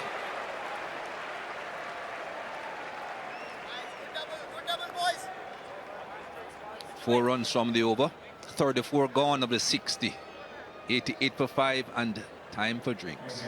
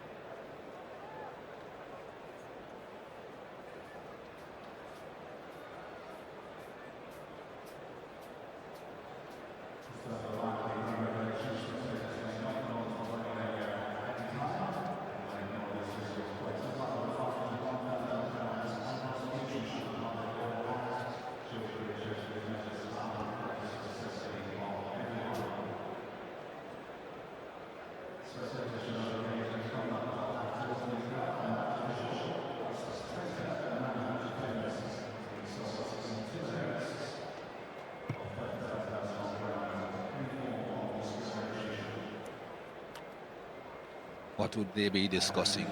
How do we keep blocking, I presume?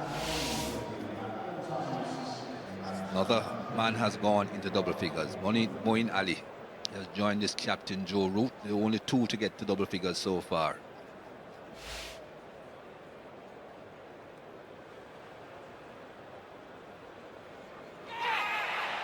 A leading edge. That's how the first wicket fell. Pitching outside the line of leg stump, looking to turn. Well, that was a beauty. You have to play at those. And Ishant Sharma, he gets the ball to come into right-handers sharply. It was reviewed, but same end result. And again, Ishant Sharma. This time, first decision was not out. That was the one they were hoping for. That was the big wicket. Joe Root.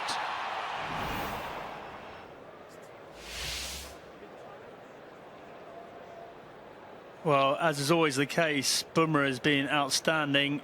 Him and Shami, who are brilliant with the ball, they've also been outstanding with the brilliant with the bat. They've also been outstanding with the ball. Ishant Sharma, a couple of important wickets as well. The question is, Ravi Jadeja, who's only bowled the 3 overs so far, can he have any impact on proceedings?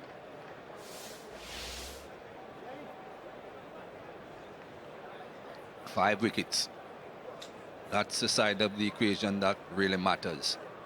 The 184 runs that England need, that's pretty much out of the question at this stage.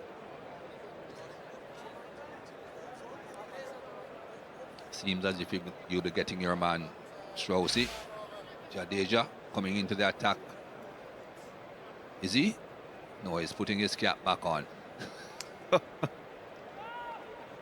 Yeah, well, I think he'll be coming into attack soon enough. Siraj has only just started his spell from the pavilion end.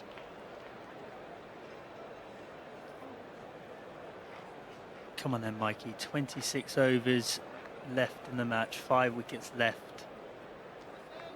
What do you think the result's going to be?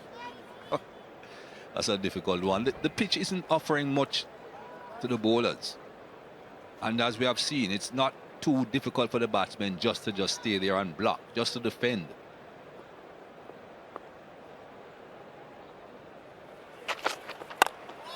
As the ball has gotten a bit older, batting has become quite a lot easier. And if you're a capable player, as these two are, Butler and Ali, all you have got to do is just put bat to ball, just keep on blocking. It will be boring for the folks in the stands. That's why they cheered when that last run was scored. But it's not about entertaining at the moment if you're an England player. It's about surviving.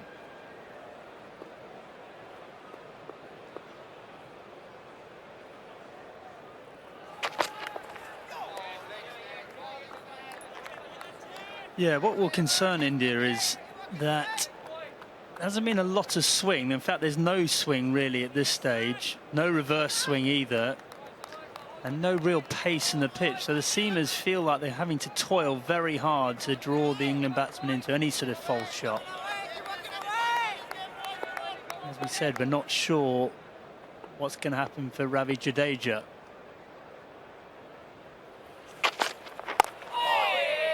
You would have thought, again, with the pitch as slow as it is, that there's not going to be prodigious bounce there for Jadeja, but with all the footholds outside the left-handers off stump, there's definitely going to be something for him to work with, especially against Mo. Maybe not so much against Butler, although we did see some deliveries turn yesterday.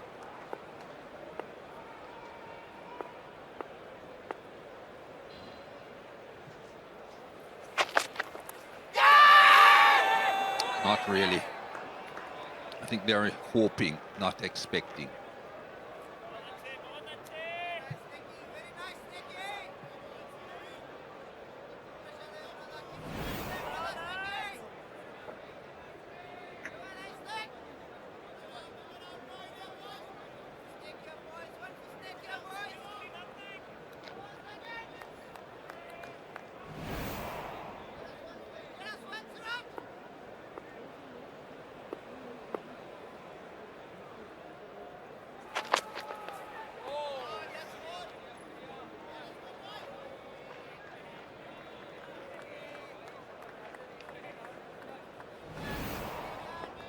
having a look at the ball that went past the outside edge of Butler's bat. You can see the space between ball and the bat, and of course ultra edge doesn't indicate anything.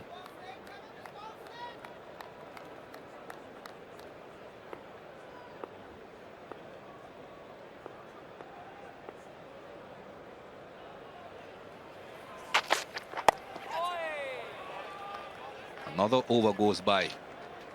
35 overs of the 60 bowled, 88 for 5.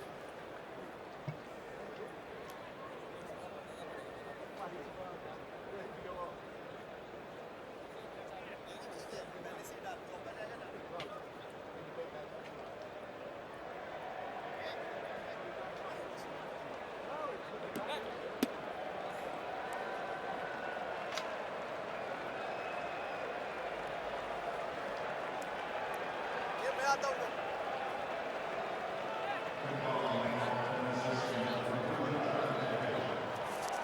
25 overs left in the day.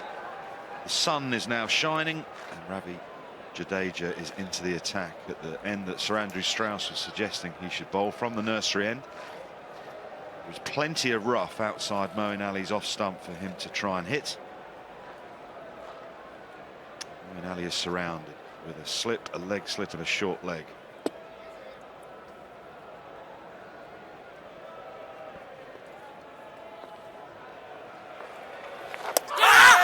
Straight away beats the outside edge. It's a half-hearted appeal, really. We have 3 reviews available. We're going to use one. No point. No point. It's a no ball. Spinners bowling no balls, DK. There have been a few this test match, mainly Bumrah.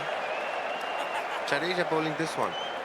A couple of the players there. Ishant Sharma said, I heard a sound from point. Hence, Virat Kohli going for that.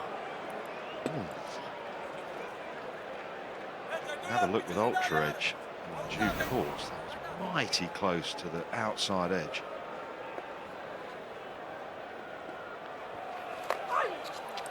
Now he has hit the hole, and that has turned to challenge the inside edge.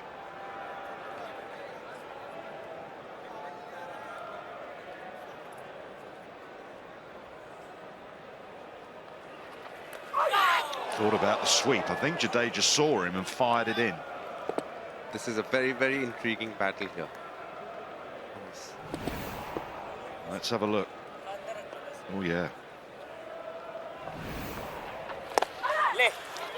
Well, Kohli has dropped Butler.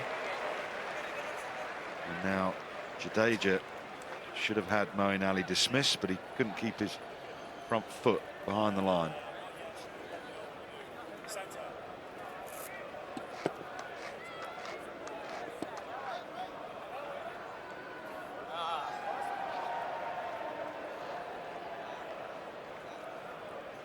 You have to take 12 wickets to win.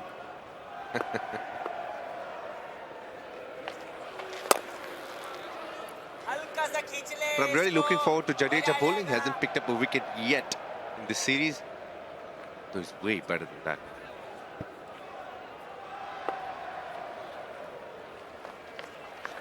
Yeah.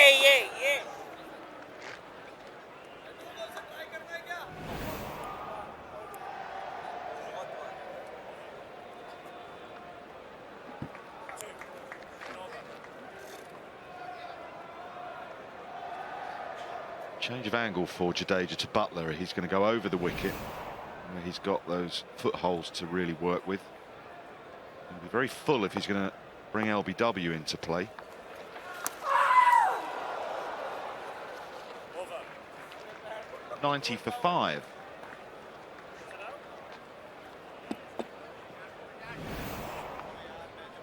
A lot happening here at Lord's. This one pitching outside the leg stump, but what they were not looking for was the LBW. But the bold. It was very close. It was, wasn't it? My goodness. Pitched outside leg. So shouldn't be given out LBW. Just caught enough of Butler's pad or leg to take it away from off stump.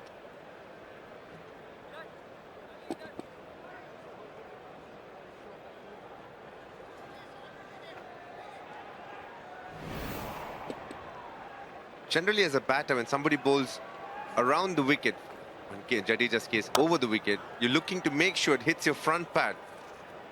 Butler kind of played inside the line. I loved it to turn. Very lucky there. You're so trained as a batsman now because of DRS. When you play against a spinner to get your pad out the way, you've actually got to make a big effort to actually kick it.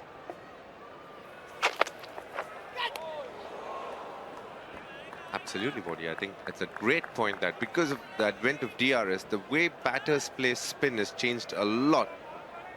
They try and use as little of pads as possible. But when they go around the wicket and they're trying to hit the rough, then you need to do the other way, where you try and bring your pads into play much more, because the LBW is out of the equation.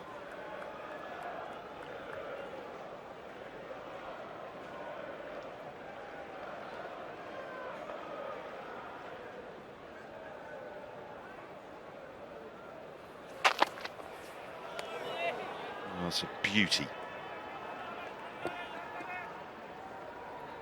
There's been constant pressure and a lot of questions raised by the Indian bowlers. They've bowled well, they've used the scramble seam, they've bowled with the normal seam position as well. Just like what he said, it could have easily been 90 for 7. That's how well they've bowled on a rather slow wicket, which had not much to offer yesterday. Yeah, Siraj has used that scrambled seam delivery to good effect.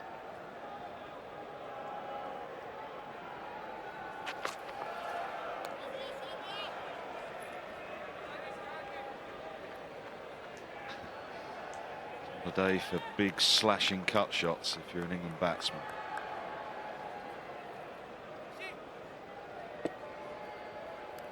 Got to give a lot of credit to Moeen Ali. He's adapted beautifully. I had my doubts about his bowling more than his batting. After the interview, it was interesting when he said that it's easier to bowl fast and then come and start bowling slower than go the other way around.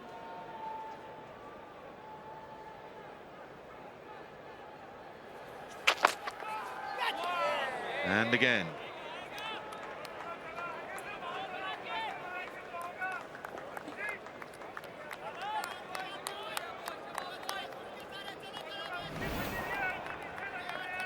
The good thing he's doing here, even though it's a scrambled seam, is he's just playing down the line. That's very close. It looks, as a batter, you're trying to play the line, but if it seems away from you, all you can do is hold your position there, which he's done well so far.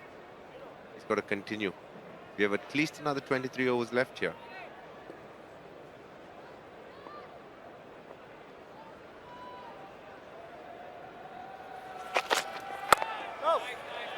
I wholeheartedly agree with you. Biggest mistakes you can make batting in the UK is to follow the ball with your hands, just sort of fidget at it with your hands. It was one thing Duncan Fletcher, from Duncan Fletcher earlier today in Fletcher years, he tried to drill into the players, play the line, don't follow it.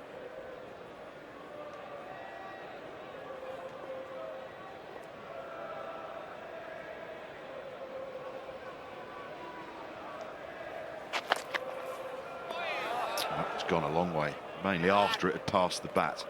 90 for 5, a maiden.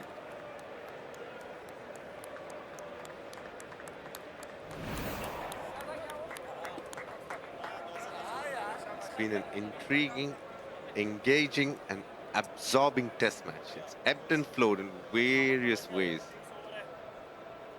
with India asking a lot of questions, and we're heading into the last hour soon.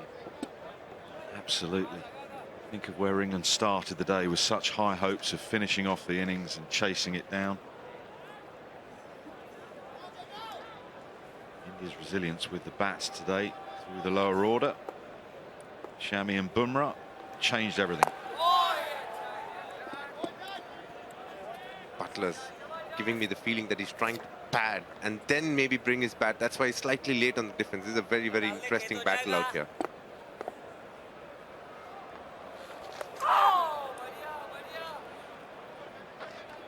That's 1-0 to Butler's pad.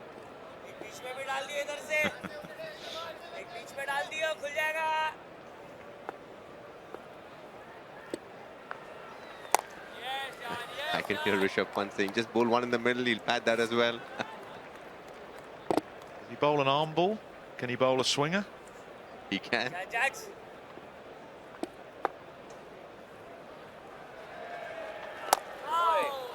You got to understand, to make that, if he does bowl the arm ball, it has to come from much closer to the stump. But the way his action is aligned, he end up bowling slightly mid-box away from it. If he has to go closer to the line, then his alignment will be very different. Again, I think he's looking for the arm ball here. Round the wicket.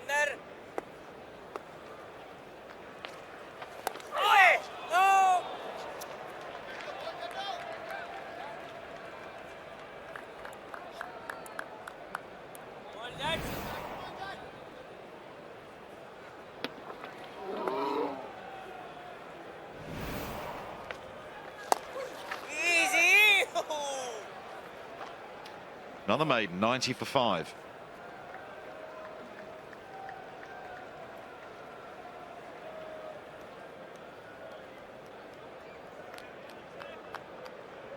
The cricket still to be played.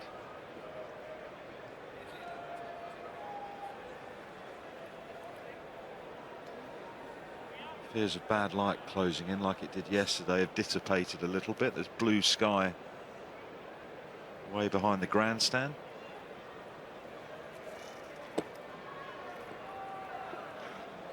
The lights do get a little, do come into the picture a lot more. I'd love for a Joe Root to come out on the balcony and throw his arms saying, come on, let's get this done with. Kohli's had a change of mind on the field. Short leg is out. Another catcher behind the stumps, of course, with Siraj beating the outside edge on the angle in the last over. I think that's a good move. Kohli takes it this time. Outstanding bowling from Siraj.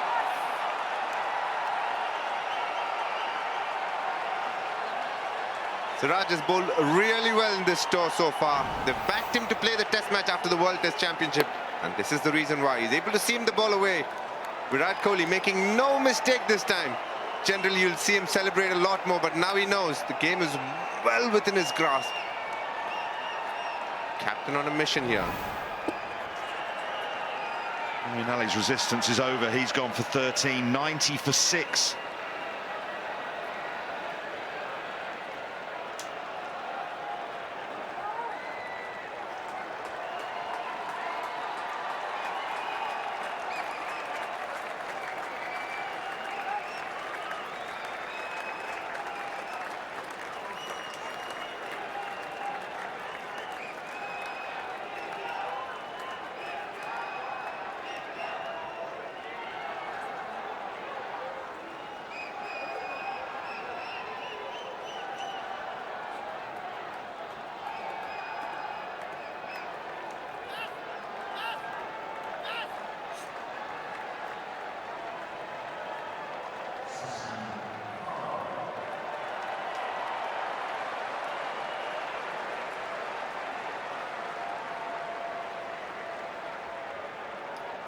Sam Curran comes out on a king pair.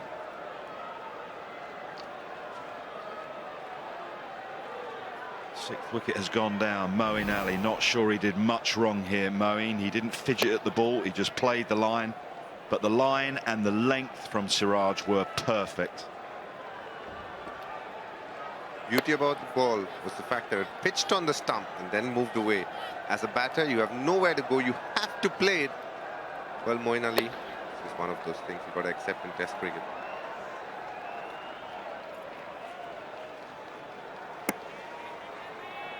Well, he put one down. India's captain. That went straight in. That's determination there. He wants this win bad. Well, he's within touching distance, that's for sure. So Siraj has another left-hander in his sights.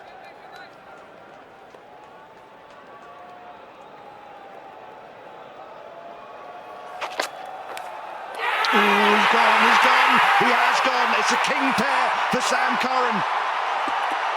India are rampant. The Indian team is on an absolute roll here. Well, if you thought there was one Imran Tahir, there's about 11 right now at Lords. Everybody running towards Siraj. What an absolute beauty to get first up. Again, Sam Curran slightly nervous, not stretching enough, not sure what the ball is going to do. But Mohammad Siraj, he exactly knows what he's going to do. On the stump, moving away, straightforward catch to Pant. India, touching distance for another Lord's Test venue.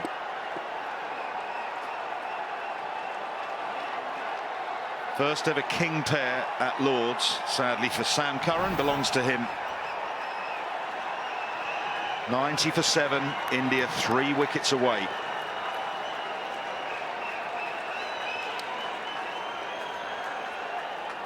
Well, this has been a fantastic spell of bowling. Mirror image of the Moeen Ali dismissal. Perfect line and length.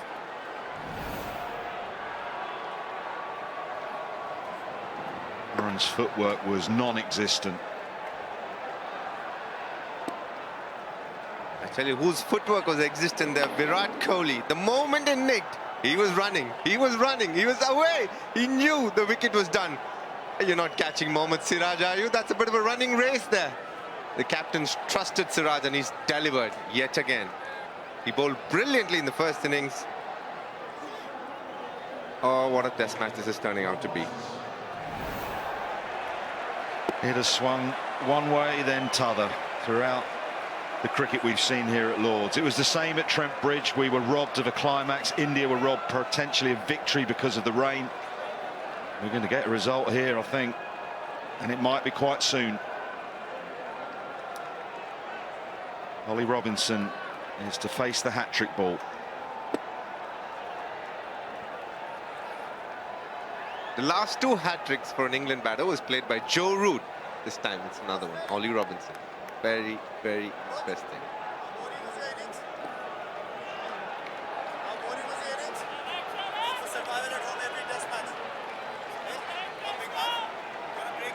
Welcoming Ollie Robinson to the crease. Oh, we are. We're very, very hospitable that way, the Indians.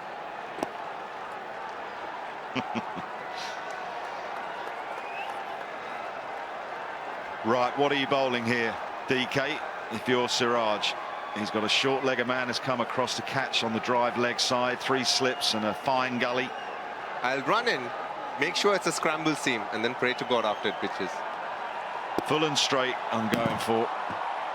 On a hat-trick, Mohammad Siraj. Oh no, wide, easy leave. Oh, Siraj, he was a right-hander. Remember that. The other 2 were left-handers.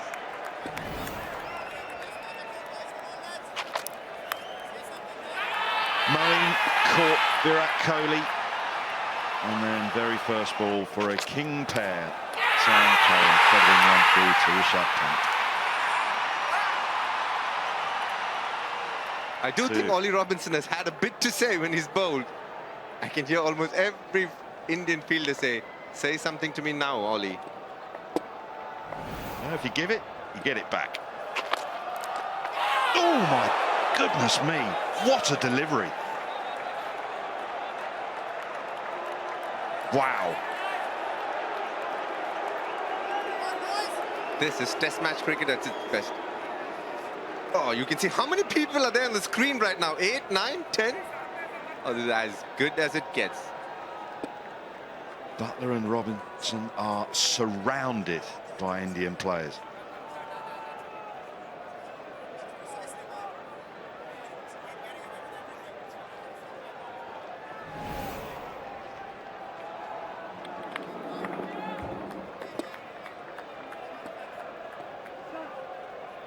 Well, that is unplayable. I think that's maybe just disturbed the surface of the pitch. Horrible delivery, real drama.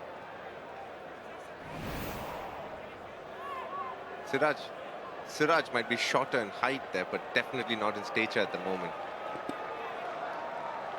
Highly competitor, as is Robinson.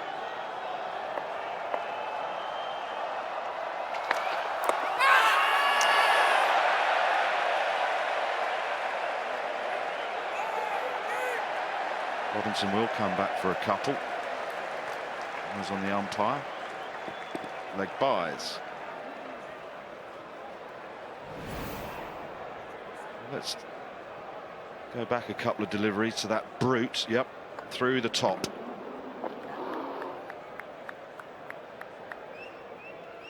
Well, Robinson has things to say when he bowls, and he will expect to get it back. He won't mind that.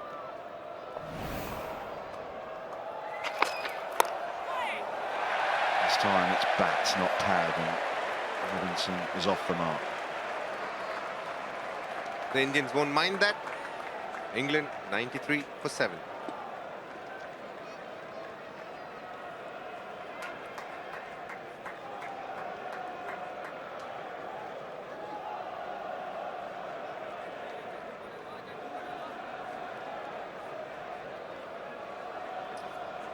I think at one stage Kohli was thinking of maybe changing the bowler at the nursery end, but he's decided to stick with the spin of Ravi Jadeja. It's a grim looking scorecard for England, that's for sure.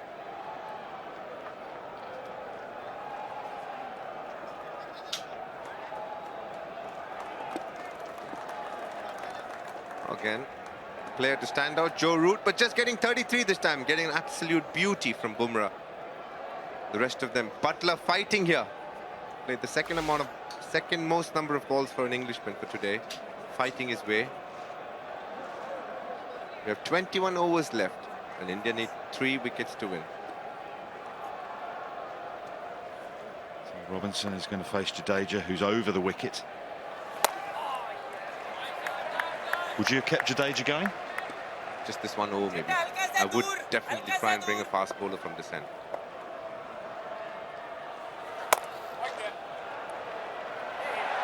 Misfield.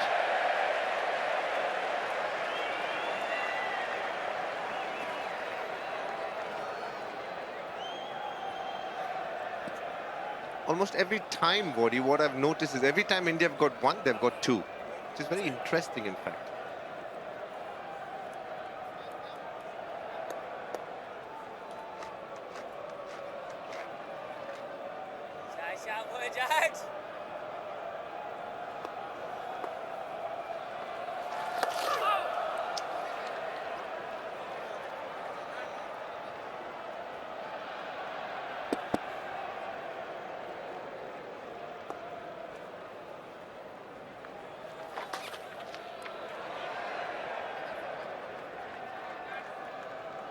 It's not the line. The line is on or around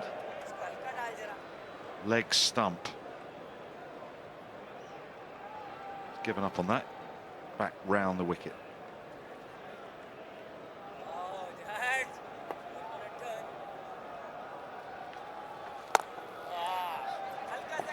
It's almost right under the bat. Exactly know what Butler is thinking. He wants to block, defend, fight, but make sure India doesn't get those 3 wickets. Silly point's gone to short leg.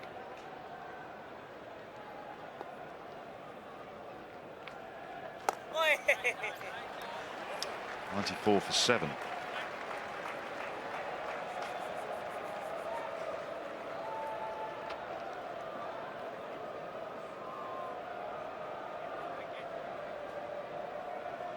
Robinson up against Siraj again. Innings started badly for England. Both openers gone without scoring. Mead hung around for a while, as did Bairstow, dismissed on the stroke of T. A big wicket of Root straight after, and then Ali and Sangakkara.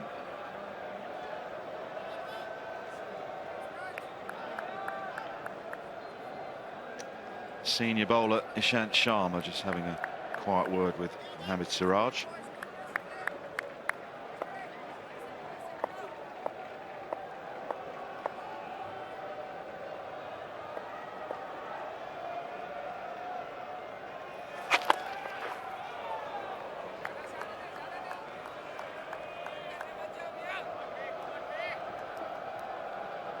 Siraj has bowled really well here. He has to remember that he bowled 7 overs before he got the 2 wickets. So what I'm trying to say here is he needs to be patient. It might not happen every ball that he bowls, but if he does keep it at a good length and is consistent at it, there's enough pressure and problems for the batsman as it is. He just needs to be there and thereabouts.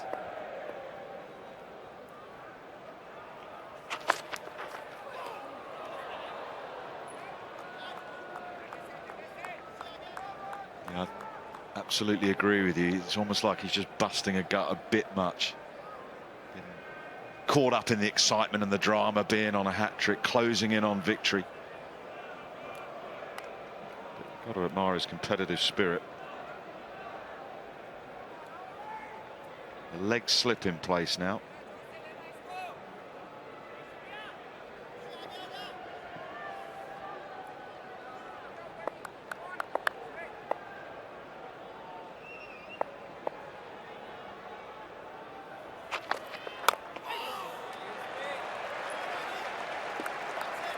That's a more challenging line and length. The one thing India can afford to do, and they will be doing, is set far more attacking fields. One result is out of the equation, England winning. It's whether India can find a way to win from here, or is it going to be a draw. With just these two results looming around the corner, I do feel Virat Kohli can attack and keep as many catching as he wants. Yeah, it's that balance, but also you've got to keep the batsman on strike. You've got to allow the bowler to have delivery after delivery at him. So you do need your pawns just to stop the runs. Don't stop that one. Butler's got to be quick. He is quick. Wow.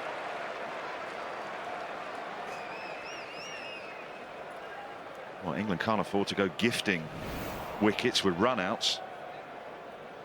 He'd probably be home because he's greased lightning, but I can tell you one thing, if you think the Indian dressing room and the England dressing room are nervous, I promise you in the comm box it's as nervous as well.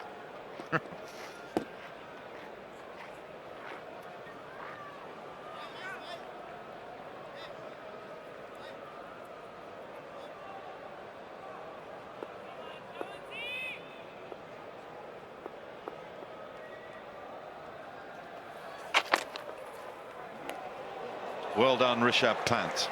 That was wild. And a wide.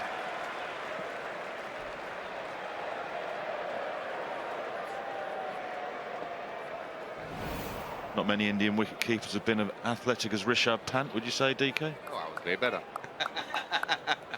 No, he's done a really good job. It's been a hard day to keep. It's been a really hard day to keep. They've tested him in both directions, that's for sure.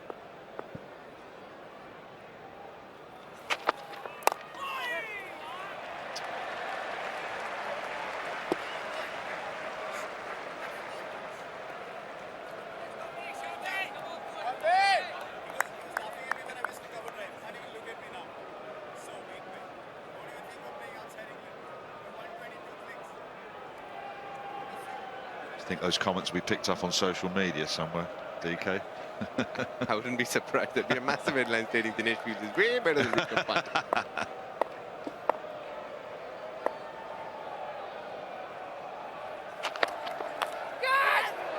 Oh, there's a catch it, and Jadeja and Rishabh Pant clash. They're both okay.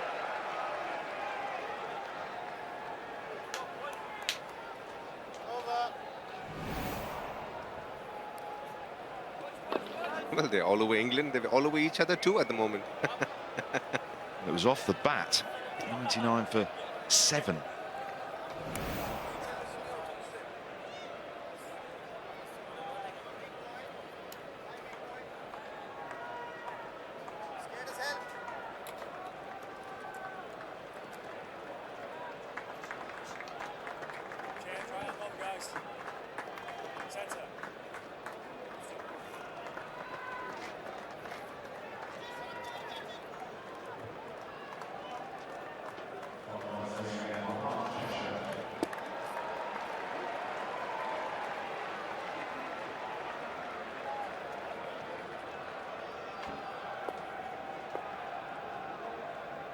Mohammad Shami then replacing Ravindra Jadeja.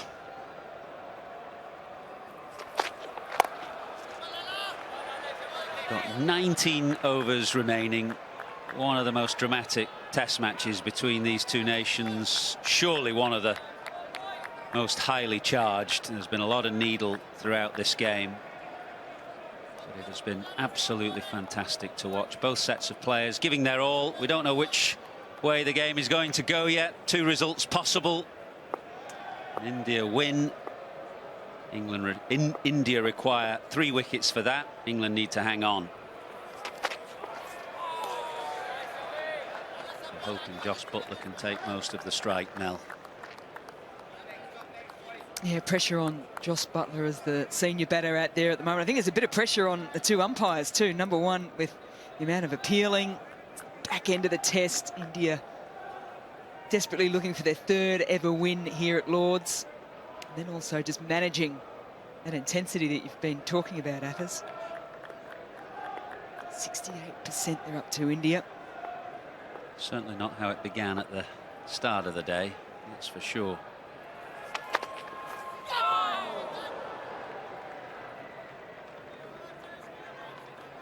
What a horrible feeling in my water that Jimmy Anderson's going to be walking out here with about 4 overs to go, facing Jasprit Bumrah, with fielders all round the bat.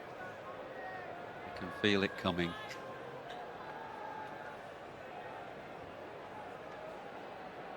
Is this the commentator's curse and you're just putting it out there so it doesn't happen? I can just imagine it. Everything that's gone before, what happened at the end of the 3rd day, which played into what happened at the start of today's proceedings.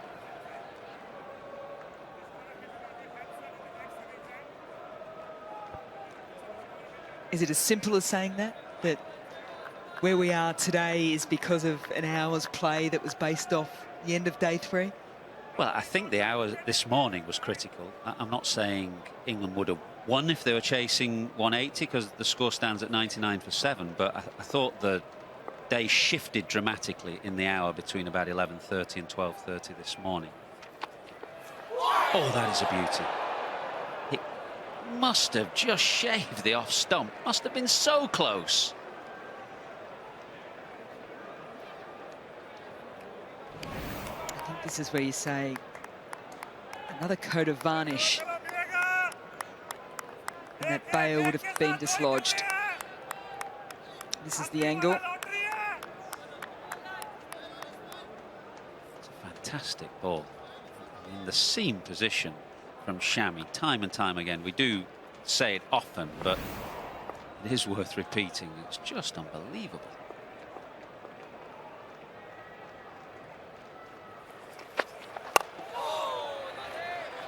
Butler defends. 64 balls now for 9, and England 99 for 7.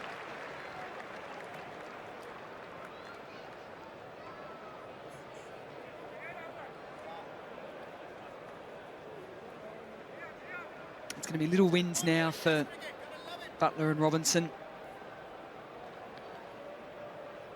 Wins within the over, and then ticking off 18 overs as well. Or at least 17.3.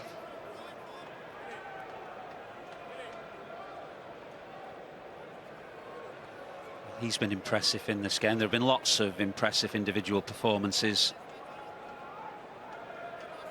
Siraj got things going for India in the first innings. He picked up 4 wickets. He's 2 for 23. Always runs in hard and full of aggression and spirit. In he comes again now to Ollie Robinson.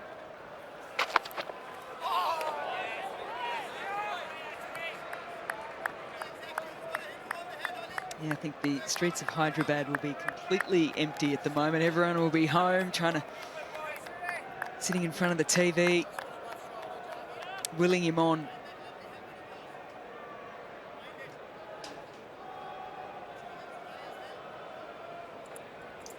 Not for the first time, a bit of chit-chat from India's captain.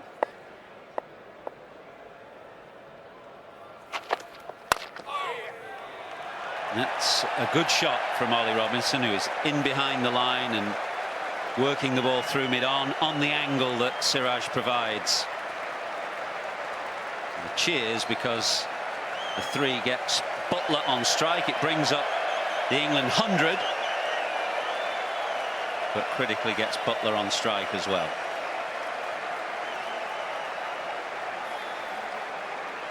Haven't seen so many people stand for a team 100 before, but crowd could play a very vital role in getting these two through these 18 overs.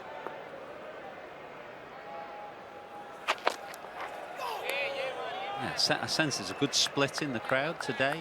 Some of the roars earlier on when Mohammad Shami, for example, hit Moeen Ali for 6 to bring up a 50. Huge roars in the ground.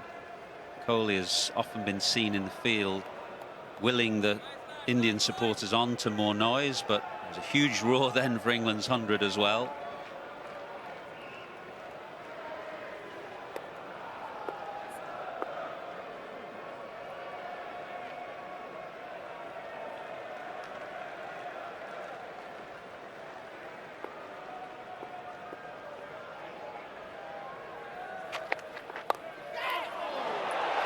Wide of leg slip. Jadeja is around the corner, but he's quite fine. And this one was a good 3 or 4 yards to his left. He's the complete cricketer, Jadeja. He bats, he bowls, he fields, but not even he would be able to get to this. Well wide. He's in a critical position there. Already got hands to one that went fine between him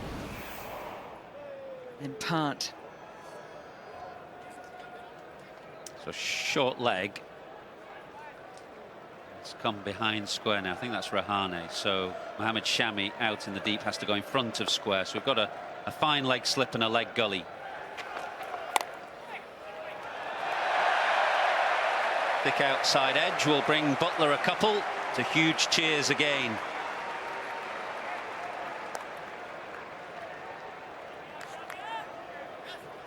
Correction, it's Pujara who's under the helmet. Rahane has just fielded that from the gully.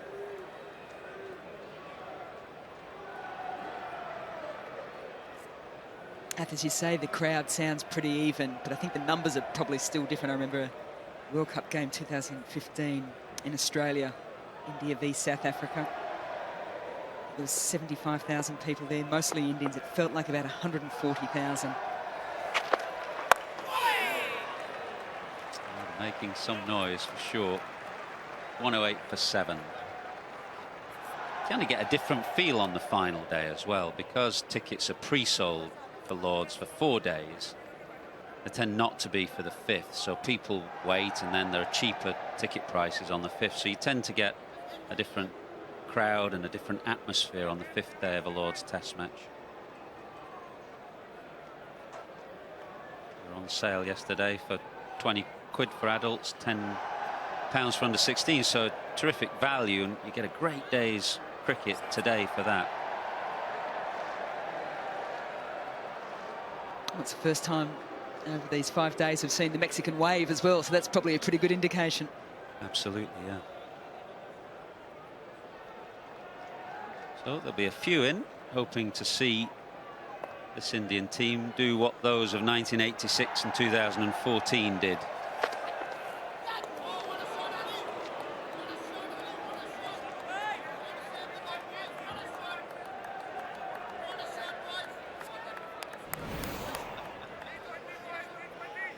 What a shot, he's saying. What a shot in the circumstances.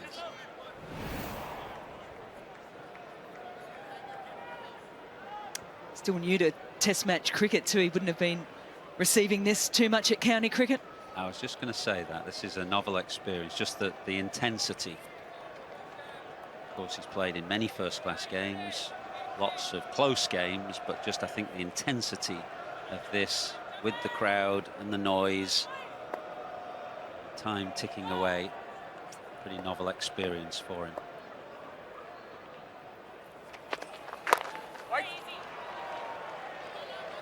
One thing we've seen with Robinson, the bowler, though, is that he seems to like the competition. He's a very competitive character himself.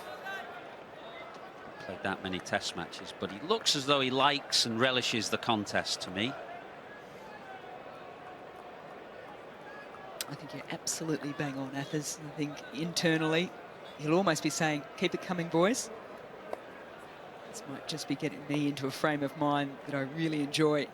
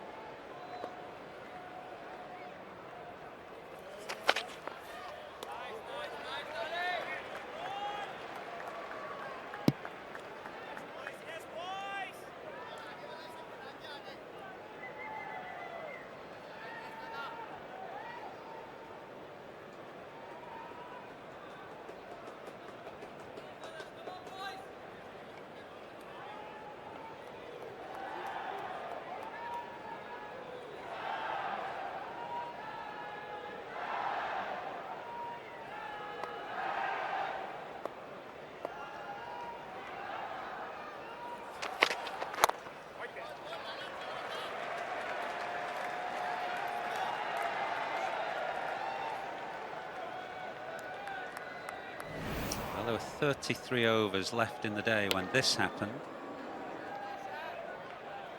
Doesn't make many mistakes, Virat Kohli, but that was one, and Josh Butler is still there. 102 minutes now at the crease. Only 15 runs, but that's insignificant.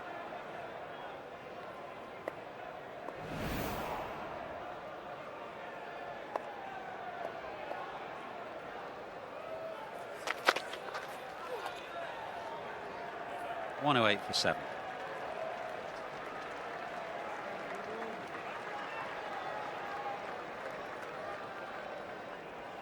Yeah, a couple of catches going down in the slips.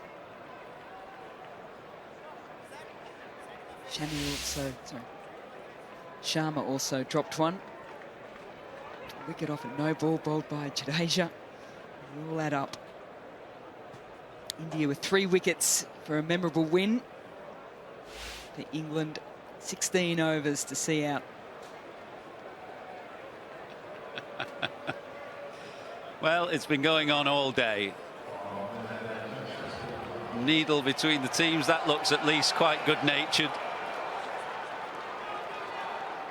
Maybe not.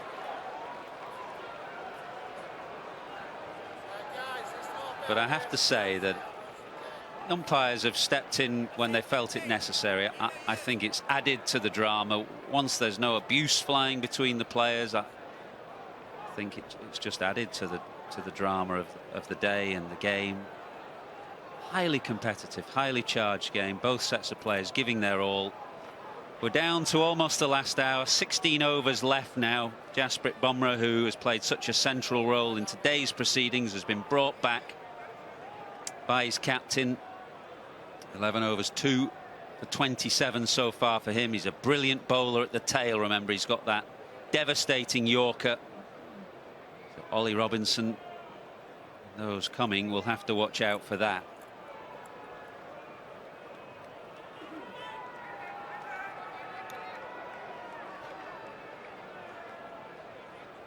Two slips, a gully, a leg slip, a deepish short leg, a short mid-wicket.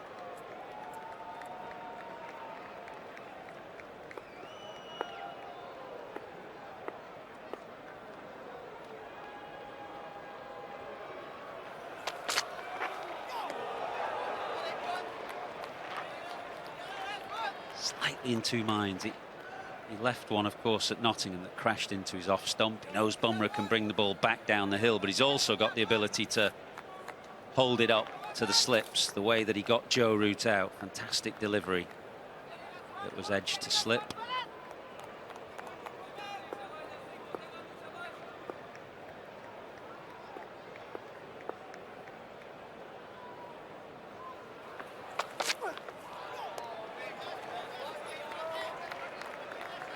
He's got a bit on his mind too, hasn't he, Josh Butler too, because that conversation between him and Virat Kohli, I think, was him stepping in for a bit of protection for Ollie Robinson at the other end.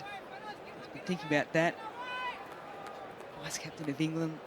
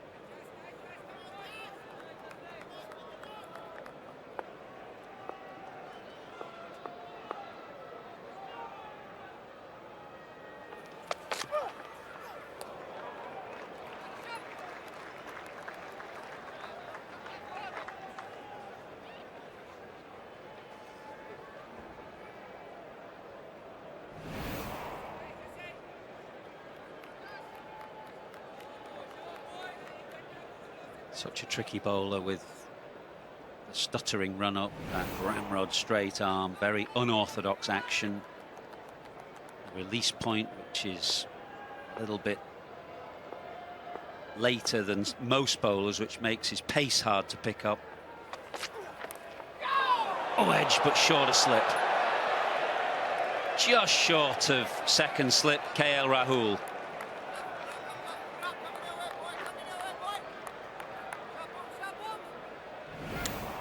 Butler had been so watchful outside off stump. Definitely, yeah, bat coming across the front pad. This is the delivery that Jasprit Bumrah was looking for. Had to play.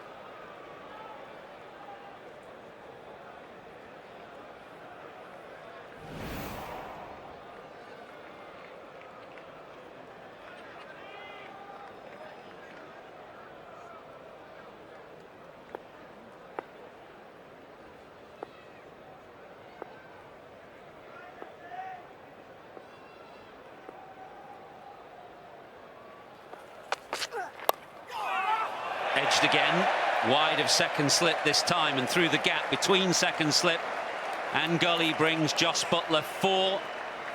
He moves to 19. England 112 for 7.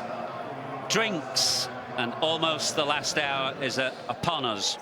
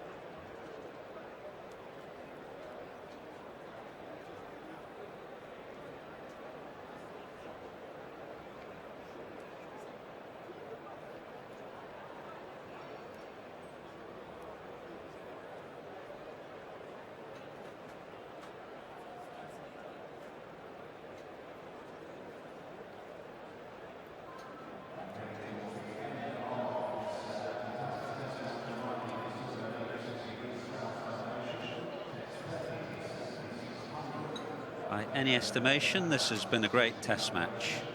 It's also been a magnificent test match for the Ruth Strauss Foundation. Your generosity has meant that well over £1 million now, £1,180,582 have been raised for the foundation. That is fantastic. Thank you very much. We're not done yet. We've got another hour to go. So please keep giving generously. What will this final hour bring? India need 3 wickets.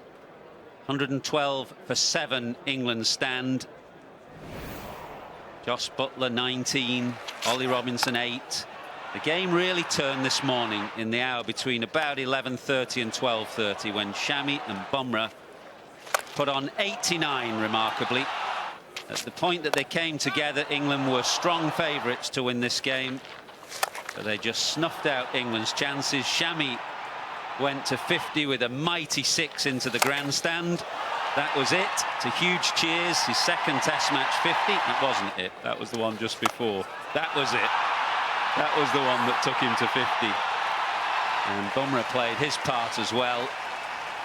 Declaration came 2 overs after lunch, setting England 272 to win in 60 overs. Top order collapse as usual. England under pressure. Backs to the wall it has been since then, and we've got to the last hour with India requiring 3 wickets to win.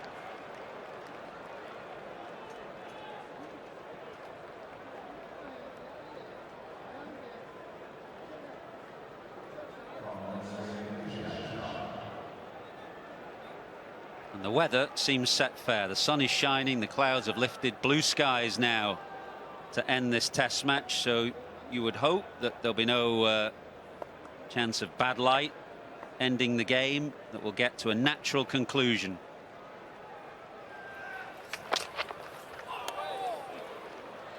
Ishant Sharma has replaced Mohammad Shami, has taken an almighty tumble having delivered that ball.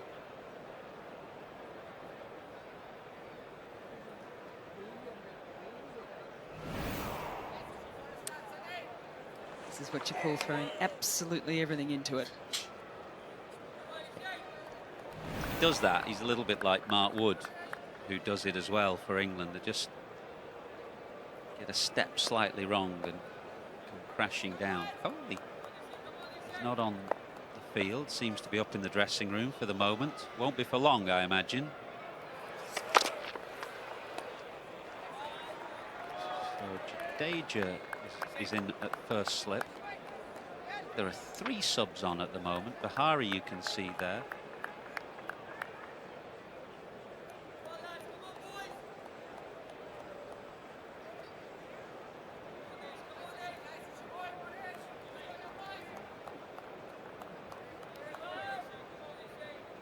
Shah Patel, who had such a successful introduction against England in the winter.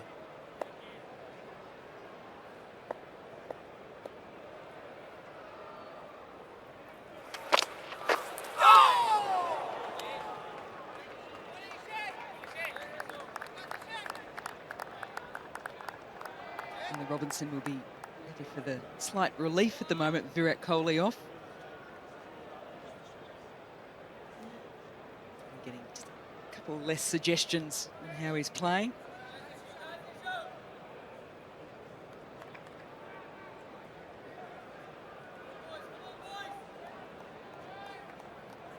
Great sight that is, looking back to the media centre and the new Compton and Edrich stands, which have added a few thousand capacity to this great old ground.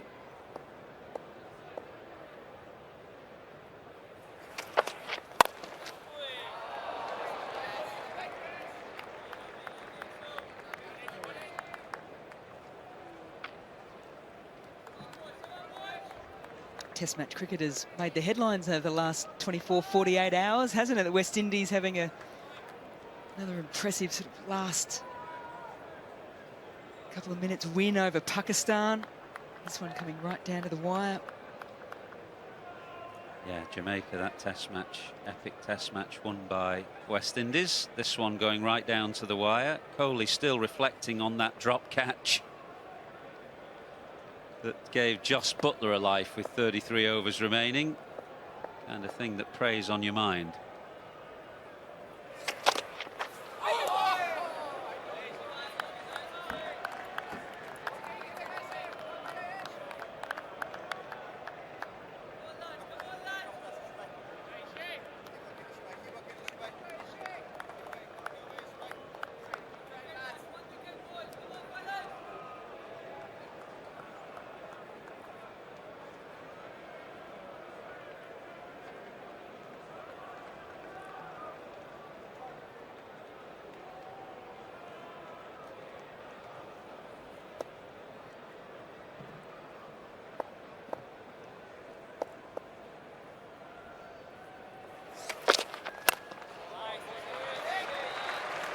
Very solid, Ollie Robinson, 112 for 7.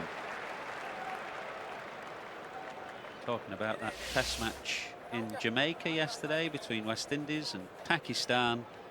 West Indies got home 9 wickets down. Kemar Roach hitting the winning runs.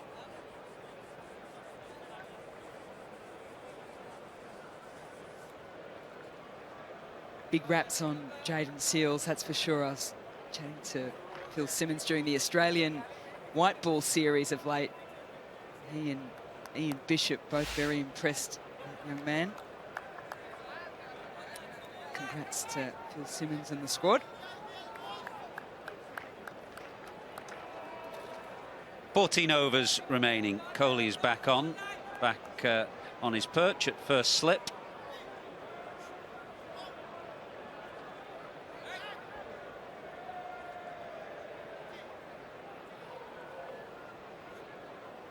Twice Butler edged in the previous over from Bumrah, once short of second slip and then once past second slip. So Kohli has now reinforced the slip cord. An extra man has come in.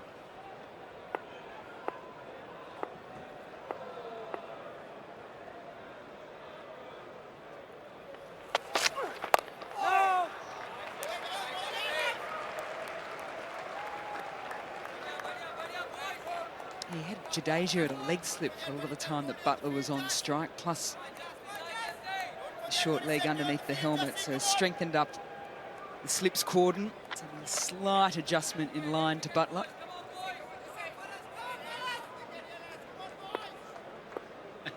They're spread a little bit wider than India's slips.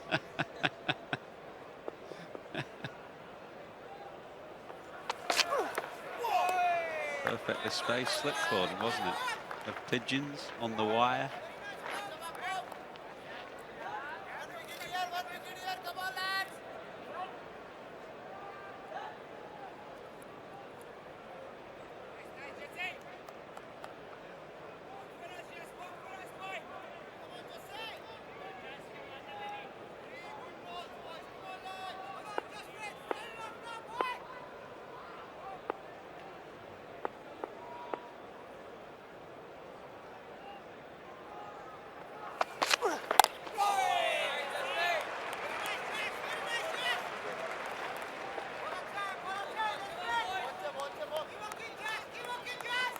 We've seen a lot of England in recent times. Athens, there's a test match come to mind where they were in a similar situation. God, how long have you got, Mel? I can remember Jimmy Anderson getting out in, what was it, the final over at Headingley against Sri Lanka in 2014. Rearguard actions from Monty Panesar and Jimmy Anderson against Australia in 2009. And Collingwood and Onions in South Africa. Centurion and Cape Town. So much heartbreak.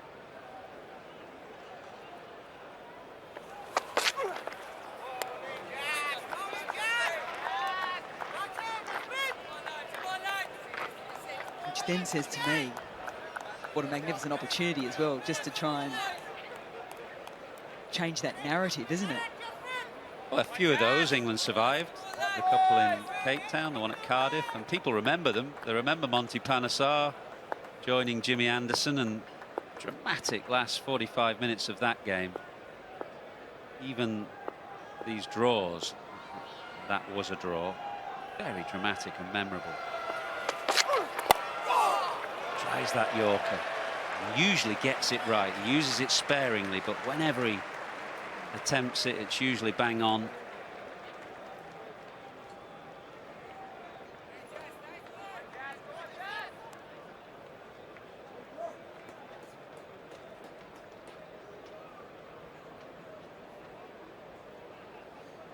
Butler, England's vice-captain in the absence of Ben Stokes, just talking Ollie Robinson through things.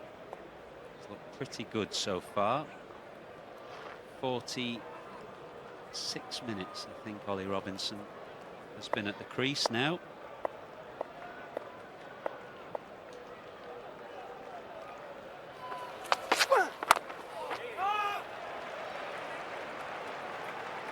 Last ball of the over. Butler wisely says no. 113 for 7.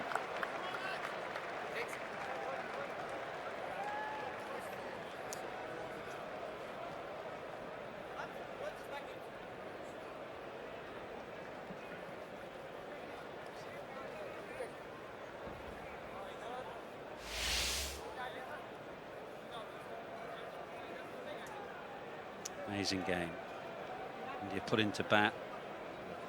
Such a good position at the end of the first day. Then England bounced back through Anderson, and then Joe Root giving them a precious lead. And India in trouble in the second innings until that 9th wicket partnership. And also a partnership between Rahane and Pujara. It's been difficult to call this game all the way through.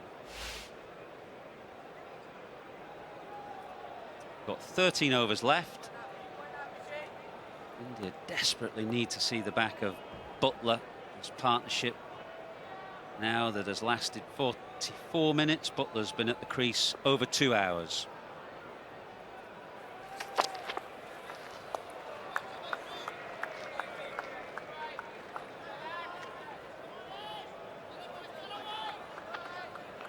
I think what this also says to any young cricketer at the moment whose desire is to play test match cricket, and you're a fast bowler or a spinner, get in the nets too, isn't it? There'll be moments in your career where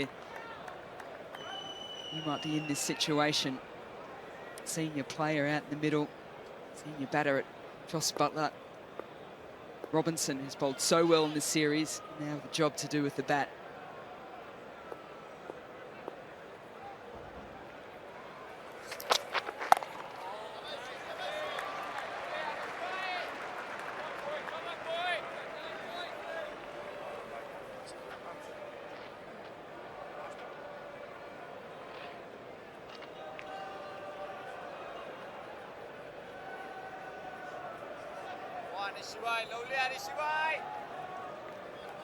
Michael Goff not that happy with where Ishant Sharma is following through.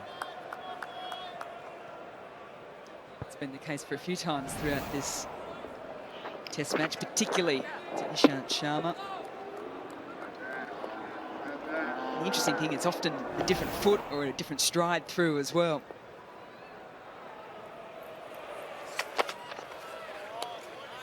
He's a bit gangling, and we saw him fall over in the first ball of this spell after tea, and sometimes he just gets his feet in a tangle, and that's when he ends up in that danger zone.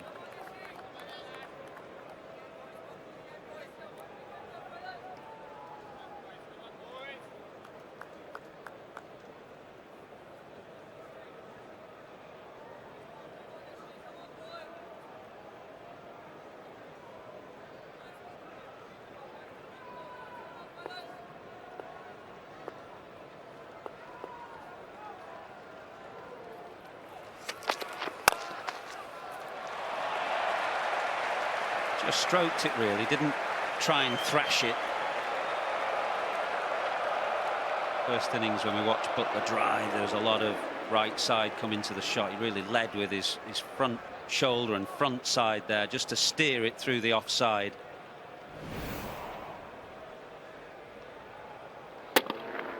Under immense pressure, yet looks like a completely different player to that first innings back at Trent Bridge, where just looked like a bundle of nerves, really. And now all of a sudden he's out here. The home crowd just willing him on every single delivery.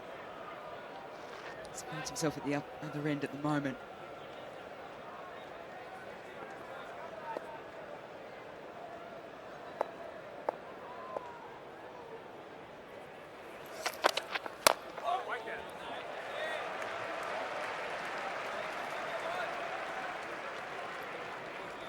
There's a ball on a fifth-day pitch, if ever I saw one. It just died.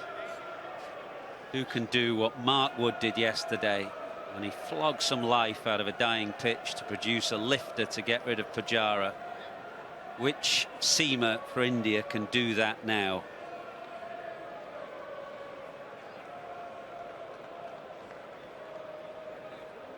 It was an amazing delivery, wasn't it? That ball was 76 overs old at that stage. This one coming into the 48th.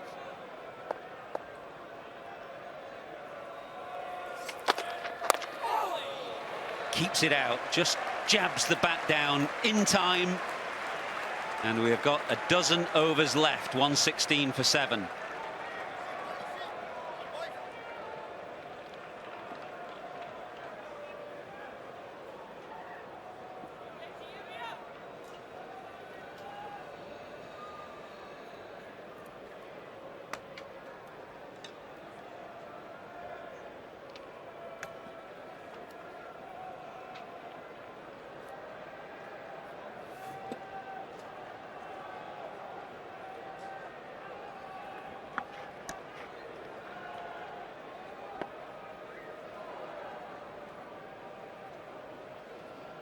The beauty of Test match cricket, nearly 5 days and the game still hangs in the balance.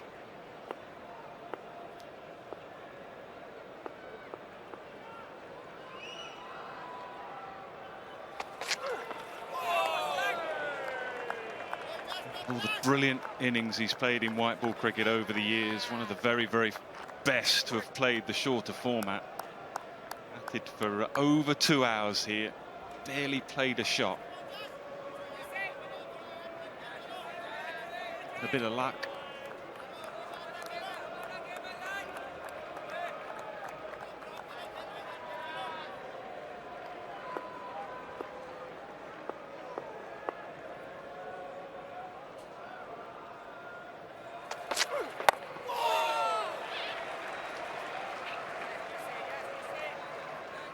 Through 5 days, and the pitch, Mikey, is still pretty good to bat on too. Yeah, it's not a difficult pitch on which to survive. It's a difficult pitch on which to score your run, because it's that slow. It's pretty difficult to drive through the line of the ball. You've got to wait on long hops or half volleys to score your runs.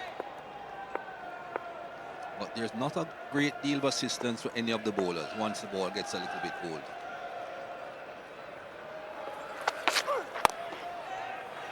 And by old, I don't mean 60, 70 overs.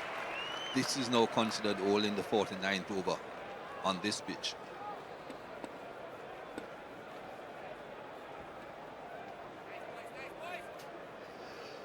Well, he's been very animated throughout. It's the way he captains the side. A few words being said, encouragement to his players. Just making Butler wait.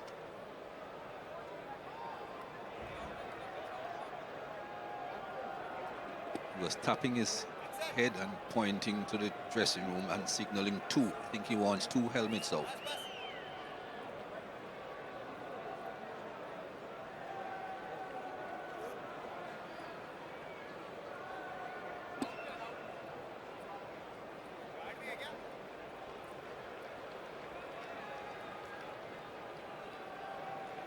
Where will they go? One on either side of the wicket. Under normal circumstances, you wouldn't want to be anywhere near there to Josh Butler when he's batting, but of course in this situation they'll get as close as they dare.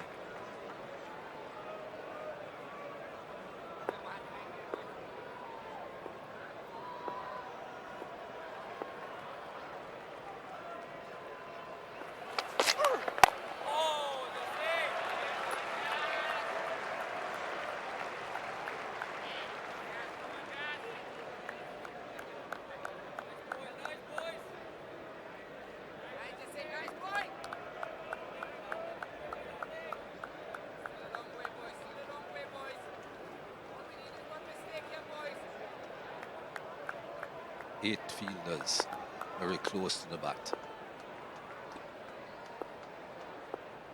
4 behind, 4 in front.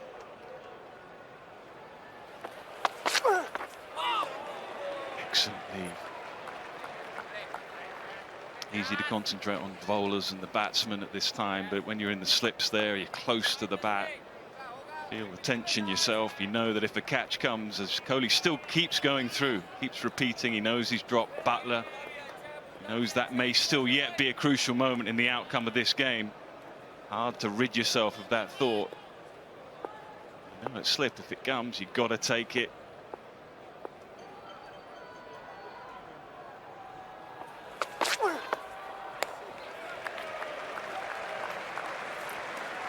$116 for 7.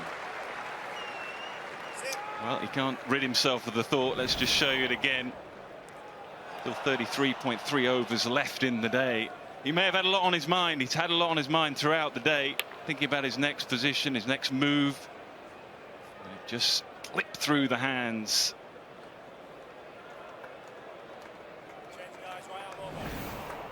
Another thing he may regret is the fact that they went back to bat after lunch. I don't think they needed those few extra runs, wasted a few overs.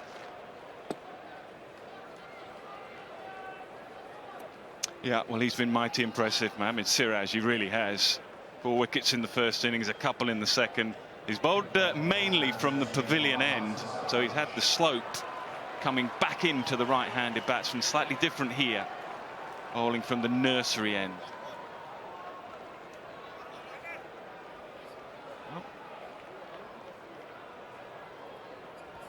was going to bowl, he's not now.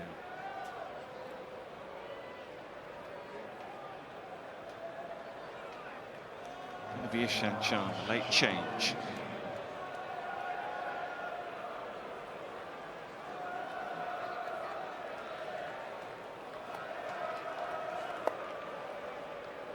Ollie Robinson has played his part as well. 28 balls he's been in.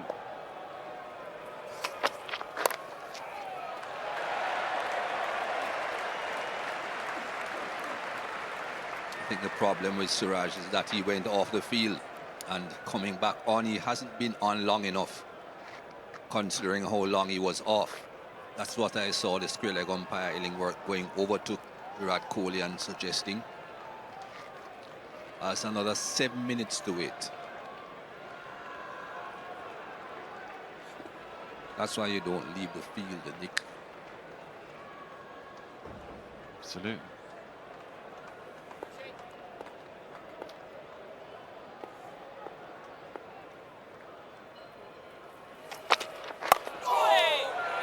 She played a little bit of bounce.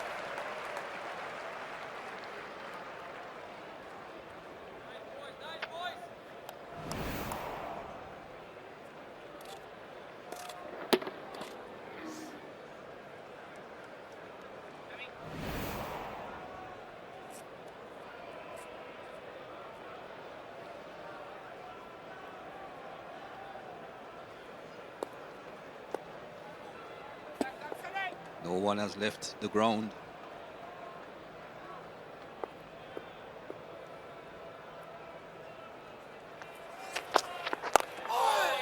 Aiming at the stumps. Trying to make Butler play as many balls as possible. Sort of time when you're in the dressing room. The dressing room probably not moved. They've probably not moved for quite a while. Just hoping, fingers crossed, that it goes your way.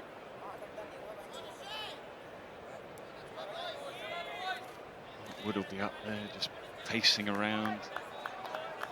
Jimmy Anderson hoping that he's not out there, with Bumrah bowling the last over or two.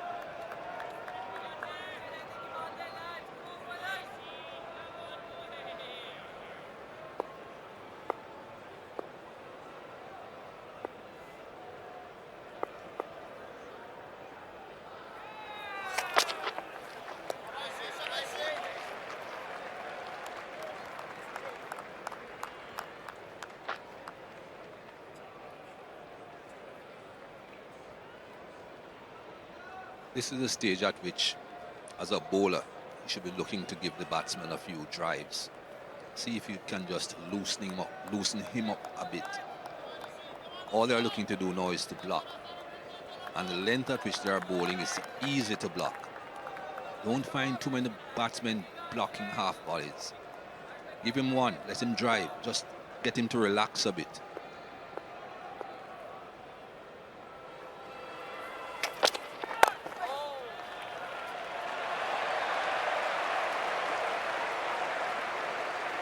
Yeah, good point, Mike. I mean, particularly when your natural instincts are, as they are with Butler, when you look to hit the ball, just curbing all those natural instincts, as he has done for the last couple hours, and a bit more.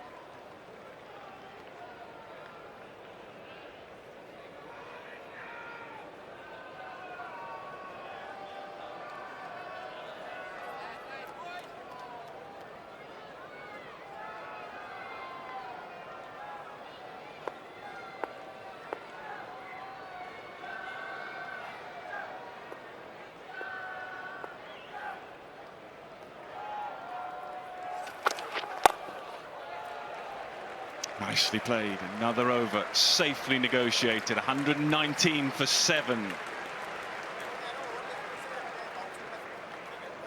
10 to go.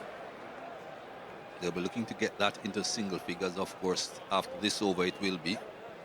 It's how it goes in the dressing room. You count down. Even when you're chasing runs, if you need 120 runs to win, you're dying to see you get in the double figures, even 99. Big difference between 100 and 99 in your mind.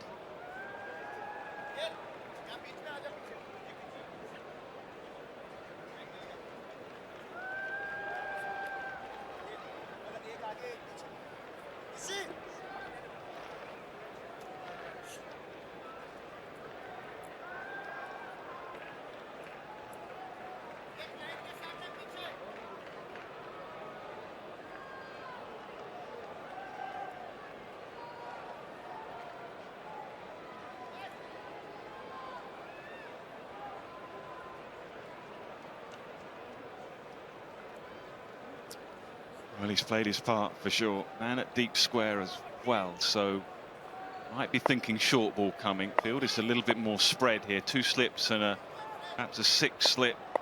Fine gully.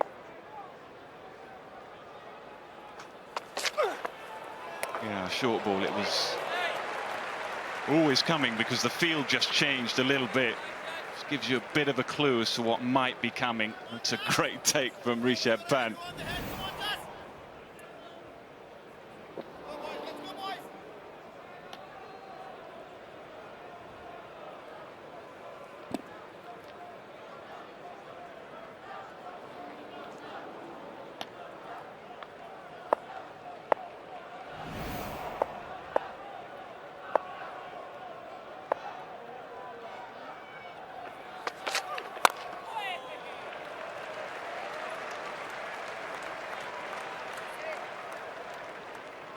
Well, he looks calm enough. Robinson is that type of character. He too looks calm, but there'll be a heck of a lot of nerves and apprehension inside at the moment. Overs are ticking by, 9.4 to go.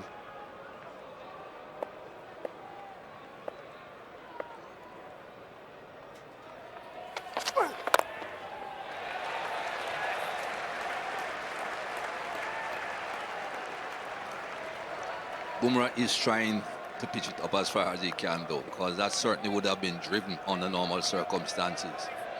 That sort of length, they're happy to just block. At least he's trying something a little bit different. That was a drive. He was quite happy to allow it to come onto the bat, angle of the bat facing backwards, and just drop it down by his feet.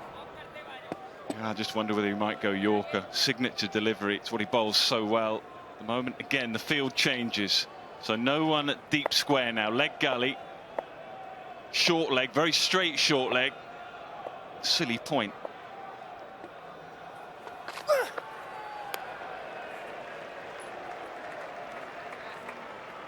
Change of angle as well. He has now gone round the wicket.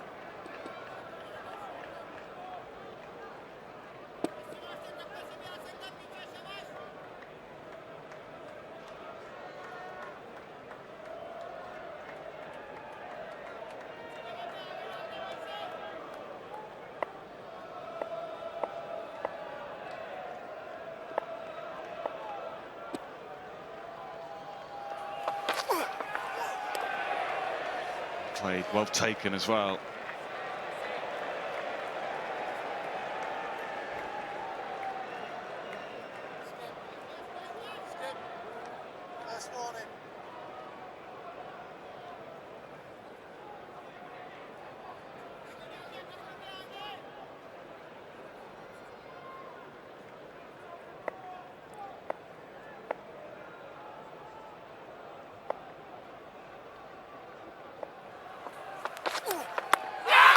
Big appeal from Bumrah. And he's gone straight away. Virat Kohli, we're having a look upstairs. Umpire to director, we have a player review for LBW. Original decision is not out. It's a fair delivery. We can move on to front on spin vision, please.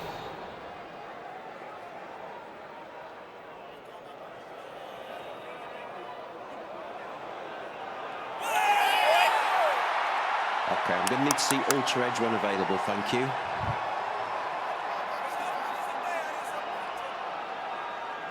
Keep that rolling through, please. Keep it rolling through. Keep it rolling through. Thank you. Keep it rolling through all the way to the pad. We've got a clear gap between bat and ball. No bat involved. Ball tracking when ready, please.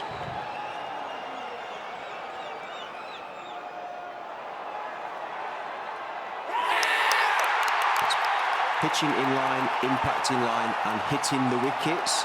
I'm going to go back to Richard on field. Let's change your decision. Oh, the brilliance of Bumrah. Just softening Ollie Robinson up with a short ball, and then it was a slightly slower ball. Question for Richard Illingworth, did it pitch in line? You bet it did. Bumrah went straight up, and Virat Kohli said, yeah, it is absolutely dead, and he reviewed straight away. Good decision. England now 8 down.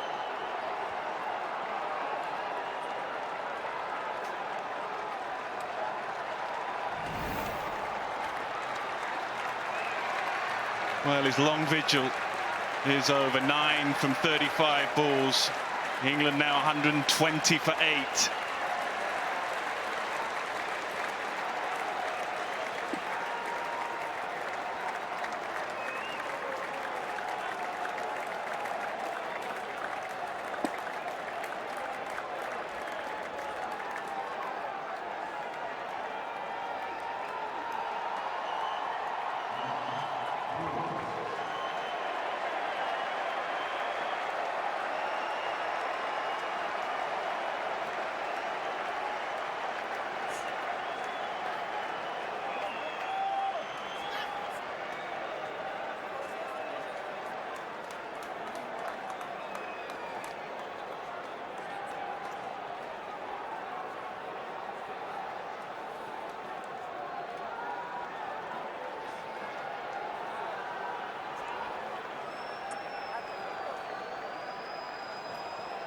Right, Mark Wood, he'd have been pacing around the dressing room for the last half an hour, hour or so. He's out there with Jos Buttler.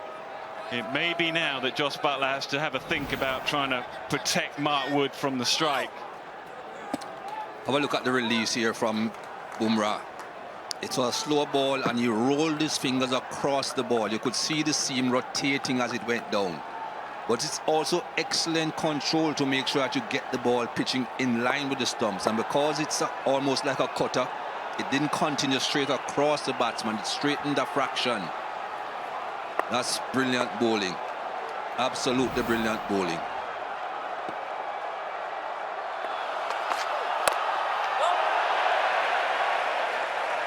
What an over. 120 for 8 now. So Jos Buttler has to think now how he's going to try and control and manoeuvre the strike. It's been Virat Kohli throughout the day. Very animated. Had lots and lots to say. But Bumrah, it's been pretty quiet in the series so far. But is he going to have the final say? Still 9 overs still to go. And finally time has elapsed, so Siraj can now come back into the attack.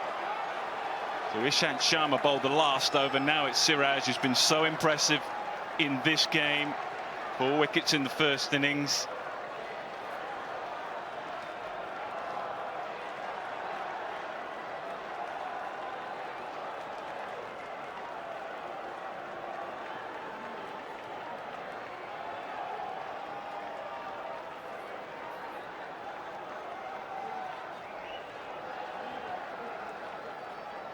Well, it'll be interesting to see what he does, but most cases like this, Butler will try, if he can, to play out the first 3 or 4 deliveries. Going down. And then if he can, try and farm the strike at the start of the next over. That perhaps will give him something to think about.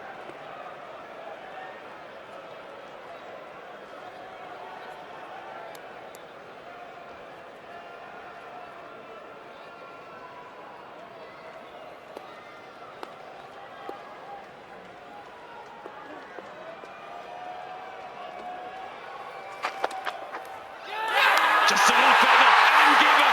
What a delivery from Siraj back into the attack. Jos Buttler, who's fought so hard, he's gone now. England 9 down.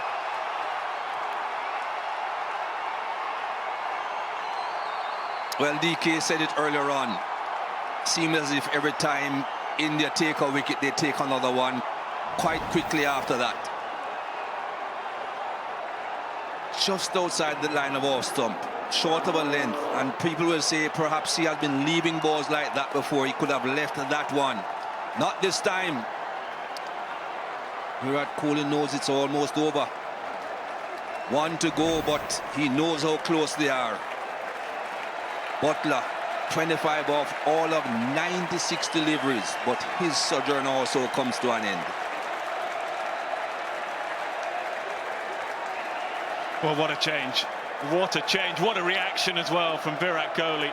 He may have dropped Butler when there was still 33 and a half overs to go, but he will now feel a whole lot better. Siraj has been so good in this game.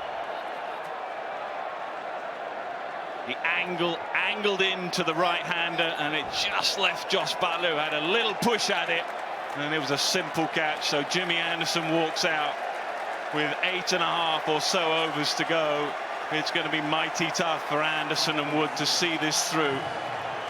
There's Bumrah at one end, there's Siraj at the other, and joining me in the commentary box, a very happy DK.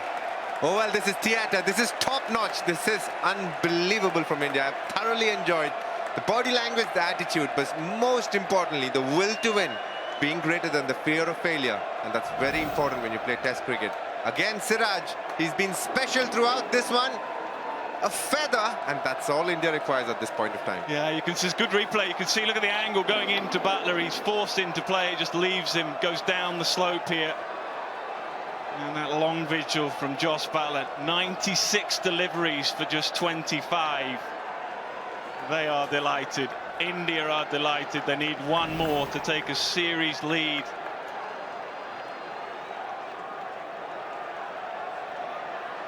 There'll be a bit of chat, and there'll be plenty of close fielders. Leg gully, short leg, short mid-wicket, 2 slips, a gully.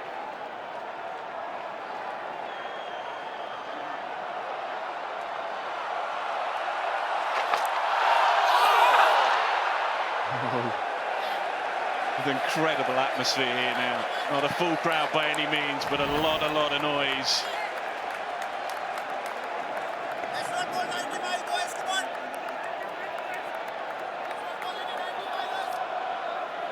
What I'm loving about the Siraj celebration is no more a sush, it's happiness.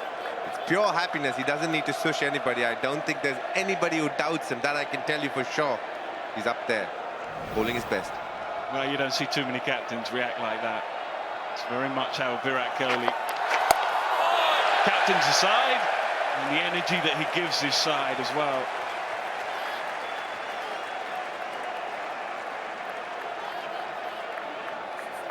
And if India are to win this Test match, and it looks likely with 8.5 overs to go, you think they'll do it without any real major contribution from him with the bat.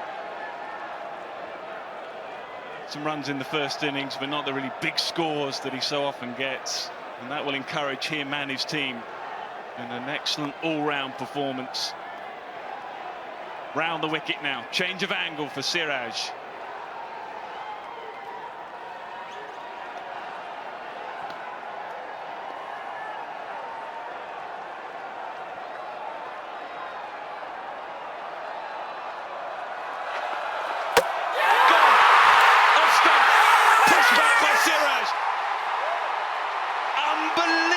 Performance from India. They were up against it. England were favourites coming into day 5. Kohli and his men have just turned it all around. They win by 151. They take a series lead. A stunning performance. If anybody ever doubted Test cricket, think once, think twice. But then turn around and have a look at this game. It's ebbed and flowed. It was India at the start. England came back, but it's India at the end. James Anderson bowling a brilliant spell as usual, but Mohammad Siraj and Virat Kohli, there's been a lot of doubt whether he played the right 11 here. Should he have played the off spinner? Should he have played the extra bowler or then the batter? But he's answered all his critics. Looks like he made the right decision. Top of off, they say. Yet again, Mohammad Siraj taking the off stump with him every time he goes. Well, they've certainly found a superstar in Mohammad Siraj. He's improved and improved, and he's just seen his team over the line here. He was getting mighty close with Butler and Robinson at the crease. Look at that for a reaction.